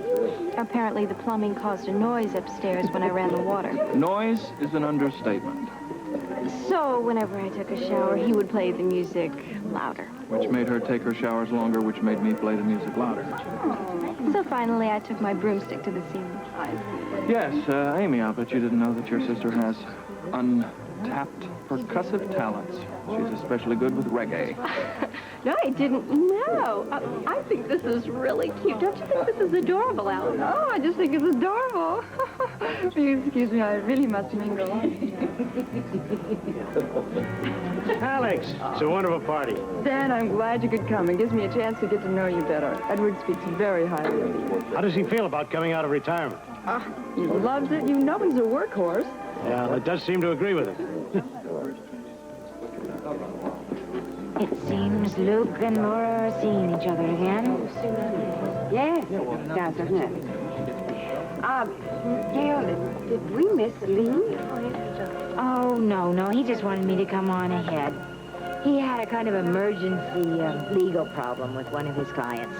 Well, doctors and lawyers just don't stop because it's the holiday season, you know. Excuse me? Sorry. No. How are you? Hi, Joe. Fine. How about an old handshake and an old pal? Will you excuse us, please?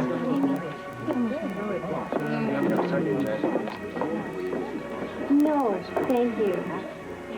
Amy, if you tell one soul that Luke and I are living in the same building, I'm gonna kill you. Laura! My lips are sealed. He's right next to Winchell. Yeah. Alan? Yeah. Excuse me. Oh, of course. I think we're going to need some more champagne. Okay, fine. Excuse me. Oh, of course. Would you come with me to the basement, please? Sorry. Albert here. I'm in the Quartermain basement. We've made a thorough search of the entire estate, including the caretaker's cottage. That's where we thought that Alex and Edward would probably have the Ice Princess. No, I've just arrived down here. I'm going to start the search now. It just gets worse and worse. You really can't believe I think somebody's coming. I'll contact you later.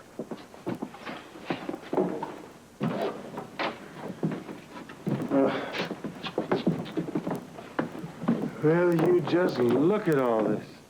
What is it, Dr. Quartermain? My cousin's art treasures, delivered from all over the world. The only problem is, I can't find my own stock of reserve champagne.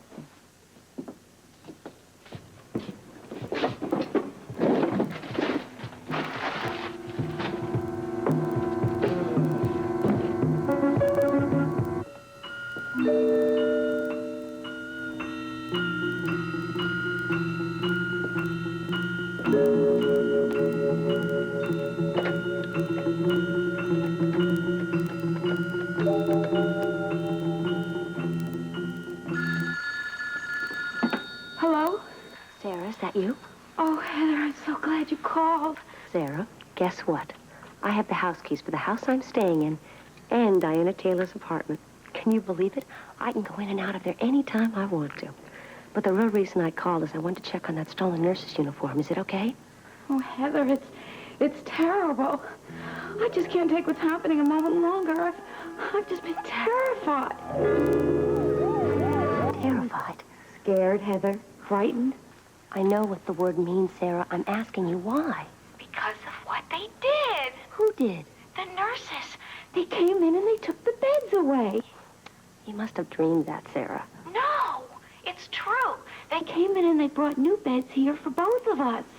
And found the nurse's clothes I've hidden? You know, I didn't even know they were coming in until the very last minute. Sarah, answer the question.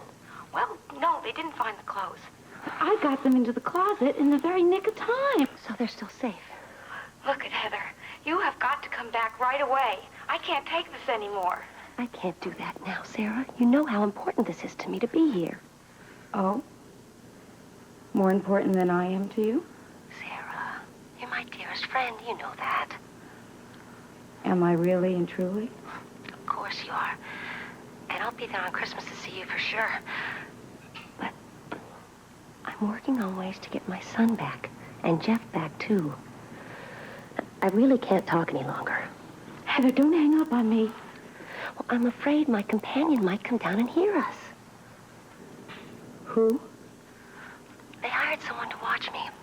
I think she's asleep right now, but, well, she could wake up any time and come downstairs. So just hold good thoughts for your very best friend. And I'll manage to get Steve and Lars back, and Jeff, too. I think we really should get back into the living room and talk with some of the other guests. Come and show off that pretty new dress, Anne. What do you say? No, I'm going to stay here and wait to see if Jeff shows up. Oh, he should be here soon. Yes, I know, but Heather might have needed a little bit more tonight. This is her first night home from the sanitarium. Maybe she's feeling a little insecure and lonely. Why don't you go back in and I'll stay here with Ann? Well, all right. I'll be in if he doesn't show up for the next one. I think okay? you should. You haven't tasted that delicious food in there yet, have you? Taste the food in a few minutes now. I want to Steve. I'll be in a few minutes. See you in a little bit. Oh, Joe, you're being so sweet to me, really. Oh, yeah, I'm just a living doll. And I am very grateful for you to escort me to the party this way. Thank you. I'm always happy to help out my friends. Jeff will be here, really. Don't worry about it. Howard! Hello, Joe, how you doing? Annie. Hi. Hi. Is anything amiss? I thought I saw you and Diana go upstairs. Oh, she has a headache. Oh, I'm sorry. Anything I can do? No, I was just on my way to the kitchen to see if I can get an aspirin for her, matter of fact. From Stella.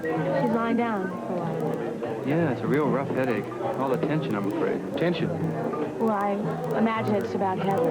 Right. Oh, they should never let her loose on the holidays like... Well, they shouldn't have. A lot of pressure. I know. She's very frightened. I keep telling you that's bad for her, but, you know, you can't blame her for being uptight about Heather. After all, that LSD that Heather took was really meant for Diana. Well, anyway, I'm on my way to the kitchen. I'll see you later. Okay, no. Boy, it seems like a lifetime, doesn't it, since Heather was after Diana like that? Yeah. Yet it really wasn't that long ago, Joe. I never dreamed that I'd be part of Heather's life this way. No, now it's almost as if your whole future depends on Heather getting better. Joe, I don't know who I'm kidding. This has got to be the toughest thing in my life. And it's doubly tough because Heather is so innocent of her wrongdoing because she's so ill. I can't tell you what it was like for me to see her in the sanitarium. She was so beautiful, so innocent, so sweet. Stella, I can't say much appreciated. I'll take that. No problem. Thank you. Thank you very much.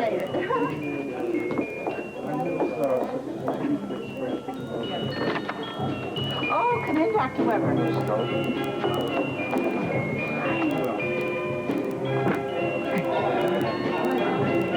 Ah, well, finally.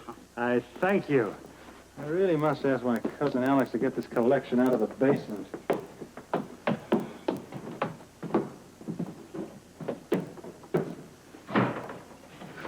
I was interrupted, but I can start the search again now. I've seen some crates from Rio. I may be onto the Ice Princess. Albert. Oh, thanks for helping to come right for me. Stella is looking for you. She wants you in the kitchen, so you better come upstairs. Oh, rot. Well, I'll have to come back and search down here later. Hurry.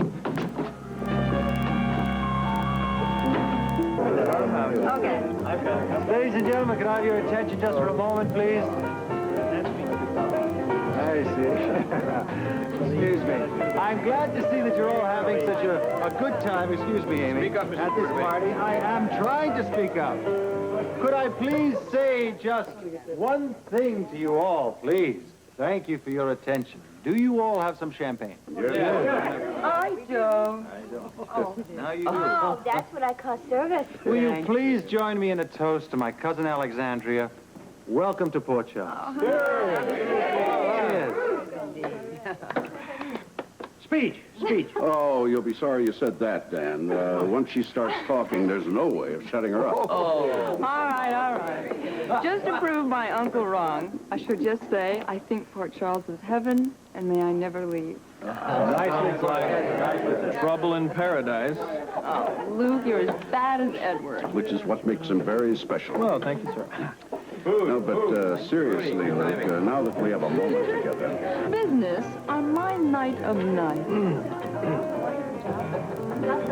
I am sorry, my darling niece, but this is important. Oh, I agree. Well, I'm very disappointed, Luke, that you have decided to hold firm to that foolish notion of yours of trying out the job with us for only 1 week. I'm not trying to be difficult. Then don't be. Stick with my decision, Alex. Where's my Luke? We'll own it last. Oh, terrible. I just want to ask you how you like your new book. Oh, it's a dream. Yeah, decidedly. Alex, you've seen it? Oh, yes. We'll talk to you later, Luke. Yeah. Did I interrupt something? No, nothing. What's happening tonight? Well, the way I read it, it's a party for Alexandria Quartermain, the chick that Ed just took away there. Mm-hmm. She's a female on the outside, computerized on the inside, IQ of a genius, and all-around good sport. Luke, you know what I'm talking about? Do I? Yes, I'm talking about you coming here with Laura. Well, that's no big deal, Barbara. It's just coincidence. I think that means butt out, little sister. Ooh, perfection, beloved. Baby. Okay, Mr. High and Mighty. Just remember, the higher you climb, the further you fall. Okay, who are we talking about this time, Laura or the Quartermains? Maybe both. Neither one of them understands Elm Street. Just remember what side of the tracks you were born on. Mingle, Barbara. I think that's a very good idea. So do I. Good job. I care about you. I know. Please. Mix and mingle. Lucas, buy you a drink? Ma'am? Hi, Amy. Thank you. Pretty funny, isn't it? What's so funny? Oh, Luke and Laura. Oh, yes, well, apparently they're dating me. Oh, but they're not. Not really. That makes it so funny. I'm afraid I'm not following you, Amy. Well, I mean the way it all happened. They said it was such a coincidence. But, I mean, the cab driver getting a flat tire, and all that fighting like cats and dogs. Luke complaining about Laura making too much noise, and Laura complaining about Luke making too much noise. They even complained to their own apartment manager. Please don't repeat that, Gail. Laura is going to kill me. Well, apparently all you've really said is that they're staying in the same apartment building? But not in the same room. I mean, one glass of champagne and I can't take me anywhere.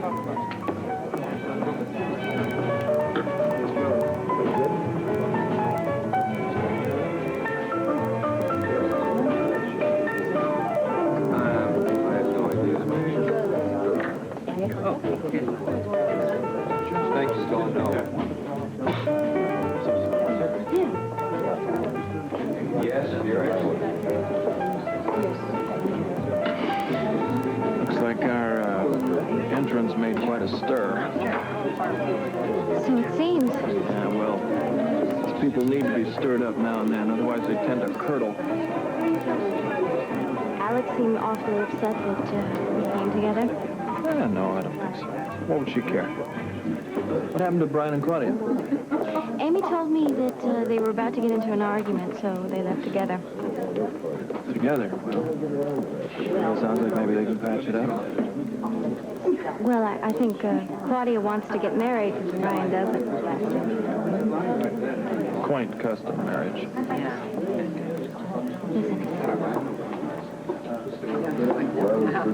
I was counting on them for a ride home. Well, I'll take you home. If you're ready to leave when I go. No. I'm sure that you'll stay till the end of the party. In fact, I'm sure that Alex will insist on it. Alex doesn't always get much insist. Maybe we could stop off somewhere for a Christmas drink. Tomorrow's a working day.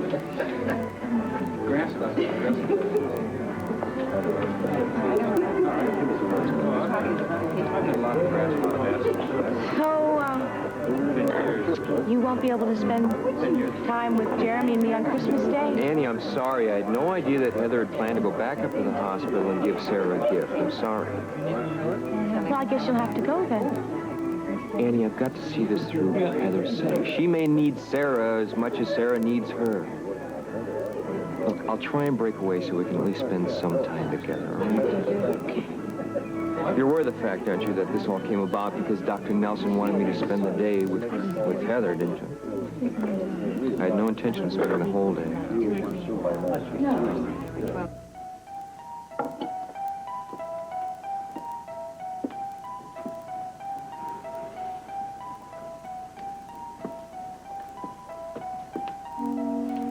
I'm going to have a house like this someday. Not that dump of an apartment Jeff and I used to live in.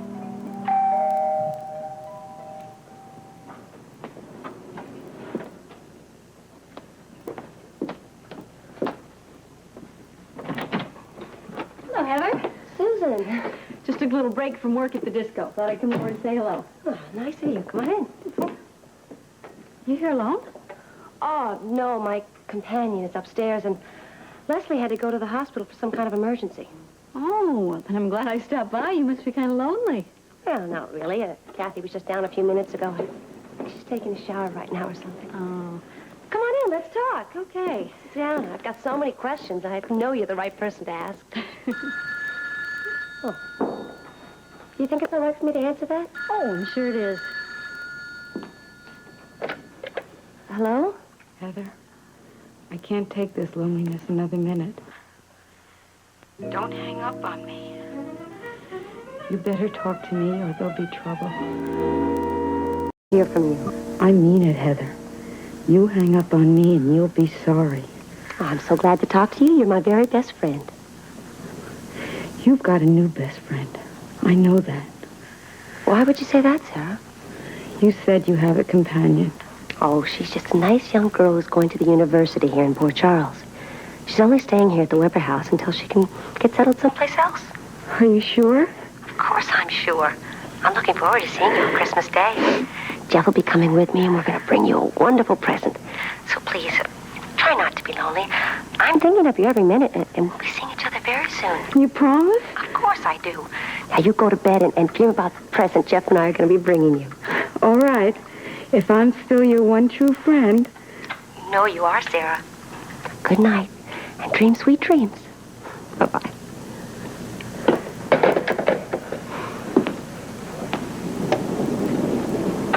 Poor Sarah.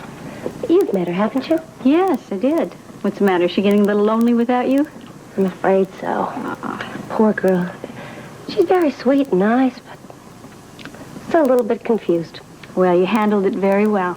Well, I try to help her as much as I can. It's a shame she couldn't be out of the sanitarium for a while, too, like I am. Susan, Kathy and I went to General Hospital today, and we met so many wonderful people. I mean, I guess I knew them all from before, but I didn't remember any of them. I hope I didn't embarrass anyone. Oh, I'm sure you didn't. We met all kinds of people. I met Joe Kelly. Ah, Joe Kelly. I think you met him once before, but you never really knew him very well. I met Ann Logan, too. I realize I met her before, but how do you think she feels about me? Oh, probably the same way everybody else does, Heather. I'm sure she wants you to get better so you'll be able to come home for good one day. And I met Diana Taylor. She was working the desk with Ann Logan. What do these people say about me?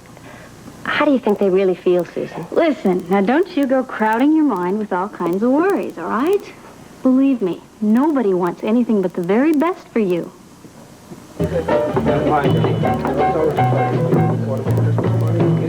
Sweet of you to bring Anne to the party tonight. If one more woman calls me sweet tonight, I think I'll just spit. Is that what Anne called you to? Well, you don't know what it does to this macho image I'm trying to uphold. Well, you can't help it if you're Mr. Nice Guy. Mr. Fifth Wheel is more like it. Yeah, tell me about it. I've kind of felt that way ever since Roy died. Well, then, Red, why don't we just do something about it? Okay, what? I don't know. For starters, I could take you home tonight. I sort of lost my date to her fella. Yeah, I suppose. And maybe we could tear up the town a little bit. Thanks, Joe, but I don't want to make it a late night. That's all right. Yeah, you're calling the shots. Whatever you want to do is fine. Oh, my. Oh, my what? Oh, my, you seem to be standing under mistletoe. Oh, well, well. Well, that's pretty good maneuvering on my part, isn't it?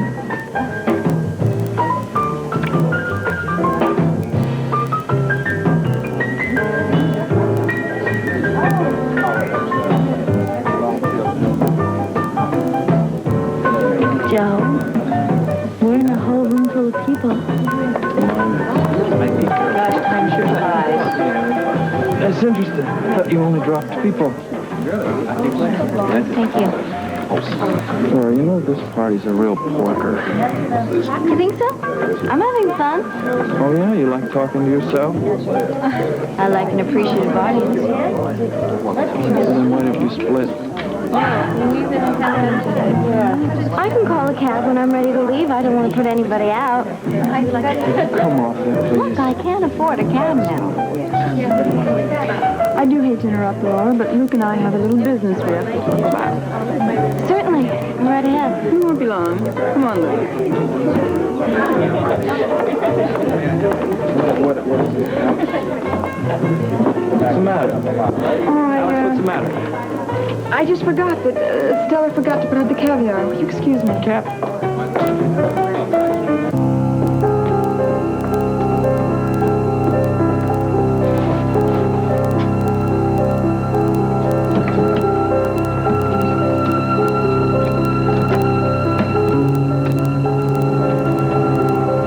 What are you doing here? I know who you are. You've been working for the Cassadines for years. How dare you come into this house, and how dare you make threatening phone calls to me? And what is all this nonsense about the Ice Princess? You can be forced to tell where it is.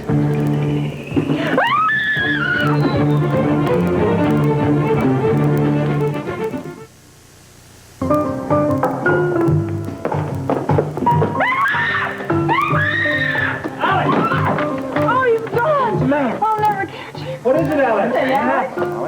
I saw him down in the basement. You saw who in the basement? He was the head butler that Stella hired. I think he was after my artifacts, but I don't think he got any. I am so sorry to break up the party like this. It's all right, Alex. Look, just calm down. We'll all go and we'll have a drink and we'll talk about it later on, all right? Okay. It was the Cassadine man. Monica, let's go check the baby. Oh, my God. Oh, Luke! Hey, what happened? Did he hurt you? Yes, he knocked me down. It was so awful. I didn't know what to do. I was so frightened. All right, now, what really happened? It was the Cassadine man. You're certain?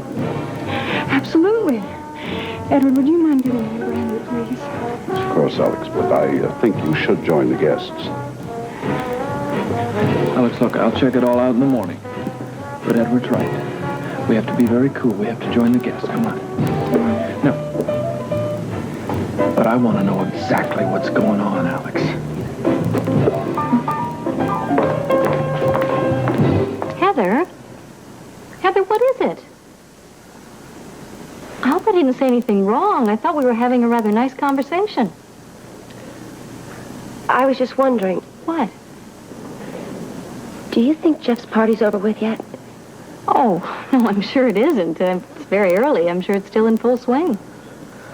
Oh, well, then we mustn't bother him. Is that what you want? You want me to call Jeff? Oh, no. No, I wouldn't think of it. I don't want to bother him. Look, maybe I should go upstairs and get your companion for you. She's just a child. And she's a stranger. A stranger can't help me. I've been around strangers for so long now. Besides, there's really nothing wrong. Yeah, well, I'm not going to take any chances.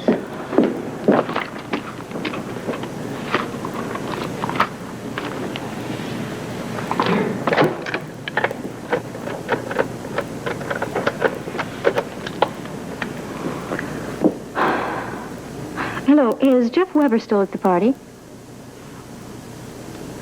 Heather, the housekeeper's going to get him. Dr. Weber. Jeff, it's Susan. I'm really sorry to bother you, but I'm over at Leslie's visiting with Heather. Leslie got called away to the hospital. And it's Heather. She really doesn't look very good, Jeff.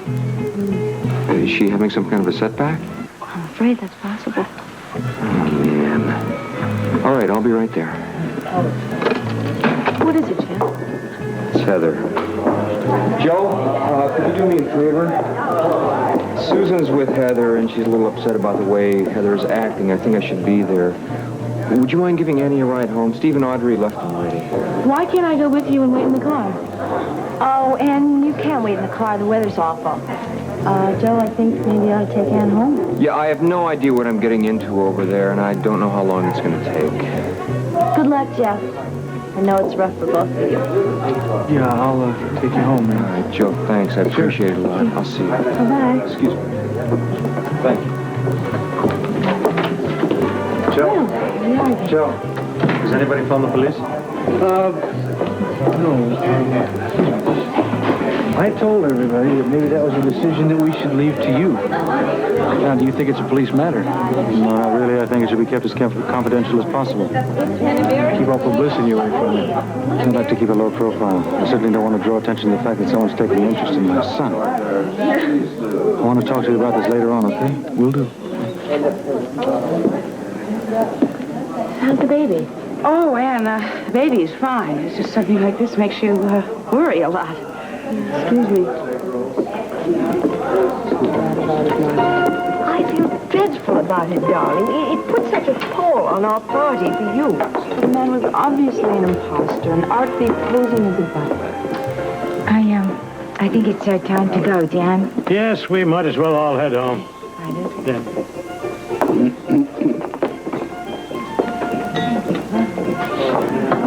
Excuse me, how well do you know that other butler? Oh, I never met him before this party, sir. Oh, the agency's going to be very upset about him. Mm-hmm. They're not the only ones, pal.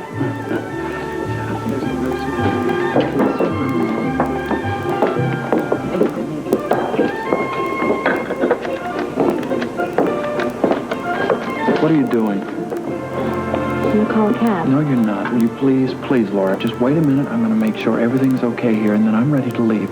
Wait. Please hang on.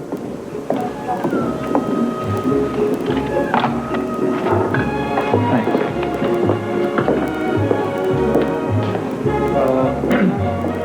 This one's to go, pal. My coat's in the hall. Will you put it in real quick?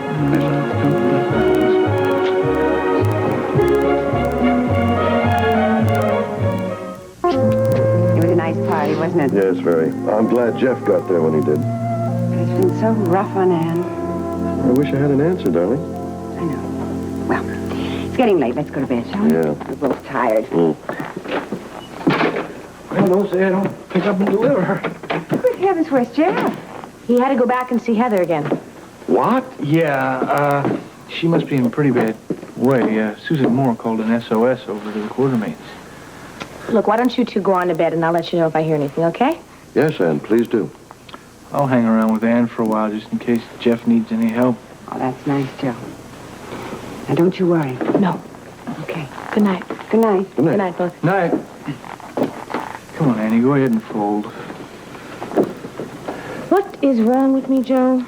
Not a thing in my book. I tried so hard all evening not to let it get to me. But you know, I may really never have Jeff till he's free of Heather.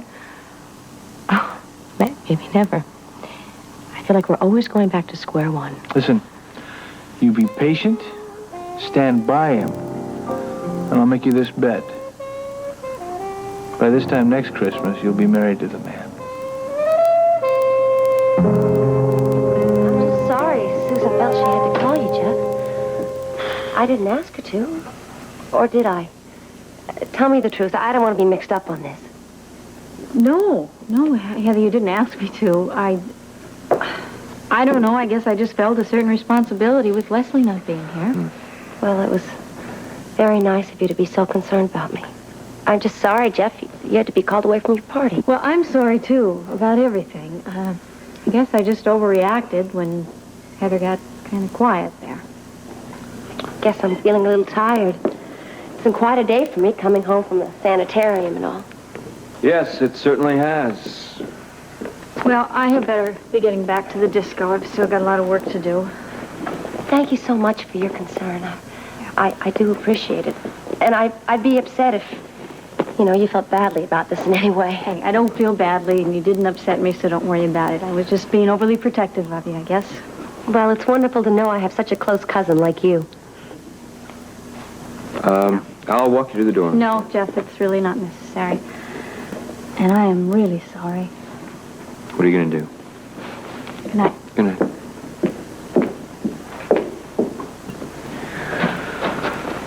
You sure you're feeling all right? I'm fine. I really am a little tired. You don't find yourself forgetting things, do you? No, not at all. That's good. It was awfully nice of Susan to come by and see me, don't you think? Well, Susan's a very nice girl. It's nice of you to come by and try to help. I really appreciate it, Jeff. I feel you're supporting me all the way, and I think that's going to help make it well more than anything. Just to know you're here beside me. I'm really concerned. No, sure, it was pretty bizarre, don't you think? Alex trotting off to the basement in the middle of a party like that. She gave me a bunch of stuff about Stella forgetting the caviar. I don't know, maybe she saw the basement door open and went down to investigate or something. Yeah, well, it's kind of scary to think that somebody like that was in the house. Yeah, she was very upset. Well, you gave her a lot of support. Yes, I did. The lady was frightened. It was an interesting evening all the way around. Everyone staring at us. Yeah.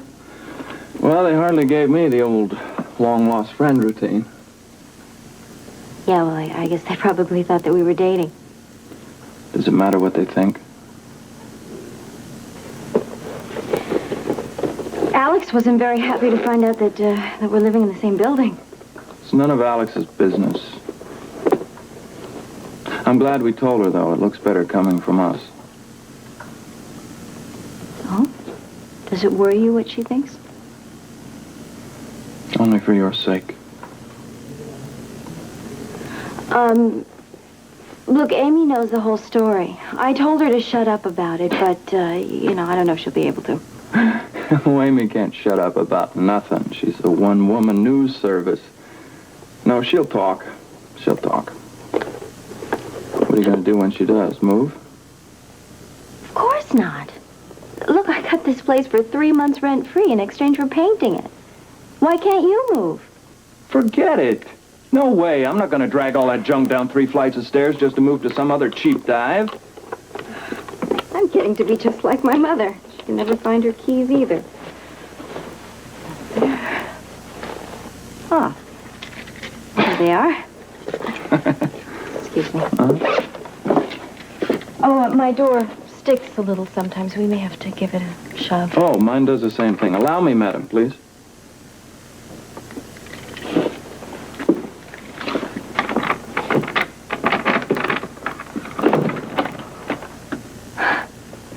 I don't believe it. If you only knew how I usually struggle with this thing. Well, you don't have the Spencer touch.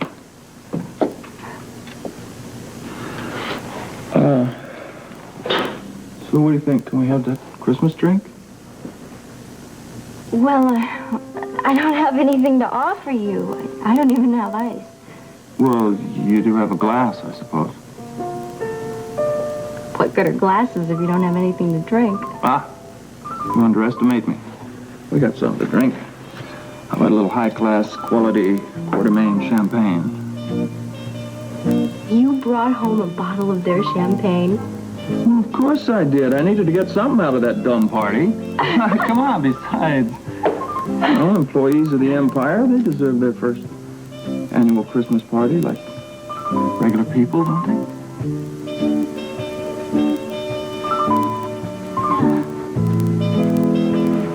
Come on in.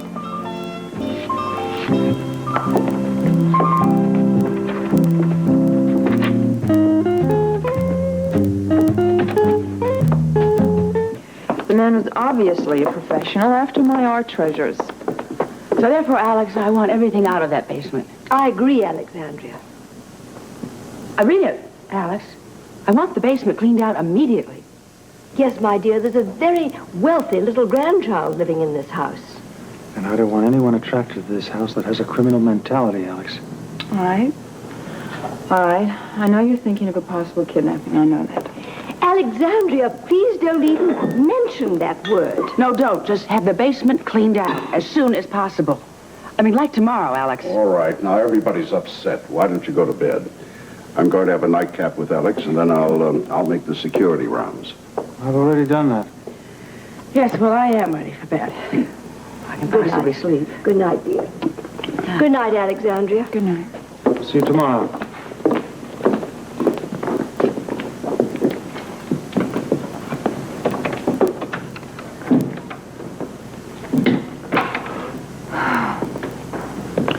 Edward, what a terrible night. All right, Alex, now why all this clinging to Luke? Well, believe it or not, Edward, I was scared to death. That Cassadine butler threatened me down there in that basement. Well, they're obviously convinced that you have the Ice Princess. Why didn't you take Luke with you to the basement? Well, how could I? Alex, you could have been killed. Hurt perhaps, but not killed. They won't kill me as long as they think I have the Ice Princess. And I didn't dare take Luke down there to that basement. He might have found out the truth. That he's not actually searching for the boundary papers for the Ice Princess diamond mines. Now, I grant you that. That was good thinking, Alex. Well, I've got to get him back. And on the trail of the Cassadines.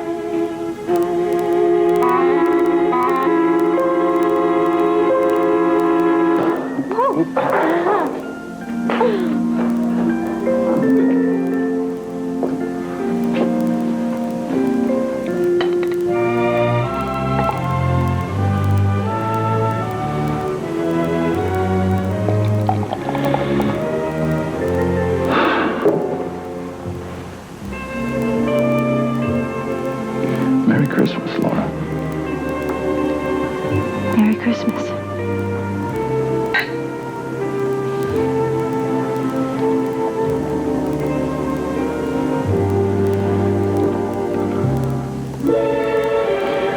Well, you're really doing a great job on this place. Well, at least it's better than it was. Yeah. What, are you going for the rustic look on purpose here? No, just happened that way. This is crazy. What? The whole thing, you know? Finding ourselves working in the same place. And finding ourselves living in the same building, yes. It is rather strange, isn't it? Do you think fate's trying to tell us something? Could be. I don't know.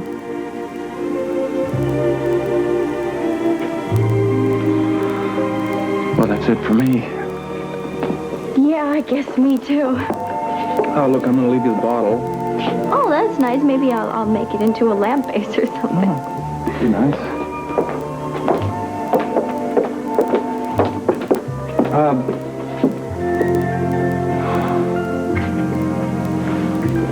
really do wish you a Merry Christmas. I wish you one too. Thanks. Happy birthday again. Oh, thank you again. Good night. Good night.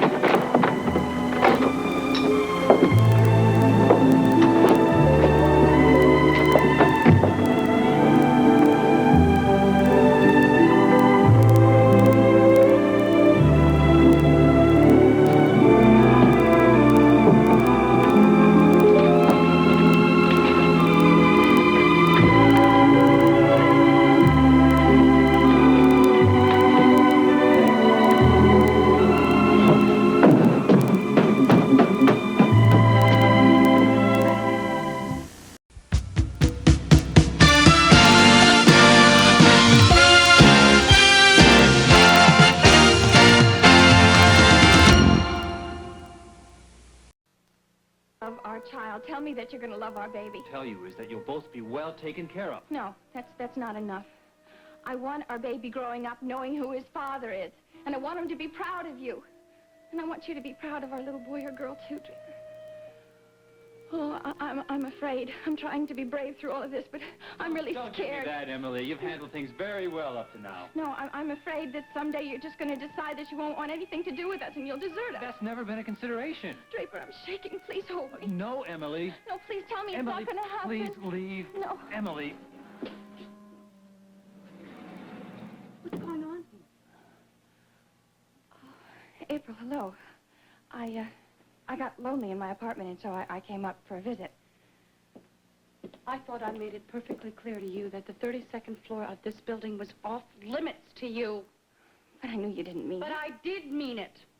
April, how can you be so unfeeling? You know that I'm carrying your husband's child. I have everything Emily! the father... Look, You have to be adult about it. I just came from hearing that my sister-in-law is dying. You will have to excuse me if your hurt feelings don't seem terribly significant to me right now. Oh, my God, honey. Yes, it's true. Emily, please, leave now. All right. I'm glad we talked, Draper. And I'm awfully sorry about your sister-in-law, April.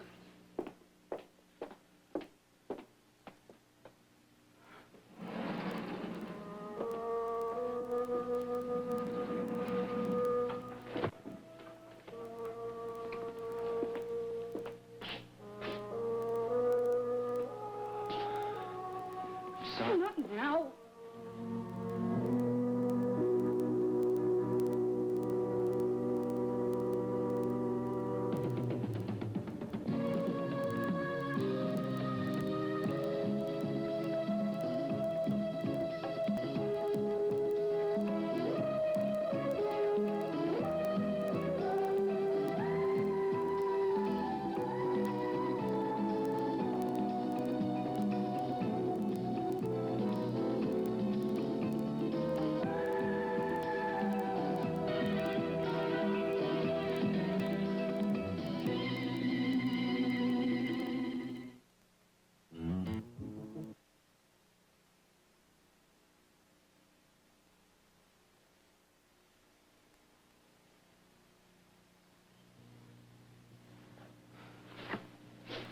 Well, I suppose it serves me right. I mean, I deserve the taste of my own medicine, and that's exactly what I got.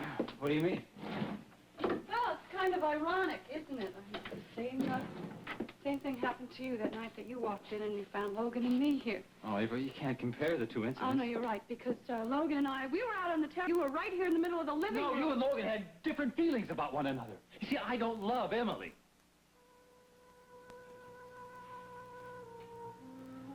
But she loves you. Look, she came up here unwanted, uninvited. I've told her a dozen times I don't love her. I've never loved her. You know that. Well, it has not sunk into that sick little mind of hers. She believes that she is still going to win you away from me. Don't you see? There's something insidious about that woman now, and I truly believe that she will do anything and everything she can to get what she wants. But there's nothing she can do. Isn't there? Draper, she has a very strong weapon. Your baby. And she's going to use it. We can't underestimate her, Draper. I can't. Don't underestimate me. Baby, we'll work it. I swear we will. I don't know how yet, but just trust me. Look, this isn't the first curve in the road of our marriage. But baby, we're still together. We'll work this out just the way we worked out everything. Biff, I just don't see why you don't give yourself more time to recuperate. What's your hurry? I'm okay. The only time this wound really bothers me is on cold, rainy mornings. Or, when I'm trying to impress some beautiful girl. Oh, yeah? Well, you're missing a dynamite chance to take a winter vacation. Yeah. I guess I'm just dedicated. Oh, dedicated. You are a workaholic, that's what you are. It's not a healthy thing to be. I just like it. I mean, I love the roar of the crowd, the smell of the grease paint. Mm-hmm. That's actors. You're supposed to be a lawyer. Hey, all lawyers are actors. You should see the impassioned plea that I have ready for Judge Matthews tomorrow. It's now winter and my client is still discontent. It's not acting, that's hamming. Here we are. Well, you little devil. I thought you were supposed to go to sleep. Well, I suggested that he try counting certificates of deposit or no-load mutual funds instead of sheep, but apparently it didn't work.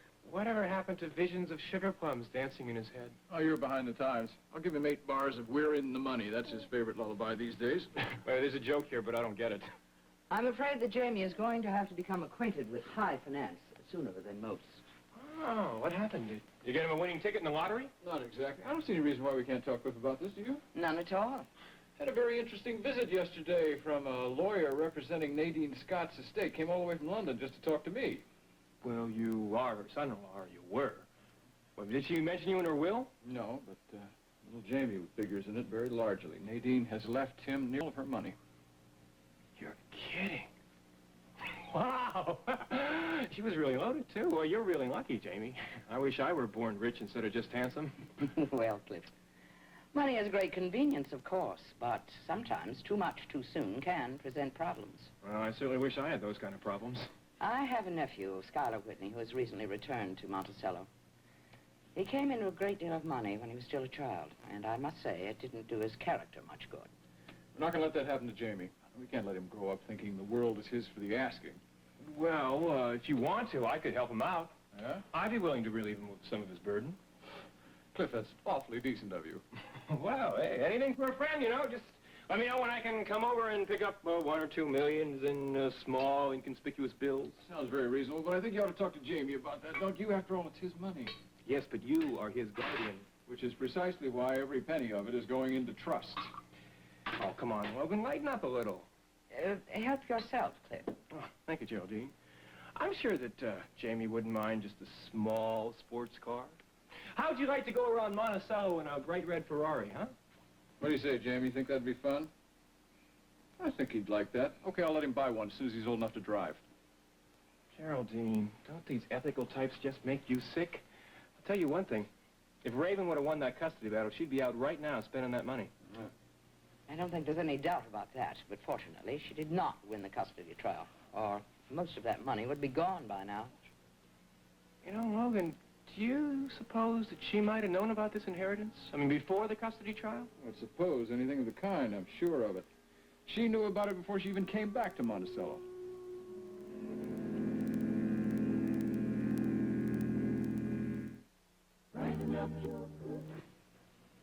You know what, Logan? I mean, if we can prove that Raven knew about this.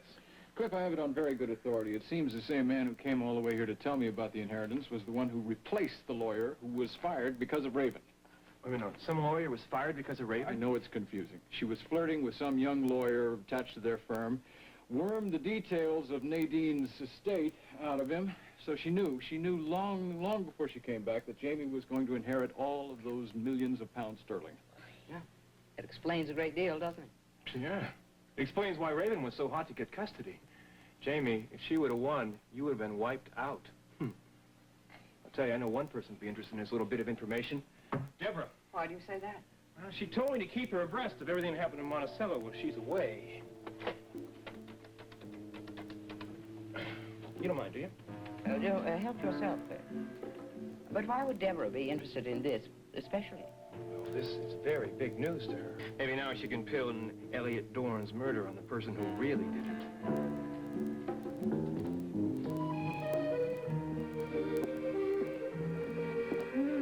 Didn't I tell you this place has a wonderful ambiance? Ambiance. That's another word for expensive. It has been far too long since I've been here.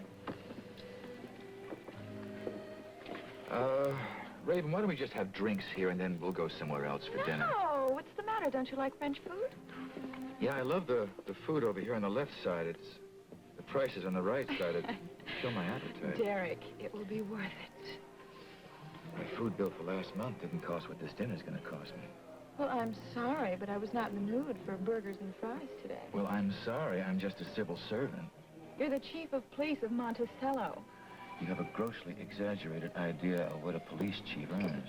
Well, you should be seen in these places anyway. It's good for your image. I'm not concerned about my image. It's my wallet. You certainly are a killjoy. I'm sorry. Look, I'm only kidding. Of course we can eat here, but Maybe I should order for the two of us. I'm sick and tired about worrying about money. Hey, join the club. I've been worrying for far too long, and I'm sorry, but I enjoy places like this. I'm used to it. What's not to enjoy? You just got to be able to afford it, that's all. Well, there are few places in Monticello that have good service and good food and interesting people like those two over there.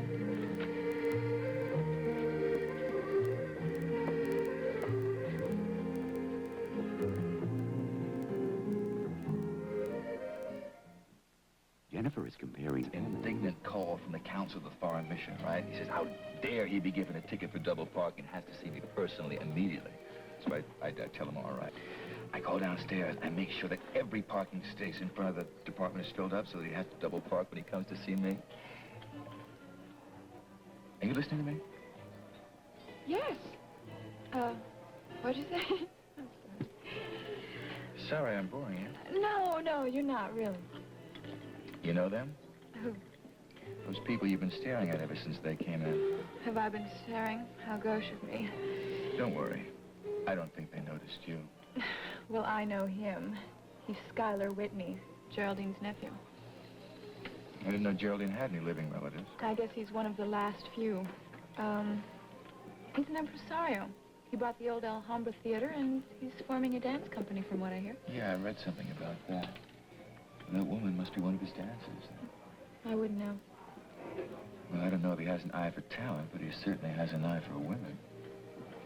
You think she's beautiful? I think Monticello has a new 10. I don't know. She's all right.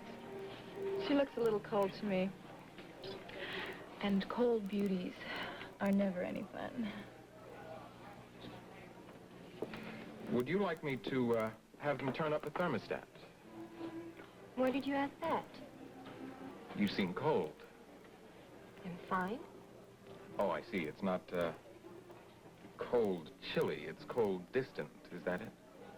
I thought I was being my usual scintillating self. You're angry with me. How could I be upset with a lovable person such as yourself? You're not in the least bit happy that I insisted you stop seeing Gavin Wiley. Since you ask that, yes. I resent your implication that there was something personal in my using Gavin's studio. There are other places. My reasons for going to Gavin were strictly business. His studio suited my need, and he's a fantastic teacher. You don't need to take dance classes, Martine. You're a star, remember? Gavin is also a fine choreographer. Did you know that? If you're suggesting that I hire him for the job... Well, you could do worse. Oh, you could have done worse, too. You could have stayed with him. Well, it's something you might consider, Sky, if you can ever put aside your petty jealousy. There is nothing petty about my jealousy. Besides, I'm negotiating with Andrew Bishop for that job. Bishop will never leave New York. And I'll get someone else, but it won't be Gavin Wiley. And that's final. Everything you say is final, isn't it? Well, I know my own mind. I consider that one of my strong points. Someone has to be decisive. And of course, I am not permitted to make any decisions. You don't want to make decisions, Martine. Well, it's been so long since I haven't been allowed to make one decision. I really don't know. You want someone who'll tell you what to do. That's why you're so crazy about me. I'm sorry to interrupt your dinner, Mr. Whitney. It's better be important, Gunther. I just got a call on the car radio, and I thought maybe you'd want to know. Mm-hmm. What is it? A choreographer fellow from New York. He wants you to call him as soon as possible. Oh, I see. Well, wonderful. Well, thank you, Gunther. Will that be all? Yes, just wait with the car, Gunther. Very good, Mr. Whitney.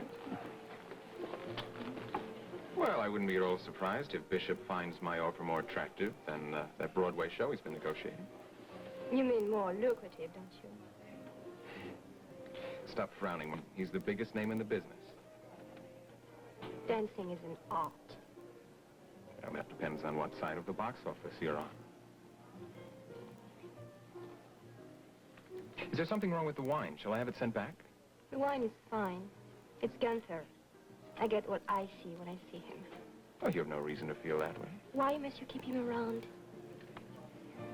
Because he's loyal. He jumps when you speak. You just have to snap your fingers.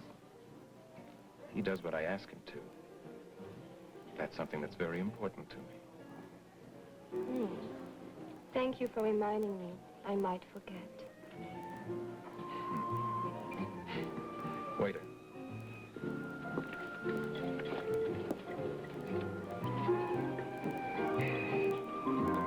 Well, the department's doing everything we can to spread the word.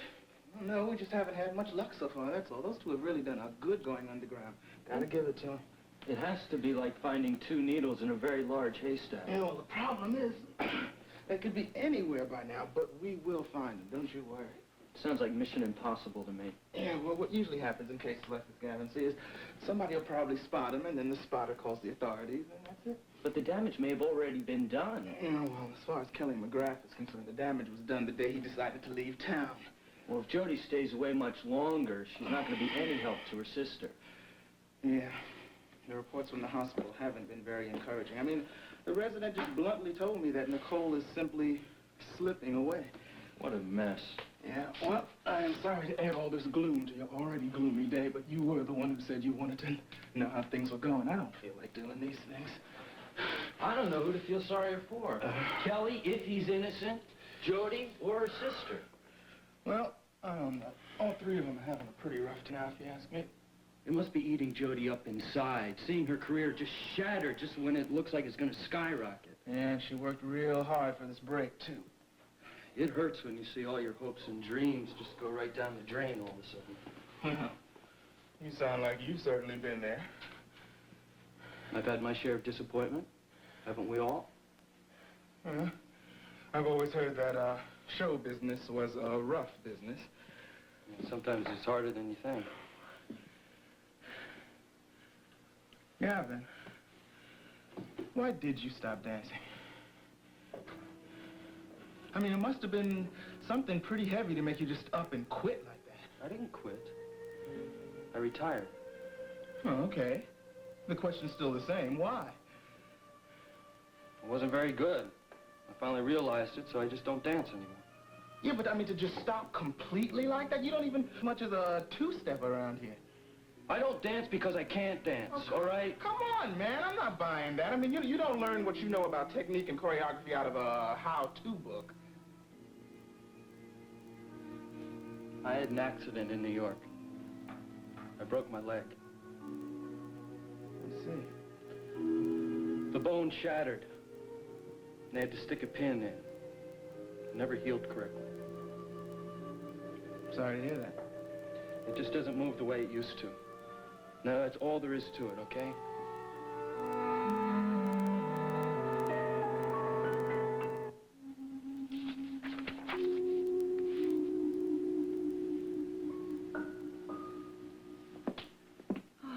Still working? Yeah, I'm almost done. Oh, Molly said dinner should be on the table in a minute.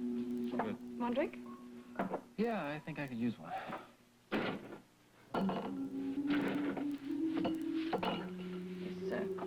This kind of reminds me of the good old days, you know. We used to sit and have a nice, quiet little drink before dinner and whisper sweet nothings and each other. Do you think we'll ever have those days again? Of course we will. Still angry? No, I'm not angry. I'm worried. Have you given any thought to how this situation's going to be resolved? Yeah, I've thought about it. I've been going over some of the alternatives we have. It's funny, I only see one. And that is? We assure Emily that everything she needs will be taken care of. She'll be secure, and she and her baby will have everything they want. That goes without saying. In exchange, she does not interfere in our lives. She doesn't interfere in any way, shape, or form. She's got to leave here, Draper. I don't care where she goes. She's got to get away from here, away from us. I just don't know if we're going to get Emily to agree to that. Monticello, not to mention this building, is not large enough for all of us. If she insists on staying here, then we'll move. I don't think that's very reasonable. Draper, I'm not interested in being reasonable. I am interested in saving our marriage. Look, I don't know if we can just set conditions like that. I feel callous buying Emily off. If you have any better ideas, I'm very willing to listen. I mean, I can't turn completely away from Emily. She is carrying my child. Draper, you can't have two families. I don't want two families. Well, then it looks as if he's going to have to choose between us.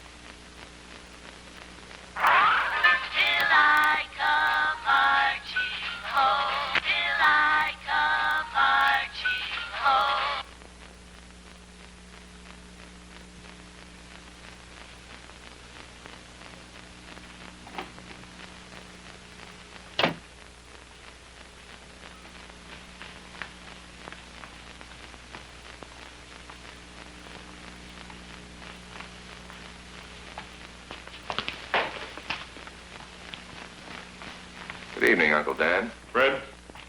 I wonder if we could talk for a moment. Well, I was planning to get to bed early tonight. This won't take long.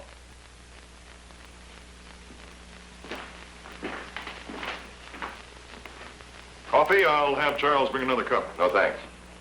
Well, now, nephew, which one of your many causes brings you out into the snowy night, huh? Some Ubangis with the yaws? Some perverted mass murderer who's seen the light and wishes to assume his rightful place in society?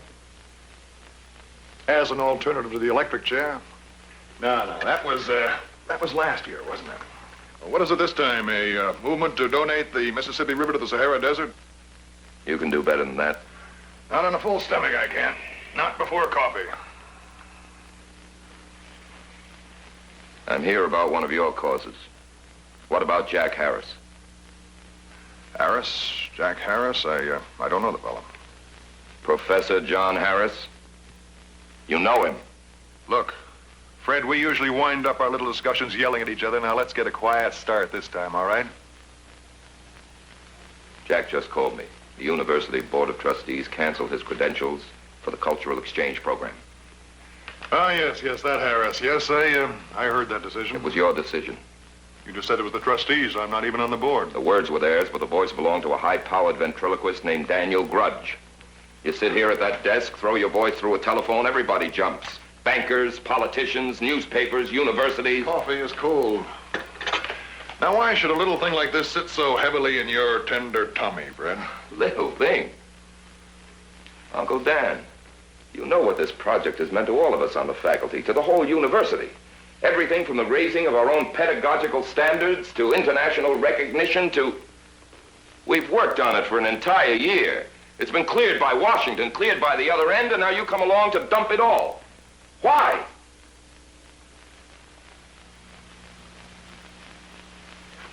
Why should you object if one of our professors spends a year studying and teaching abroad? Yes, abroad. Poland, wasn't it? Your Professor Harris was to spend a year in Poland at the University of Krakow, was it not? Stop asking me questions you know the answer to. You care for a drink? No, thanks. And in exchange for our Professor Harris, the University of Krakow in Poland would send to our university one of their boys, whose name, even if I knew what it was, is probably unpronounceable. Korzeniowski. It's really quite easily pronounced. And that's what's known these days as a cultural exchange.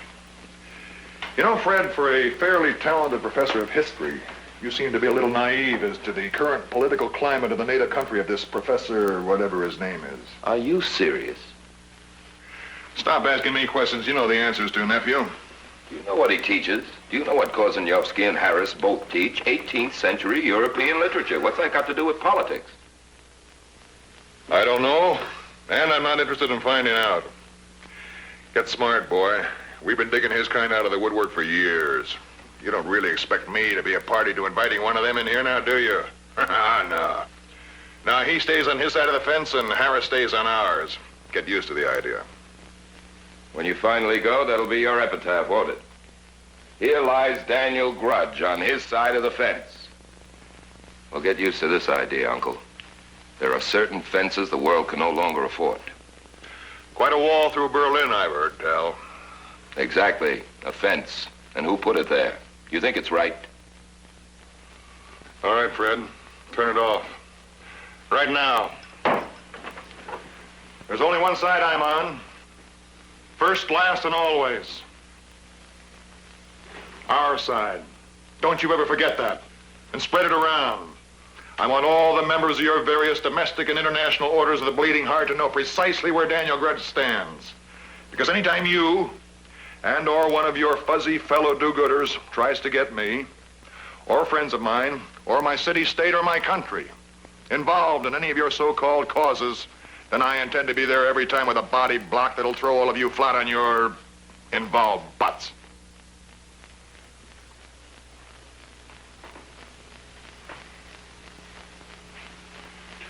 Now get out.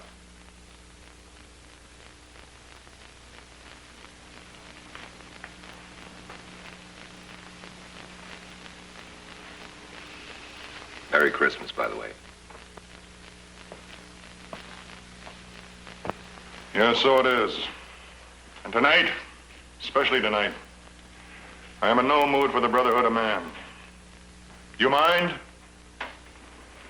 I've heard that speech. And heard it. Oh, I've had it with you, Fred. With all of you, I've had it. Right up to here. Mind your own business. And let everybody else mind theirs. Your responsibility happens to be your classroom. Not classrooms in Krakow, Poland, Butte, Montana, or Johannesburg, South Africa. Do you insist upon making it a better world? Won't you die happy until you do? Do you insist upon helping the needy and oppressed? Is that some kind of an itch that you can't stop scratching? Then tell them to help themselves. Let them know the cash drawer is closed and make them believe it. You'll be surprised how much less needy and oppressed the needy and oppressed turn out to be. But you've heard that one before. And heard it. No, I can't change you, and you can't change me. So just stay out of my way, Fred. Out of my house, and out of my life.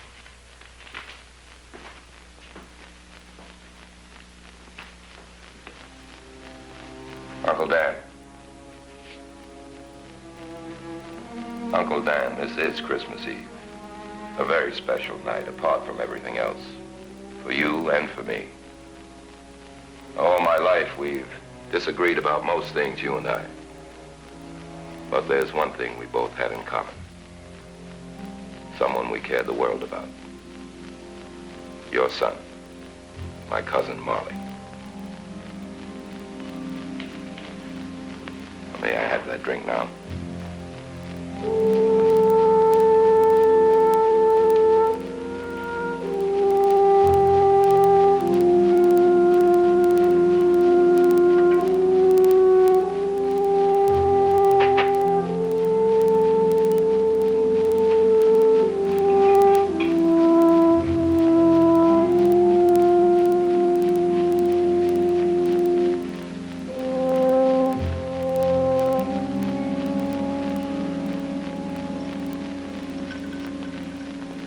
One solitary thing on this earth that I cared anything at all for. And to what end? So that his life could be snuffed out, his fine young body turned into a bundle of bleeding garbage, in return for which I'm sent his dog tags, some medals, and a 12-word telegram. Something for something. I give them a son. They give me back his effects. That, I submit to you, is a lousy bargain. Nobody could argue that. The point is, that kind of bargaining has got to stop. Oh. And who's going to stop it? Armies of professional plea coppers like you? Your kind mouth the platitudes that get us into war. His kind go off to fight them. You might raise that point with one of your debating societies. The point that every 2 decades we seem to pay for your indiscriminate affections with the lives of our sons. Those indiscriminate affections, as you put it, is simply the acknowledgement that all men have sons. That grief for the unnecessary dead is not exclusive to this country, this town, or to the House of Grudge. Mine is exclusive. It concerns me. Forgive me, Uncle Dan. But I feel you mourn the death of Marley less than you mourn your personal loss of him. You keep his room like a shrine. You set a place for him at dinner each Christmas Eve because he died on Christmas Eve. Those things are for you, not for him.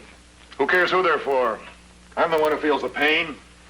And you'll go on feeling it, nursing it even, until you realize the true tragedy, the tragic insanity of Marley's death. Not that your son was killed by another man's son, but that mankind still allows such dying to happen.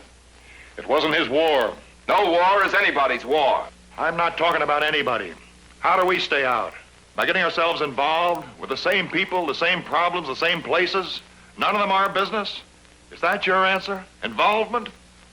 A hophead's pipe dream in which everybody, yellow, black, and white, gets thrown into one pot? And out comes a stew called world brotherhood, in which mankind lives forever in peace and putrefaction. Is that your answer? Oh, not even close. That's the way you keep putting it. Maybe for some very private reason you have to keep telling it to yourself that way. At any rate, as you said, I sure couldn't change you. Thanks for the drink. And I have a Christmas present for you, Fred. Call it a contribution, if you like, to all your causes, involvements, exchanges, cultural and otherwise, whatever terms you apply at international freeloading on our pocketbook. If you have this overpowering concern for everybody everywhere in the world, here's your answer. Just you put your effort, sweat, and faith into developing the fastest bombers and the most powerful missiles on Earth. They'll provide a lot more security for our young and for the rest of the world's young than all your debating societies, forums, treaties, pacts, and other forms of surrender and handout. Excuse me. That's quite an answer, Uncle Dan, for today. But what about tomorrow? Of course, you'll grant all other nations an equal right to put their faith and sweat and effort in trying to make their bombs faster and more powerful than ours. Just let them try it. Each behind its own fence. Each capable eventually of destroying everything and everybody else. And each uninvolved with the other. Uninvolved with us? I'll settle for that. Just let them know we have the biggest and the fastest. Just let them know we're not too chicken to use them.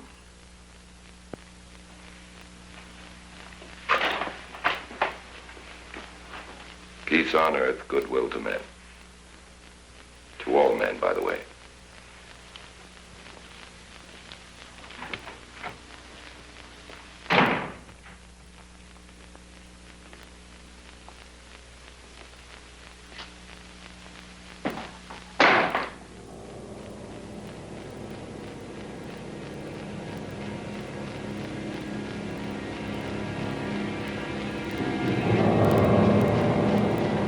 Marley?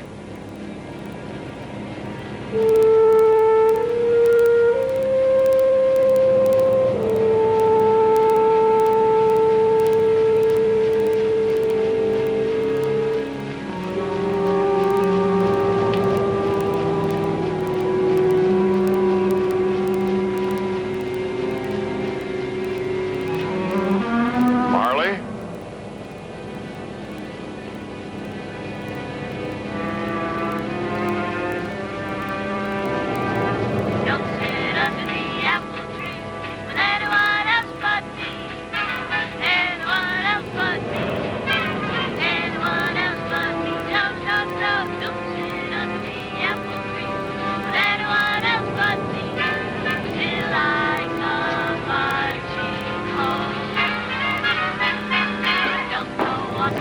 Did you hear anything?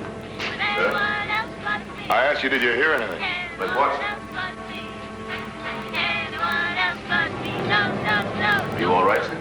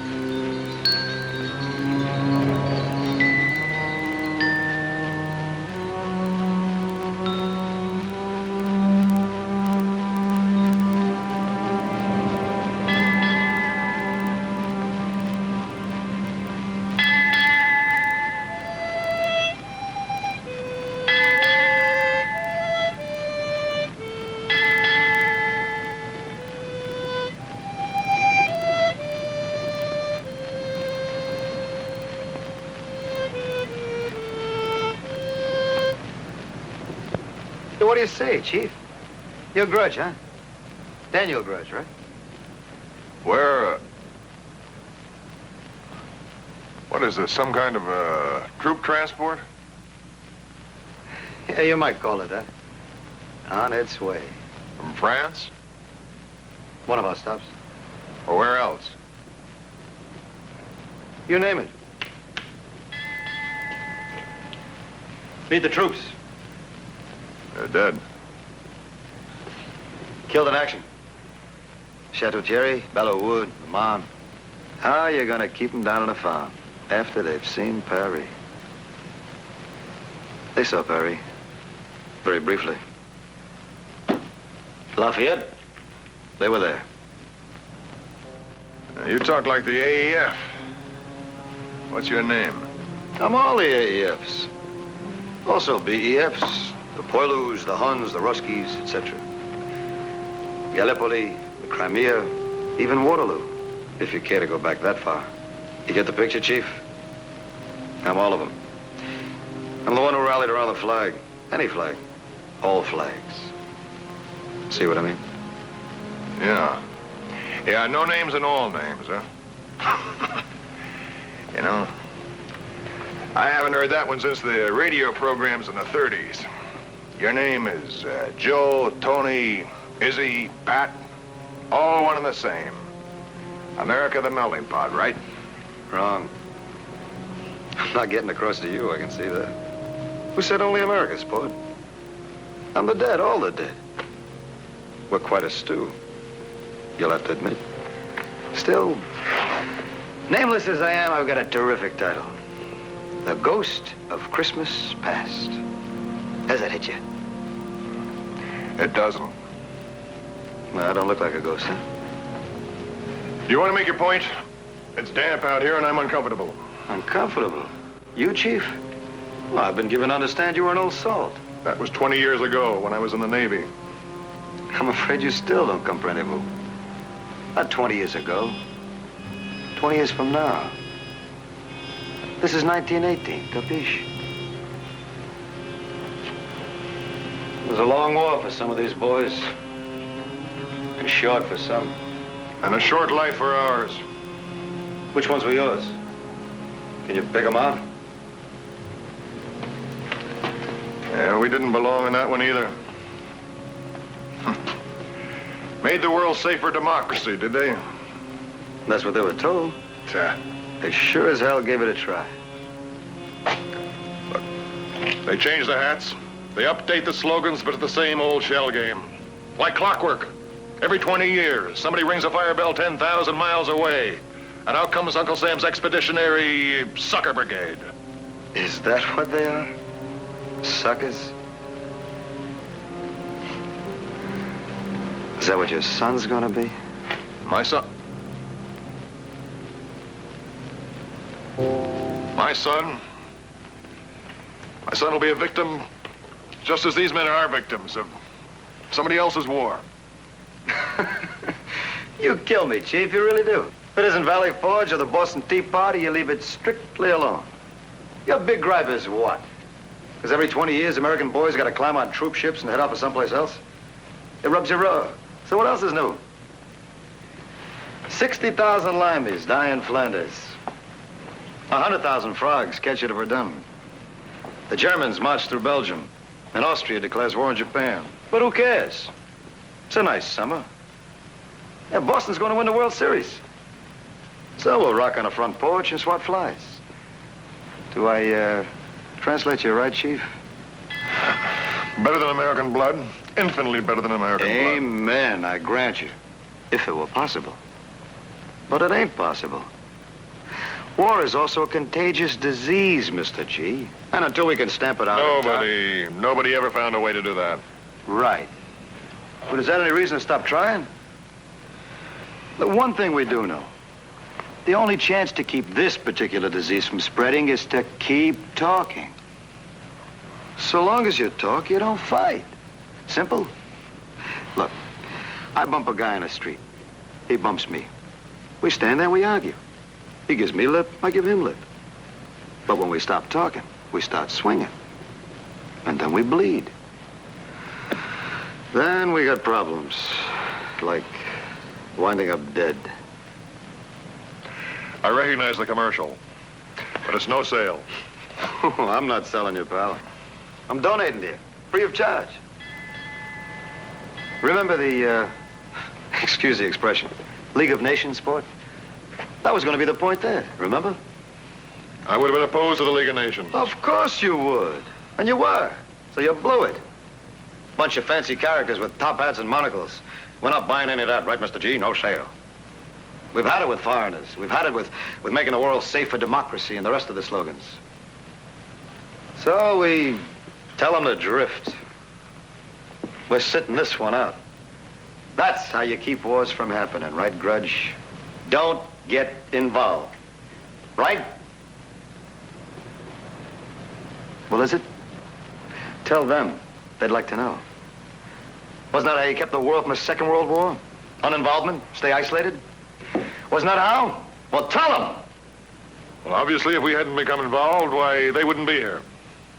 No, they wouldn't be here. They'd be back in their hometowns. What was left of them. Buried right where they fell.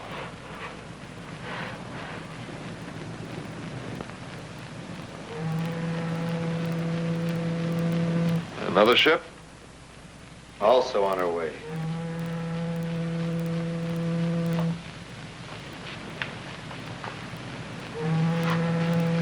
I can just make out the deck.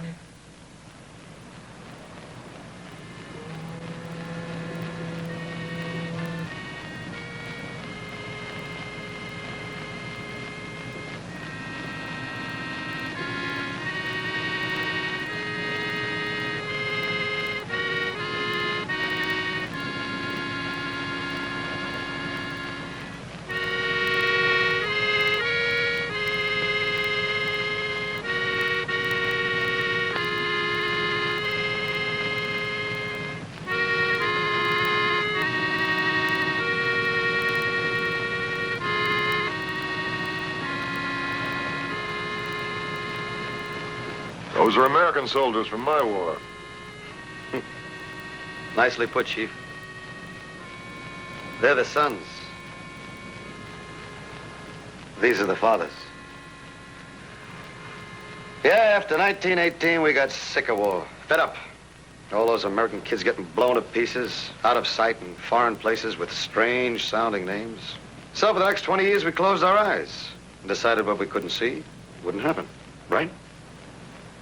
Of course, we don't want to take all the credit, do we?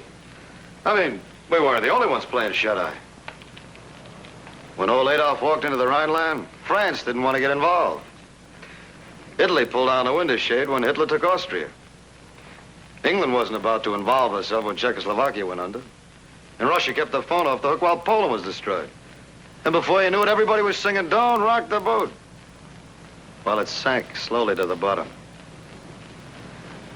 So they died at other places, on other dates.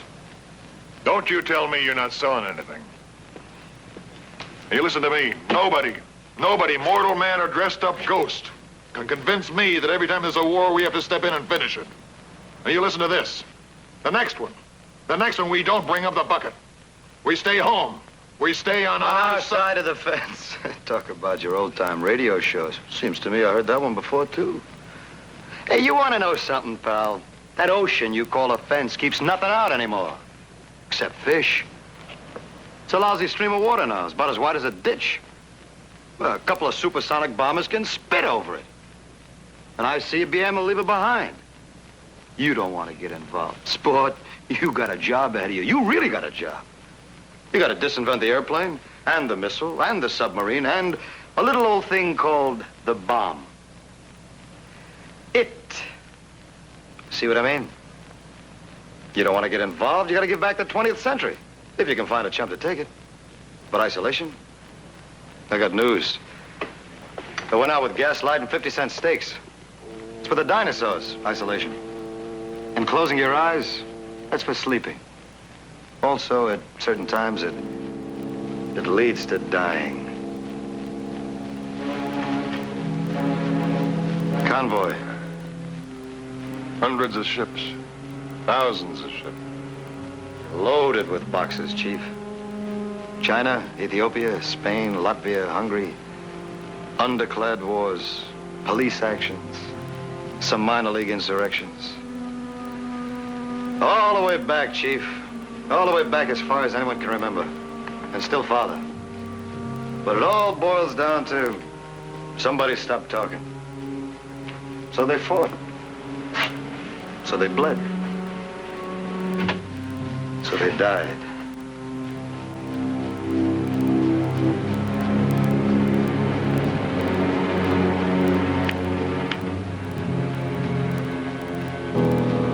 Hey, wouldn't you think, Sport, with all the brains we got on this earth, the way we build things and cure things, and invent stuff on Tuesday that wasn't possible on Monday, wouldn't you think we could come up with something that could keep a kid from getting killed at the age of 18?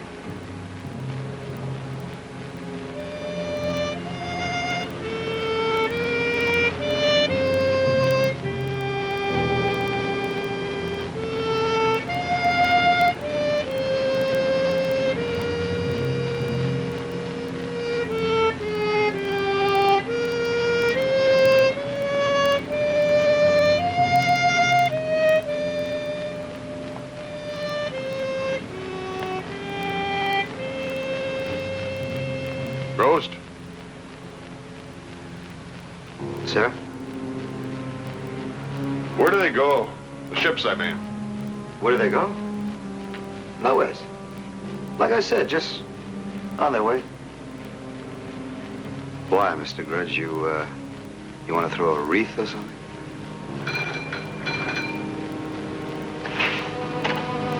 We've reached your port, Mr. Grudge. This is where we get off.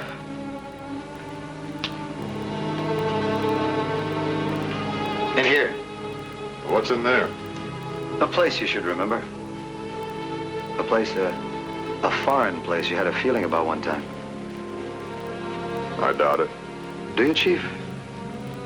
Well, maybe you just don't remember too good. Not only where you've been, even what you say. Like, let them know we're not too chicken to use that bomb.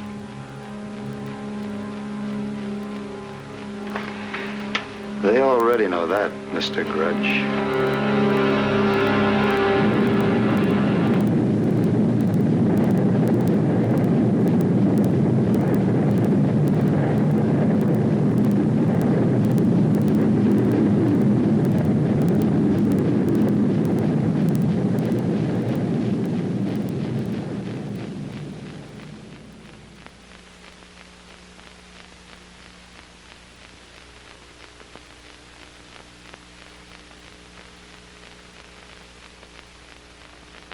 Do you remember any better, Grudge?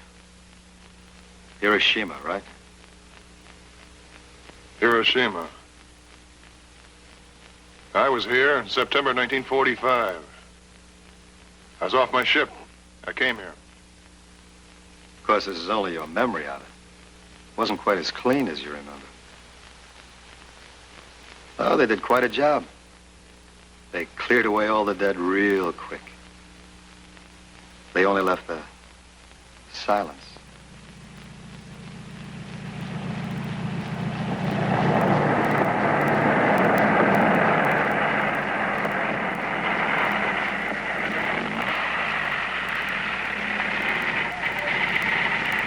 You recognize the officer, Chief?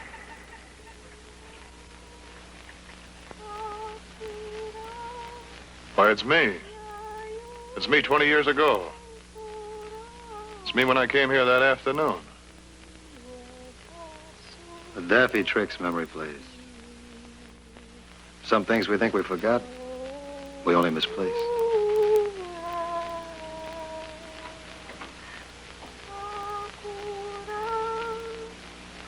Would you like to get out here, sir?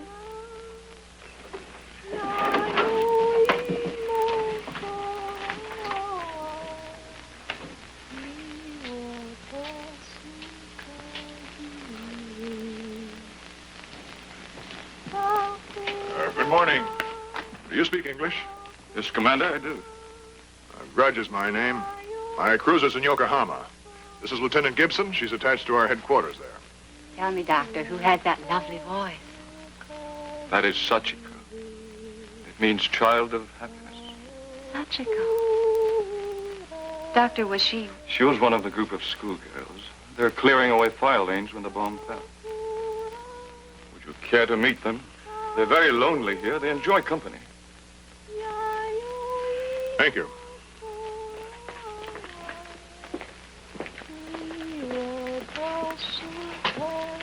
I must tell you that when the plane flew overhead, these children looked up at the sky.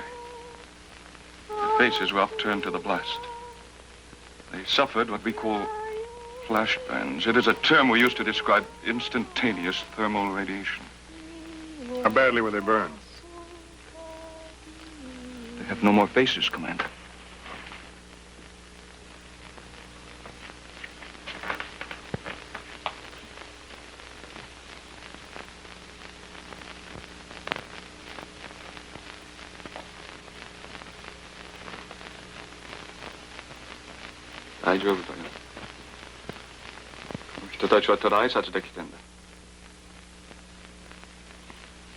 Told the young ladies that you're American naval officers and you've come to wish them well.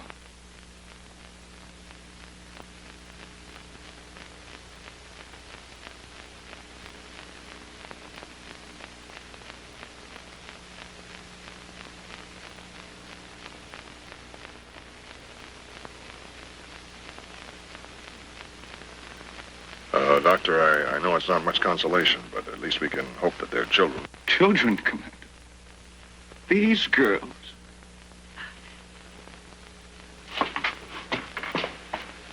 Excuse me.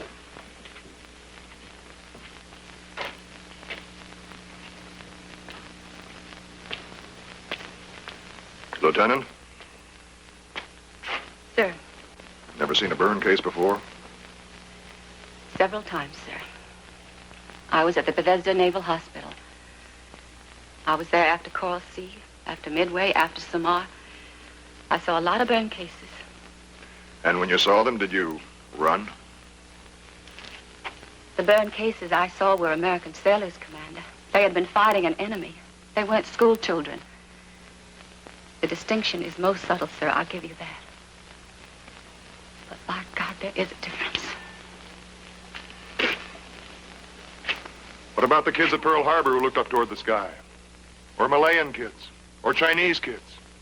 Sympathize all you want, Lieutenant, but keep your perspective. The President of the United States found it necessary to drop that bomb because there would have been 500,000 American casualties and a couple of million Japanese dead had he not dropped it.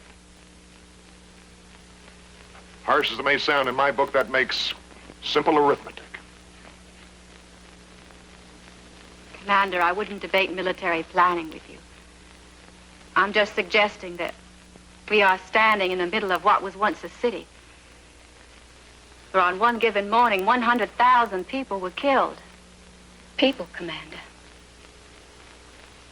That's almost as many deaths as the Confederates had in 4 years of Civil War. Quite apart from anything else, sir. Doesn't that suggest to you that from this second on, if the world ever decided to go to war again, it could kill itself off in a couple of afternoons? Doesn't it suggest, sir, that maybe war is obsolete now? Just do me one favor, would you please, Commander? Don't call it arithmetic anymore.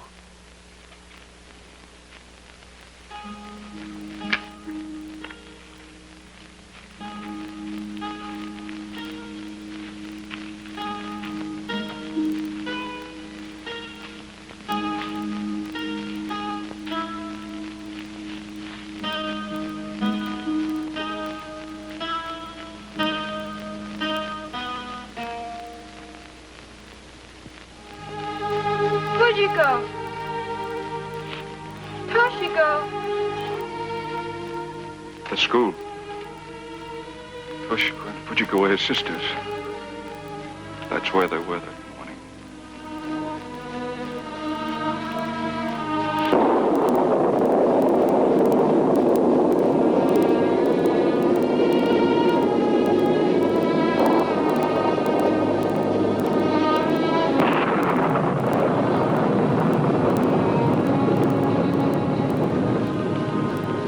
there's thunder now, they always remember.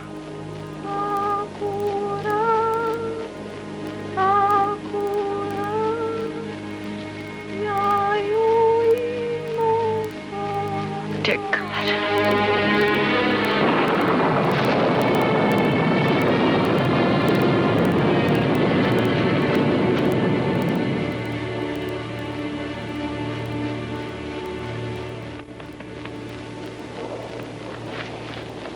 Look, son, you take it easy, huh?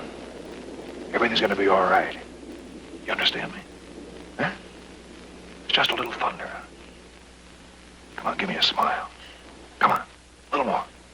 Yeah, attaboy.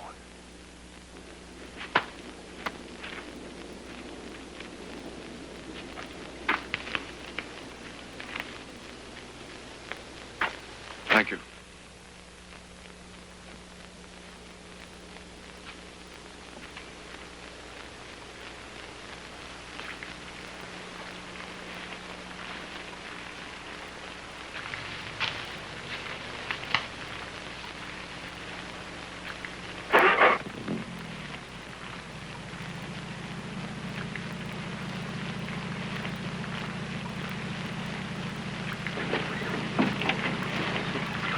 If thine enemy be hungry, give him bread to eat.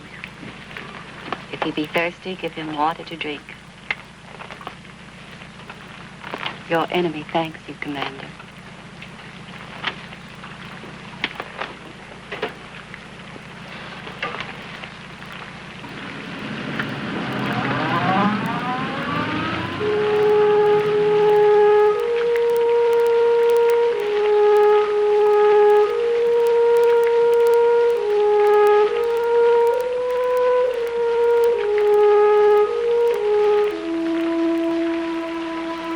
Starting to rain, Mr. Grudge. I remember the rain. A yellow child is a black child, is a white child, is a child. Can we agree to that much? Where to now? Through there, Mr. Grudge. Oh, I've been there. This time, it's another place. Like every place is another place.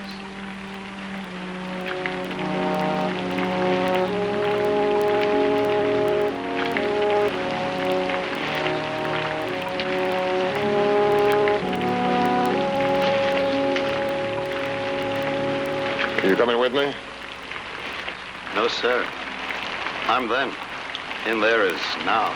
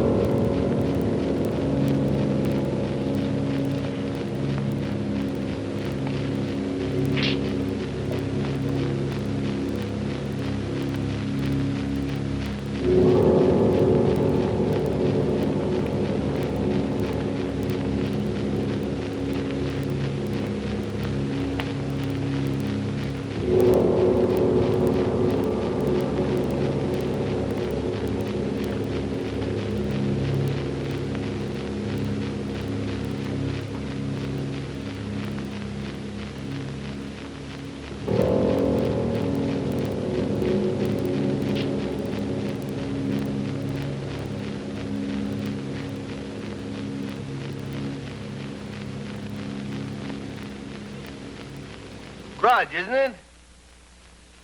Daniel Grudge. Join me in a snack, won't you? Potluck, I'm afraid. This table. My chandelier.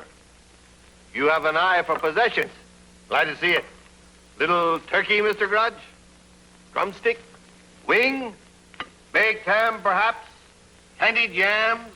Suckling pig? I find myself overeating at Christmas. Thanksgiving, too, a tradition of overeating, as it were. You don't make sense to me. My apologies, Mr. Grudge. I thought you knew. I'm the ghost of Christmas present. Representing what? Gluttony? If you like. No, I represent the human race, Mr. Grudge. So to a certain extent does gluttony. Also starvation. I represent that too. You might say that I'm as close to being a walking, eating image of the human race as it's possible for a man or a phantom to be. Part of me feels a gnawing hunger. Part of me is satiated. I'm warm, contented, healthy. But much of me shivers in the cold. Now I understand. This is where I get my lecture about the haves and the have-nots. Mankind includes extremes, Mr. Grudge. Extremes. It's some people living alone in a 24-room house and 24 others living in one room. Some eating high off the hog and some simply not eating at all.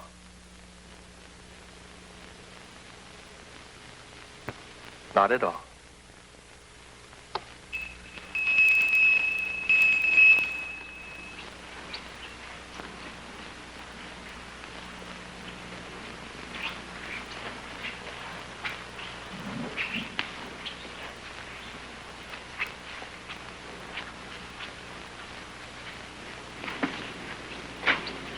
Displaced persons. Today, more than 20 years after... Quite a few of them. Still around. The barbed wire set. How can you eat like this when you know that they're right there staring at you? Why not? Oh, it takes a special breed to stuff himself in front of You starting. hit the point there, old boy. You really did. Well, it takes a special breed indeed. But you see, I don't happen to be a breed, Mr. Grudge. I'm a ghost. I don't have a heart. I don't have a soul. No nerve endings, no brain center. I'm just a reflection. But then I've already told you that. Shall I now tell you how many times you've stuffed yourself while 2/3 of the world starved in a cage? Yeah. Throw him a bone. Don't you talk to me like that. I have feelings. Nothing on this earth can force me to eat while starving people watch me. Watching makes all the difference, what? You never saw them while tearing into your mashed potatoes. They weren't actually there when you buttered your bread. There. Better, Mr. Grudge? Appetite back? Do. Sit down. You're gonna have to explain the logic of man to me, Mr. Grudge. For example, tell me how you come about your selective morality. This ease with which you strip off your conscience like an overcoat and let your satisfied belch drown out the hunger cries that fill the air around you. How do you create this exact science whereby you disinvolve yourself from all the anguish of the world that doesn't happen to be in your direct line of vision? Well, it doesn't take a special breed of man at all, Mr. Grudge. That is man in his normal condition. No, man isn't cruel. I don't think I'm cruel. But we can't, at least I can't, spend my time grieving because part of the world is rich and part of it is poor. Because part of it has and part of it has not. But we actually see human beings in want. We react. We respond. Is that a fact, Mr. Grudge? Do you insist upon making it a better world? Won't you die happy until you do? You insist upon helping the needy and oppressed? Then tell them to help themselves. Let them know the cash drawer is closed and make them believe it. You'll be surprised how much less needy and oppressed the needy and oppressed turn out to be.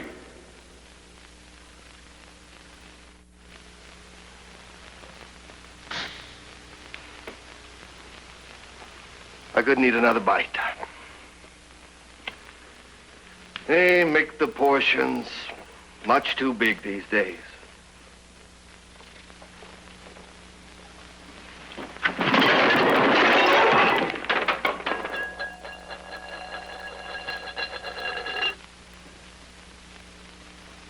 Obsolete materials. Vitamins, calories, small fragments of nutrition. That's not what they want. You tell them, Mr. Grudge. You tell them what it is. It's bombers and missiles, isn't it? Tell them that's their diet for survival. No, that was in a different context. I was talking politics at the time. Politics? Mr. Grudge, politics? Now grasp this, if you can. Humanity is no longer a political thesis. It is not a subject for debate. There are no pros and cons, no arguments and rebuttals.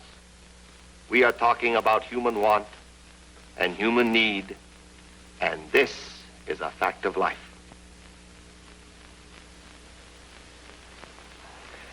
And as to your involvement, Mr. Grudge, you are involved, sir, as of the date of your birth. You are all mankind, because you are a part of mankind, a willy-nilly, as it were.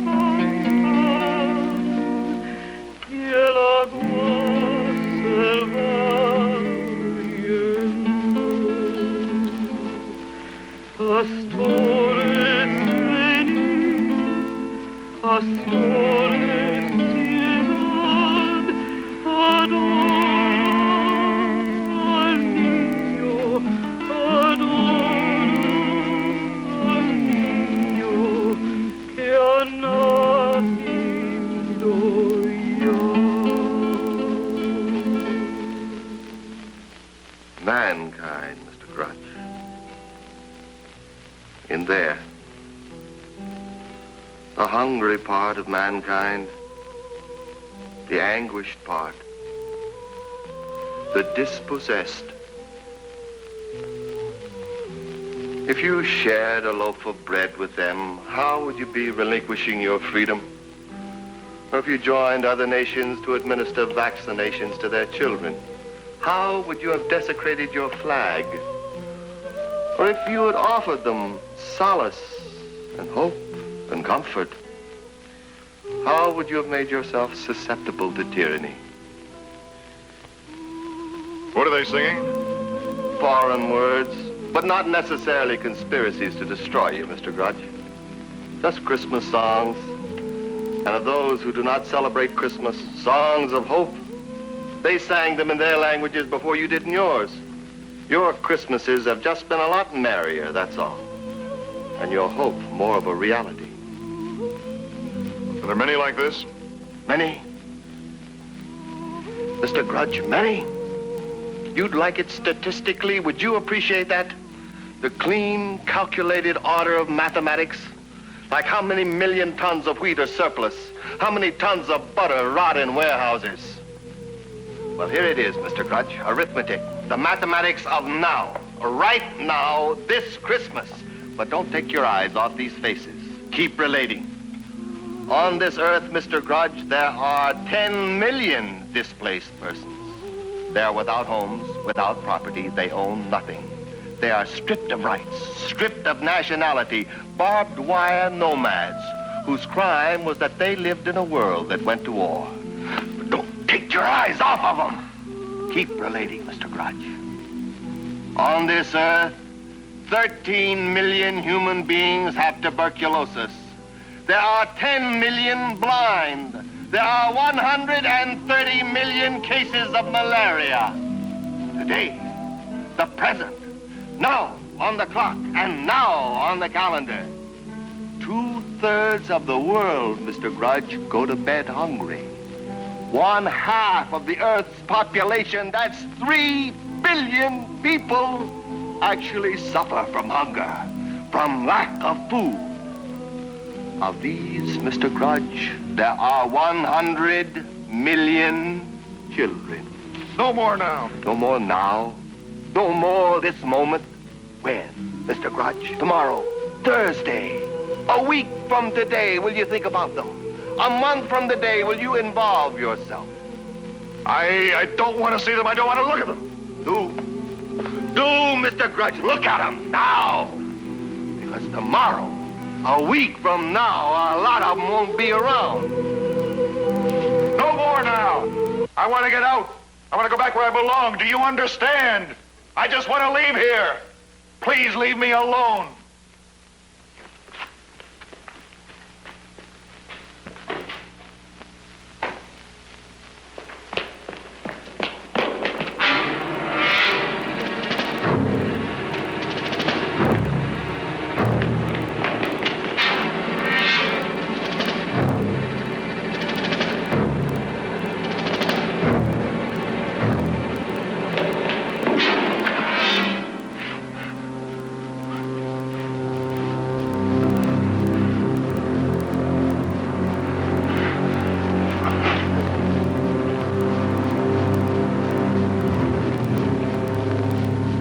So there you are, Grudge. I was expecting you. I thought you'd be here a bit sooner.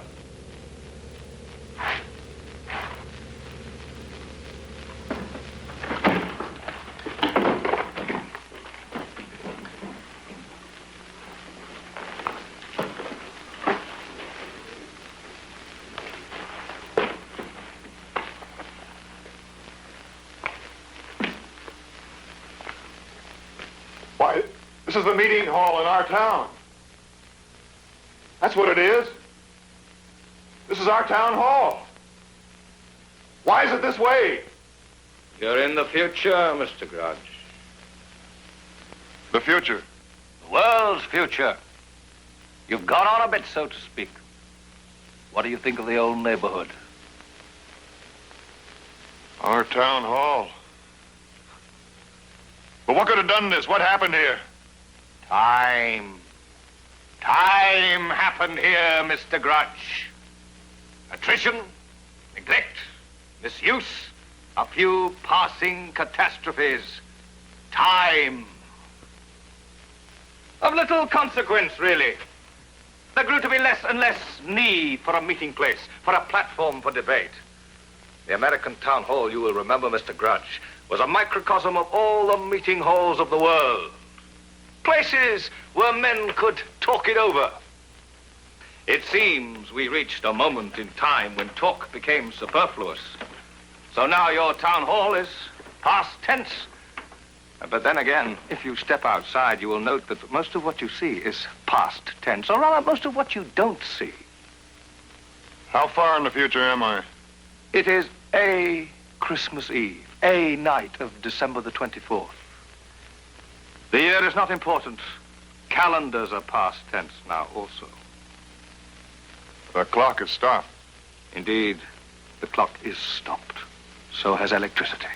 The fact is, there are so few people around, the loss is hardly noticed.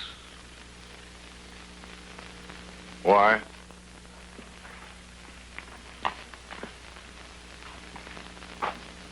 Comprehending, are you, Mr. Grudge? There was a war. At Dandy. When? When? On Doomsday. We don't have dates now, but that's how it's remembered. The exact hour hardly matters, does it? It seems, at a given moment, we thought that they'd drop some bombs, or they thought we'd drop some bombs. Anyway, somebody thought somebody had dropped some bombs. By then, of course, everybody had the bomb. They'd all been wanting it, you remember? It got so with no controls that nobody was really anybody if they didn't have the bomb. What you see before you, Mr. Grudge, is a tiny part of a big, round, radioactive mud burying ground. Is it all like this? Is the whole world a burying ground? All of it. All of the towns, forums, in all of the meeting places, in all of the countries of the world, just like this. Did no one speak out? Was there no single voice of reason? But what about the United Nations? It was supposed to keep the peace. The United? Oh, that town meeting hall. Oh, yes, well, that went some time back, I'm afraid. You see, they dropped out. Or maybe we dropped out. Anyway, somebody dropped out, and pretty soon everybody was dropping or had dropped out. And before anybody knew it, the talking had stopped.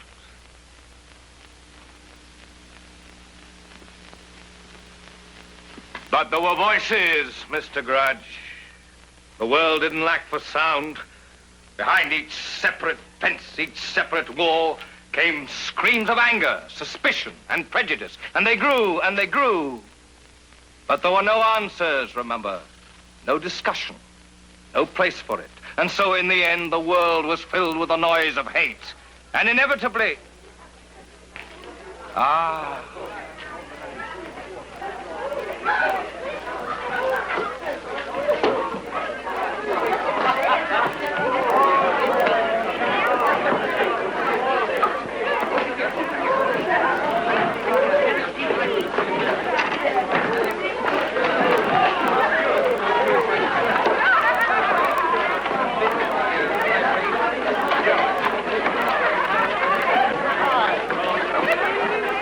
the inheriting strong of the earth, the fittest who happen to survive, the leftovers of the crap game after they rolled the H-bomb and nobody made their point.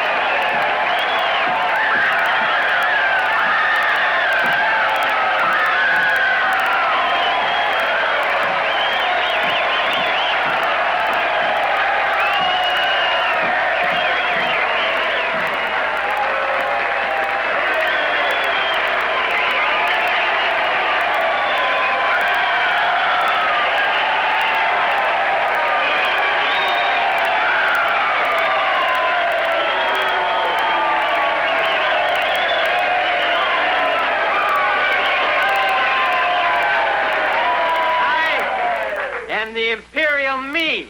The Imperial Me. And this is the non-government of the Me people.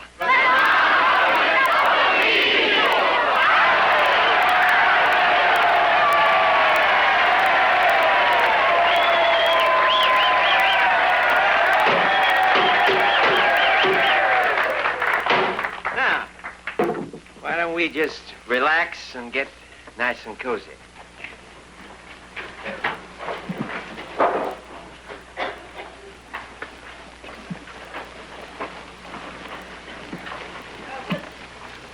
Now, folks, the first item on today's agenda is this business. If the people from down yonder and the people from across river wanted to come in here and talk about what they call our mutual problems, our common differences. Now, they want to talk about our problems. They want to debate about solutions until somehow they get their problems solved. They want to waste our time. They want us to commit ourselves to that kind of surrender.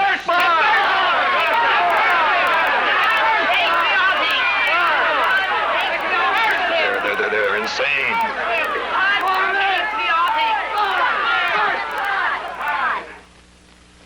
Now then, they don't come out in so many words and say that they want to take us over. They're too clever for that. But that's what they want. They want to take over us, individual me. And if we let them seep in here from down yonder on Cross River, if we let these do-gooders, these bleeding hearts, propagate their insidious doctrine of involvement among us, then, my dear friend, my beloved me, we's in trouble. Deep, deep trouble.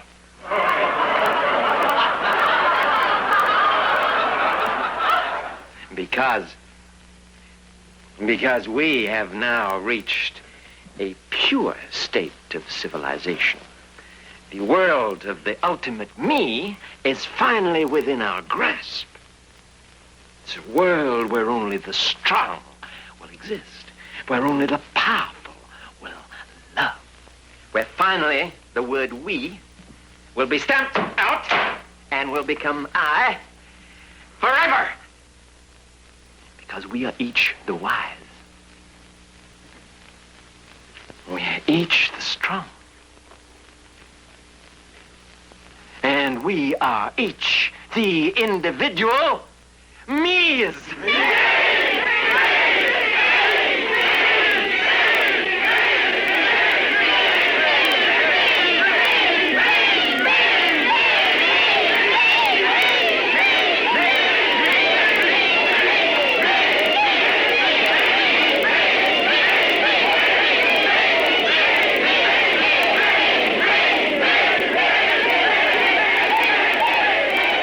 Charles. Hey, Charles, over here, Mr. Grudge. He doesn't hear you. He doesn't see you. You're as much a phantom as I am.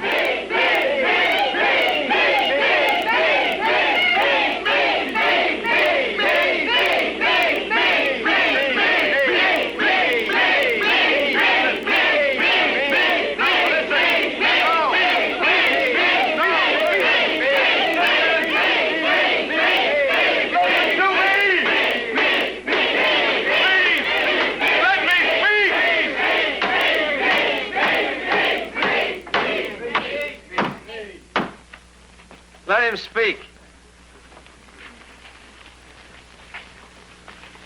To the best of our knowledge, we are all of humanity who remain alive. All that's left. We have survived the Holocaust. And if we are to go on surviving, we must work together now. We must talk together.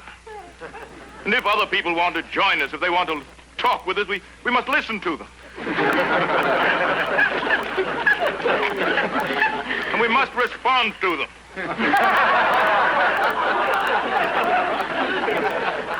We must begin again. We must have law again, and ethics, and honor, and decency.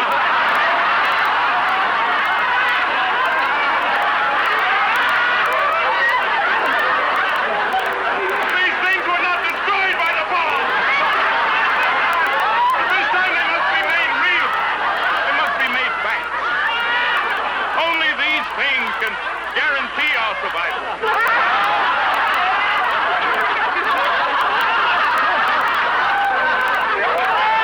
The potential goodness of men.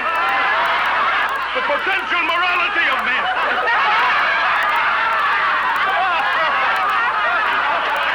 The capability. That's it. The capability of human beings to achieve dignity and decency.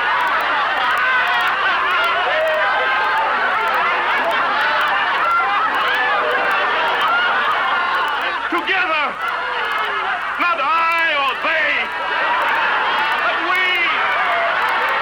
Don't you understand? The only alternative to that is nothing.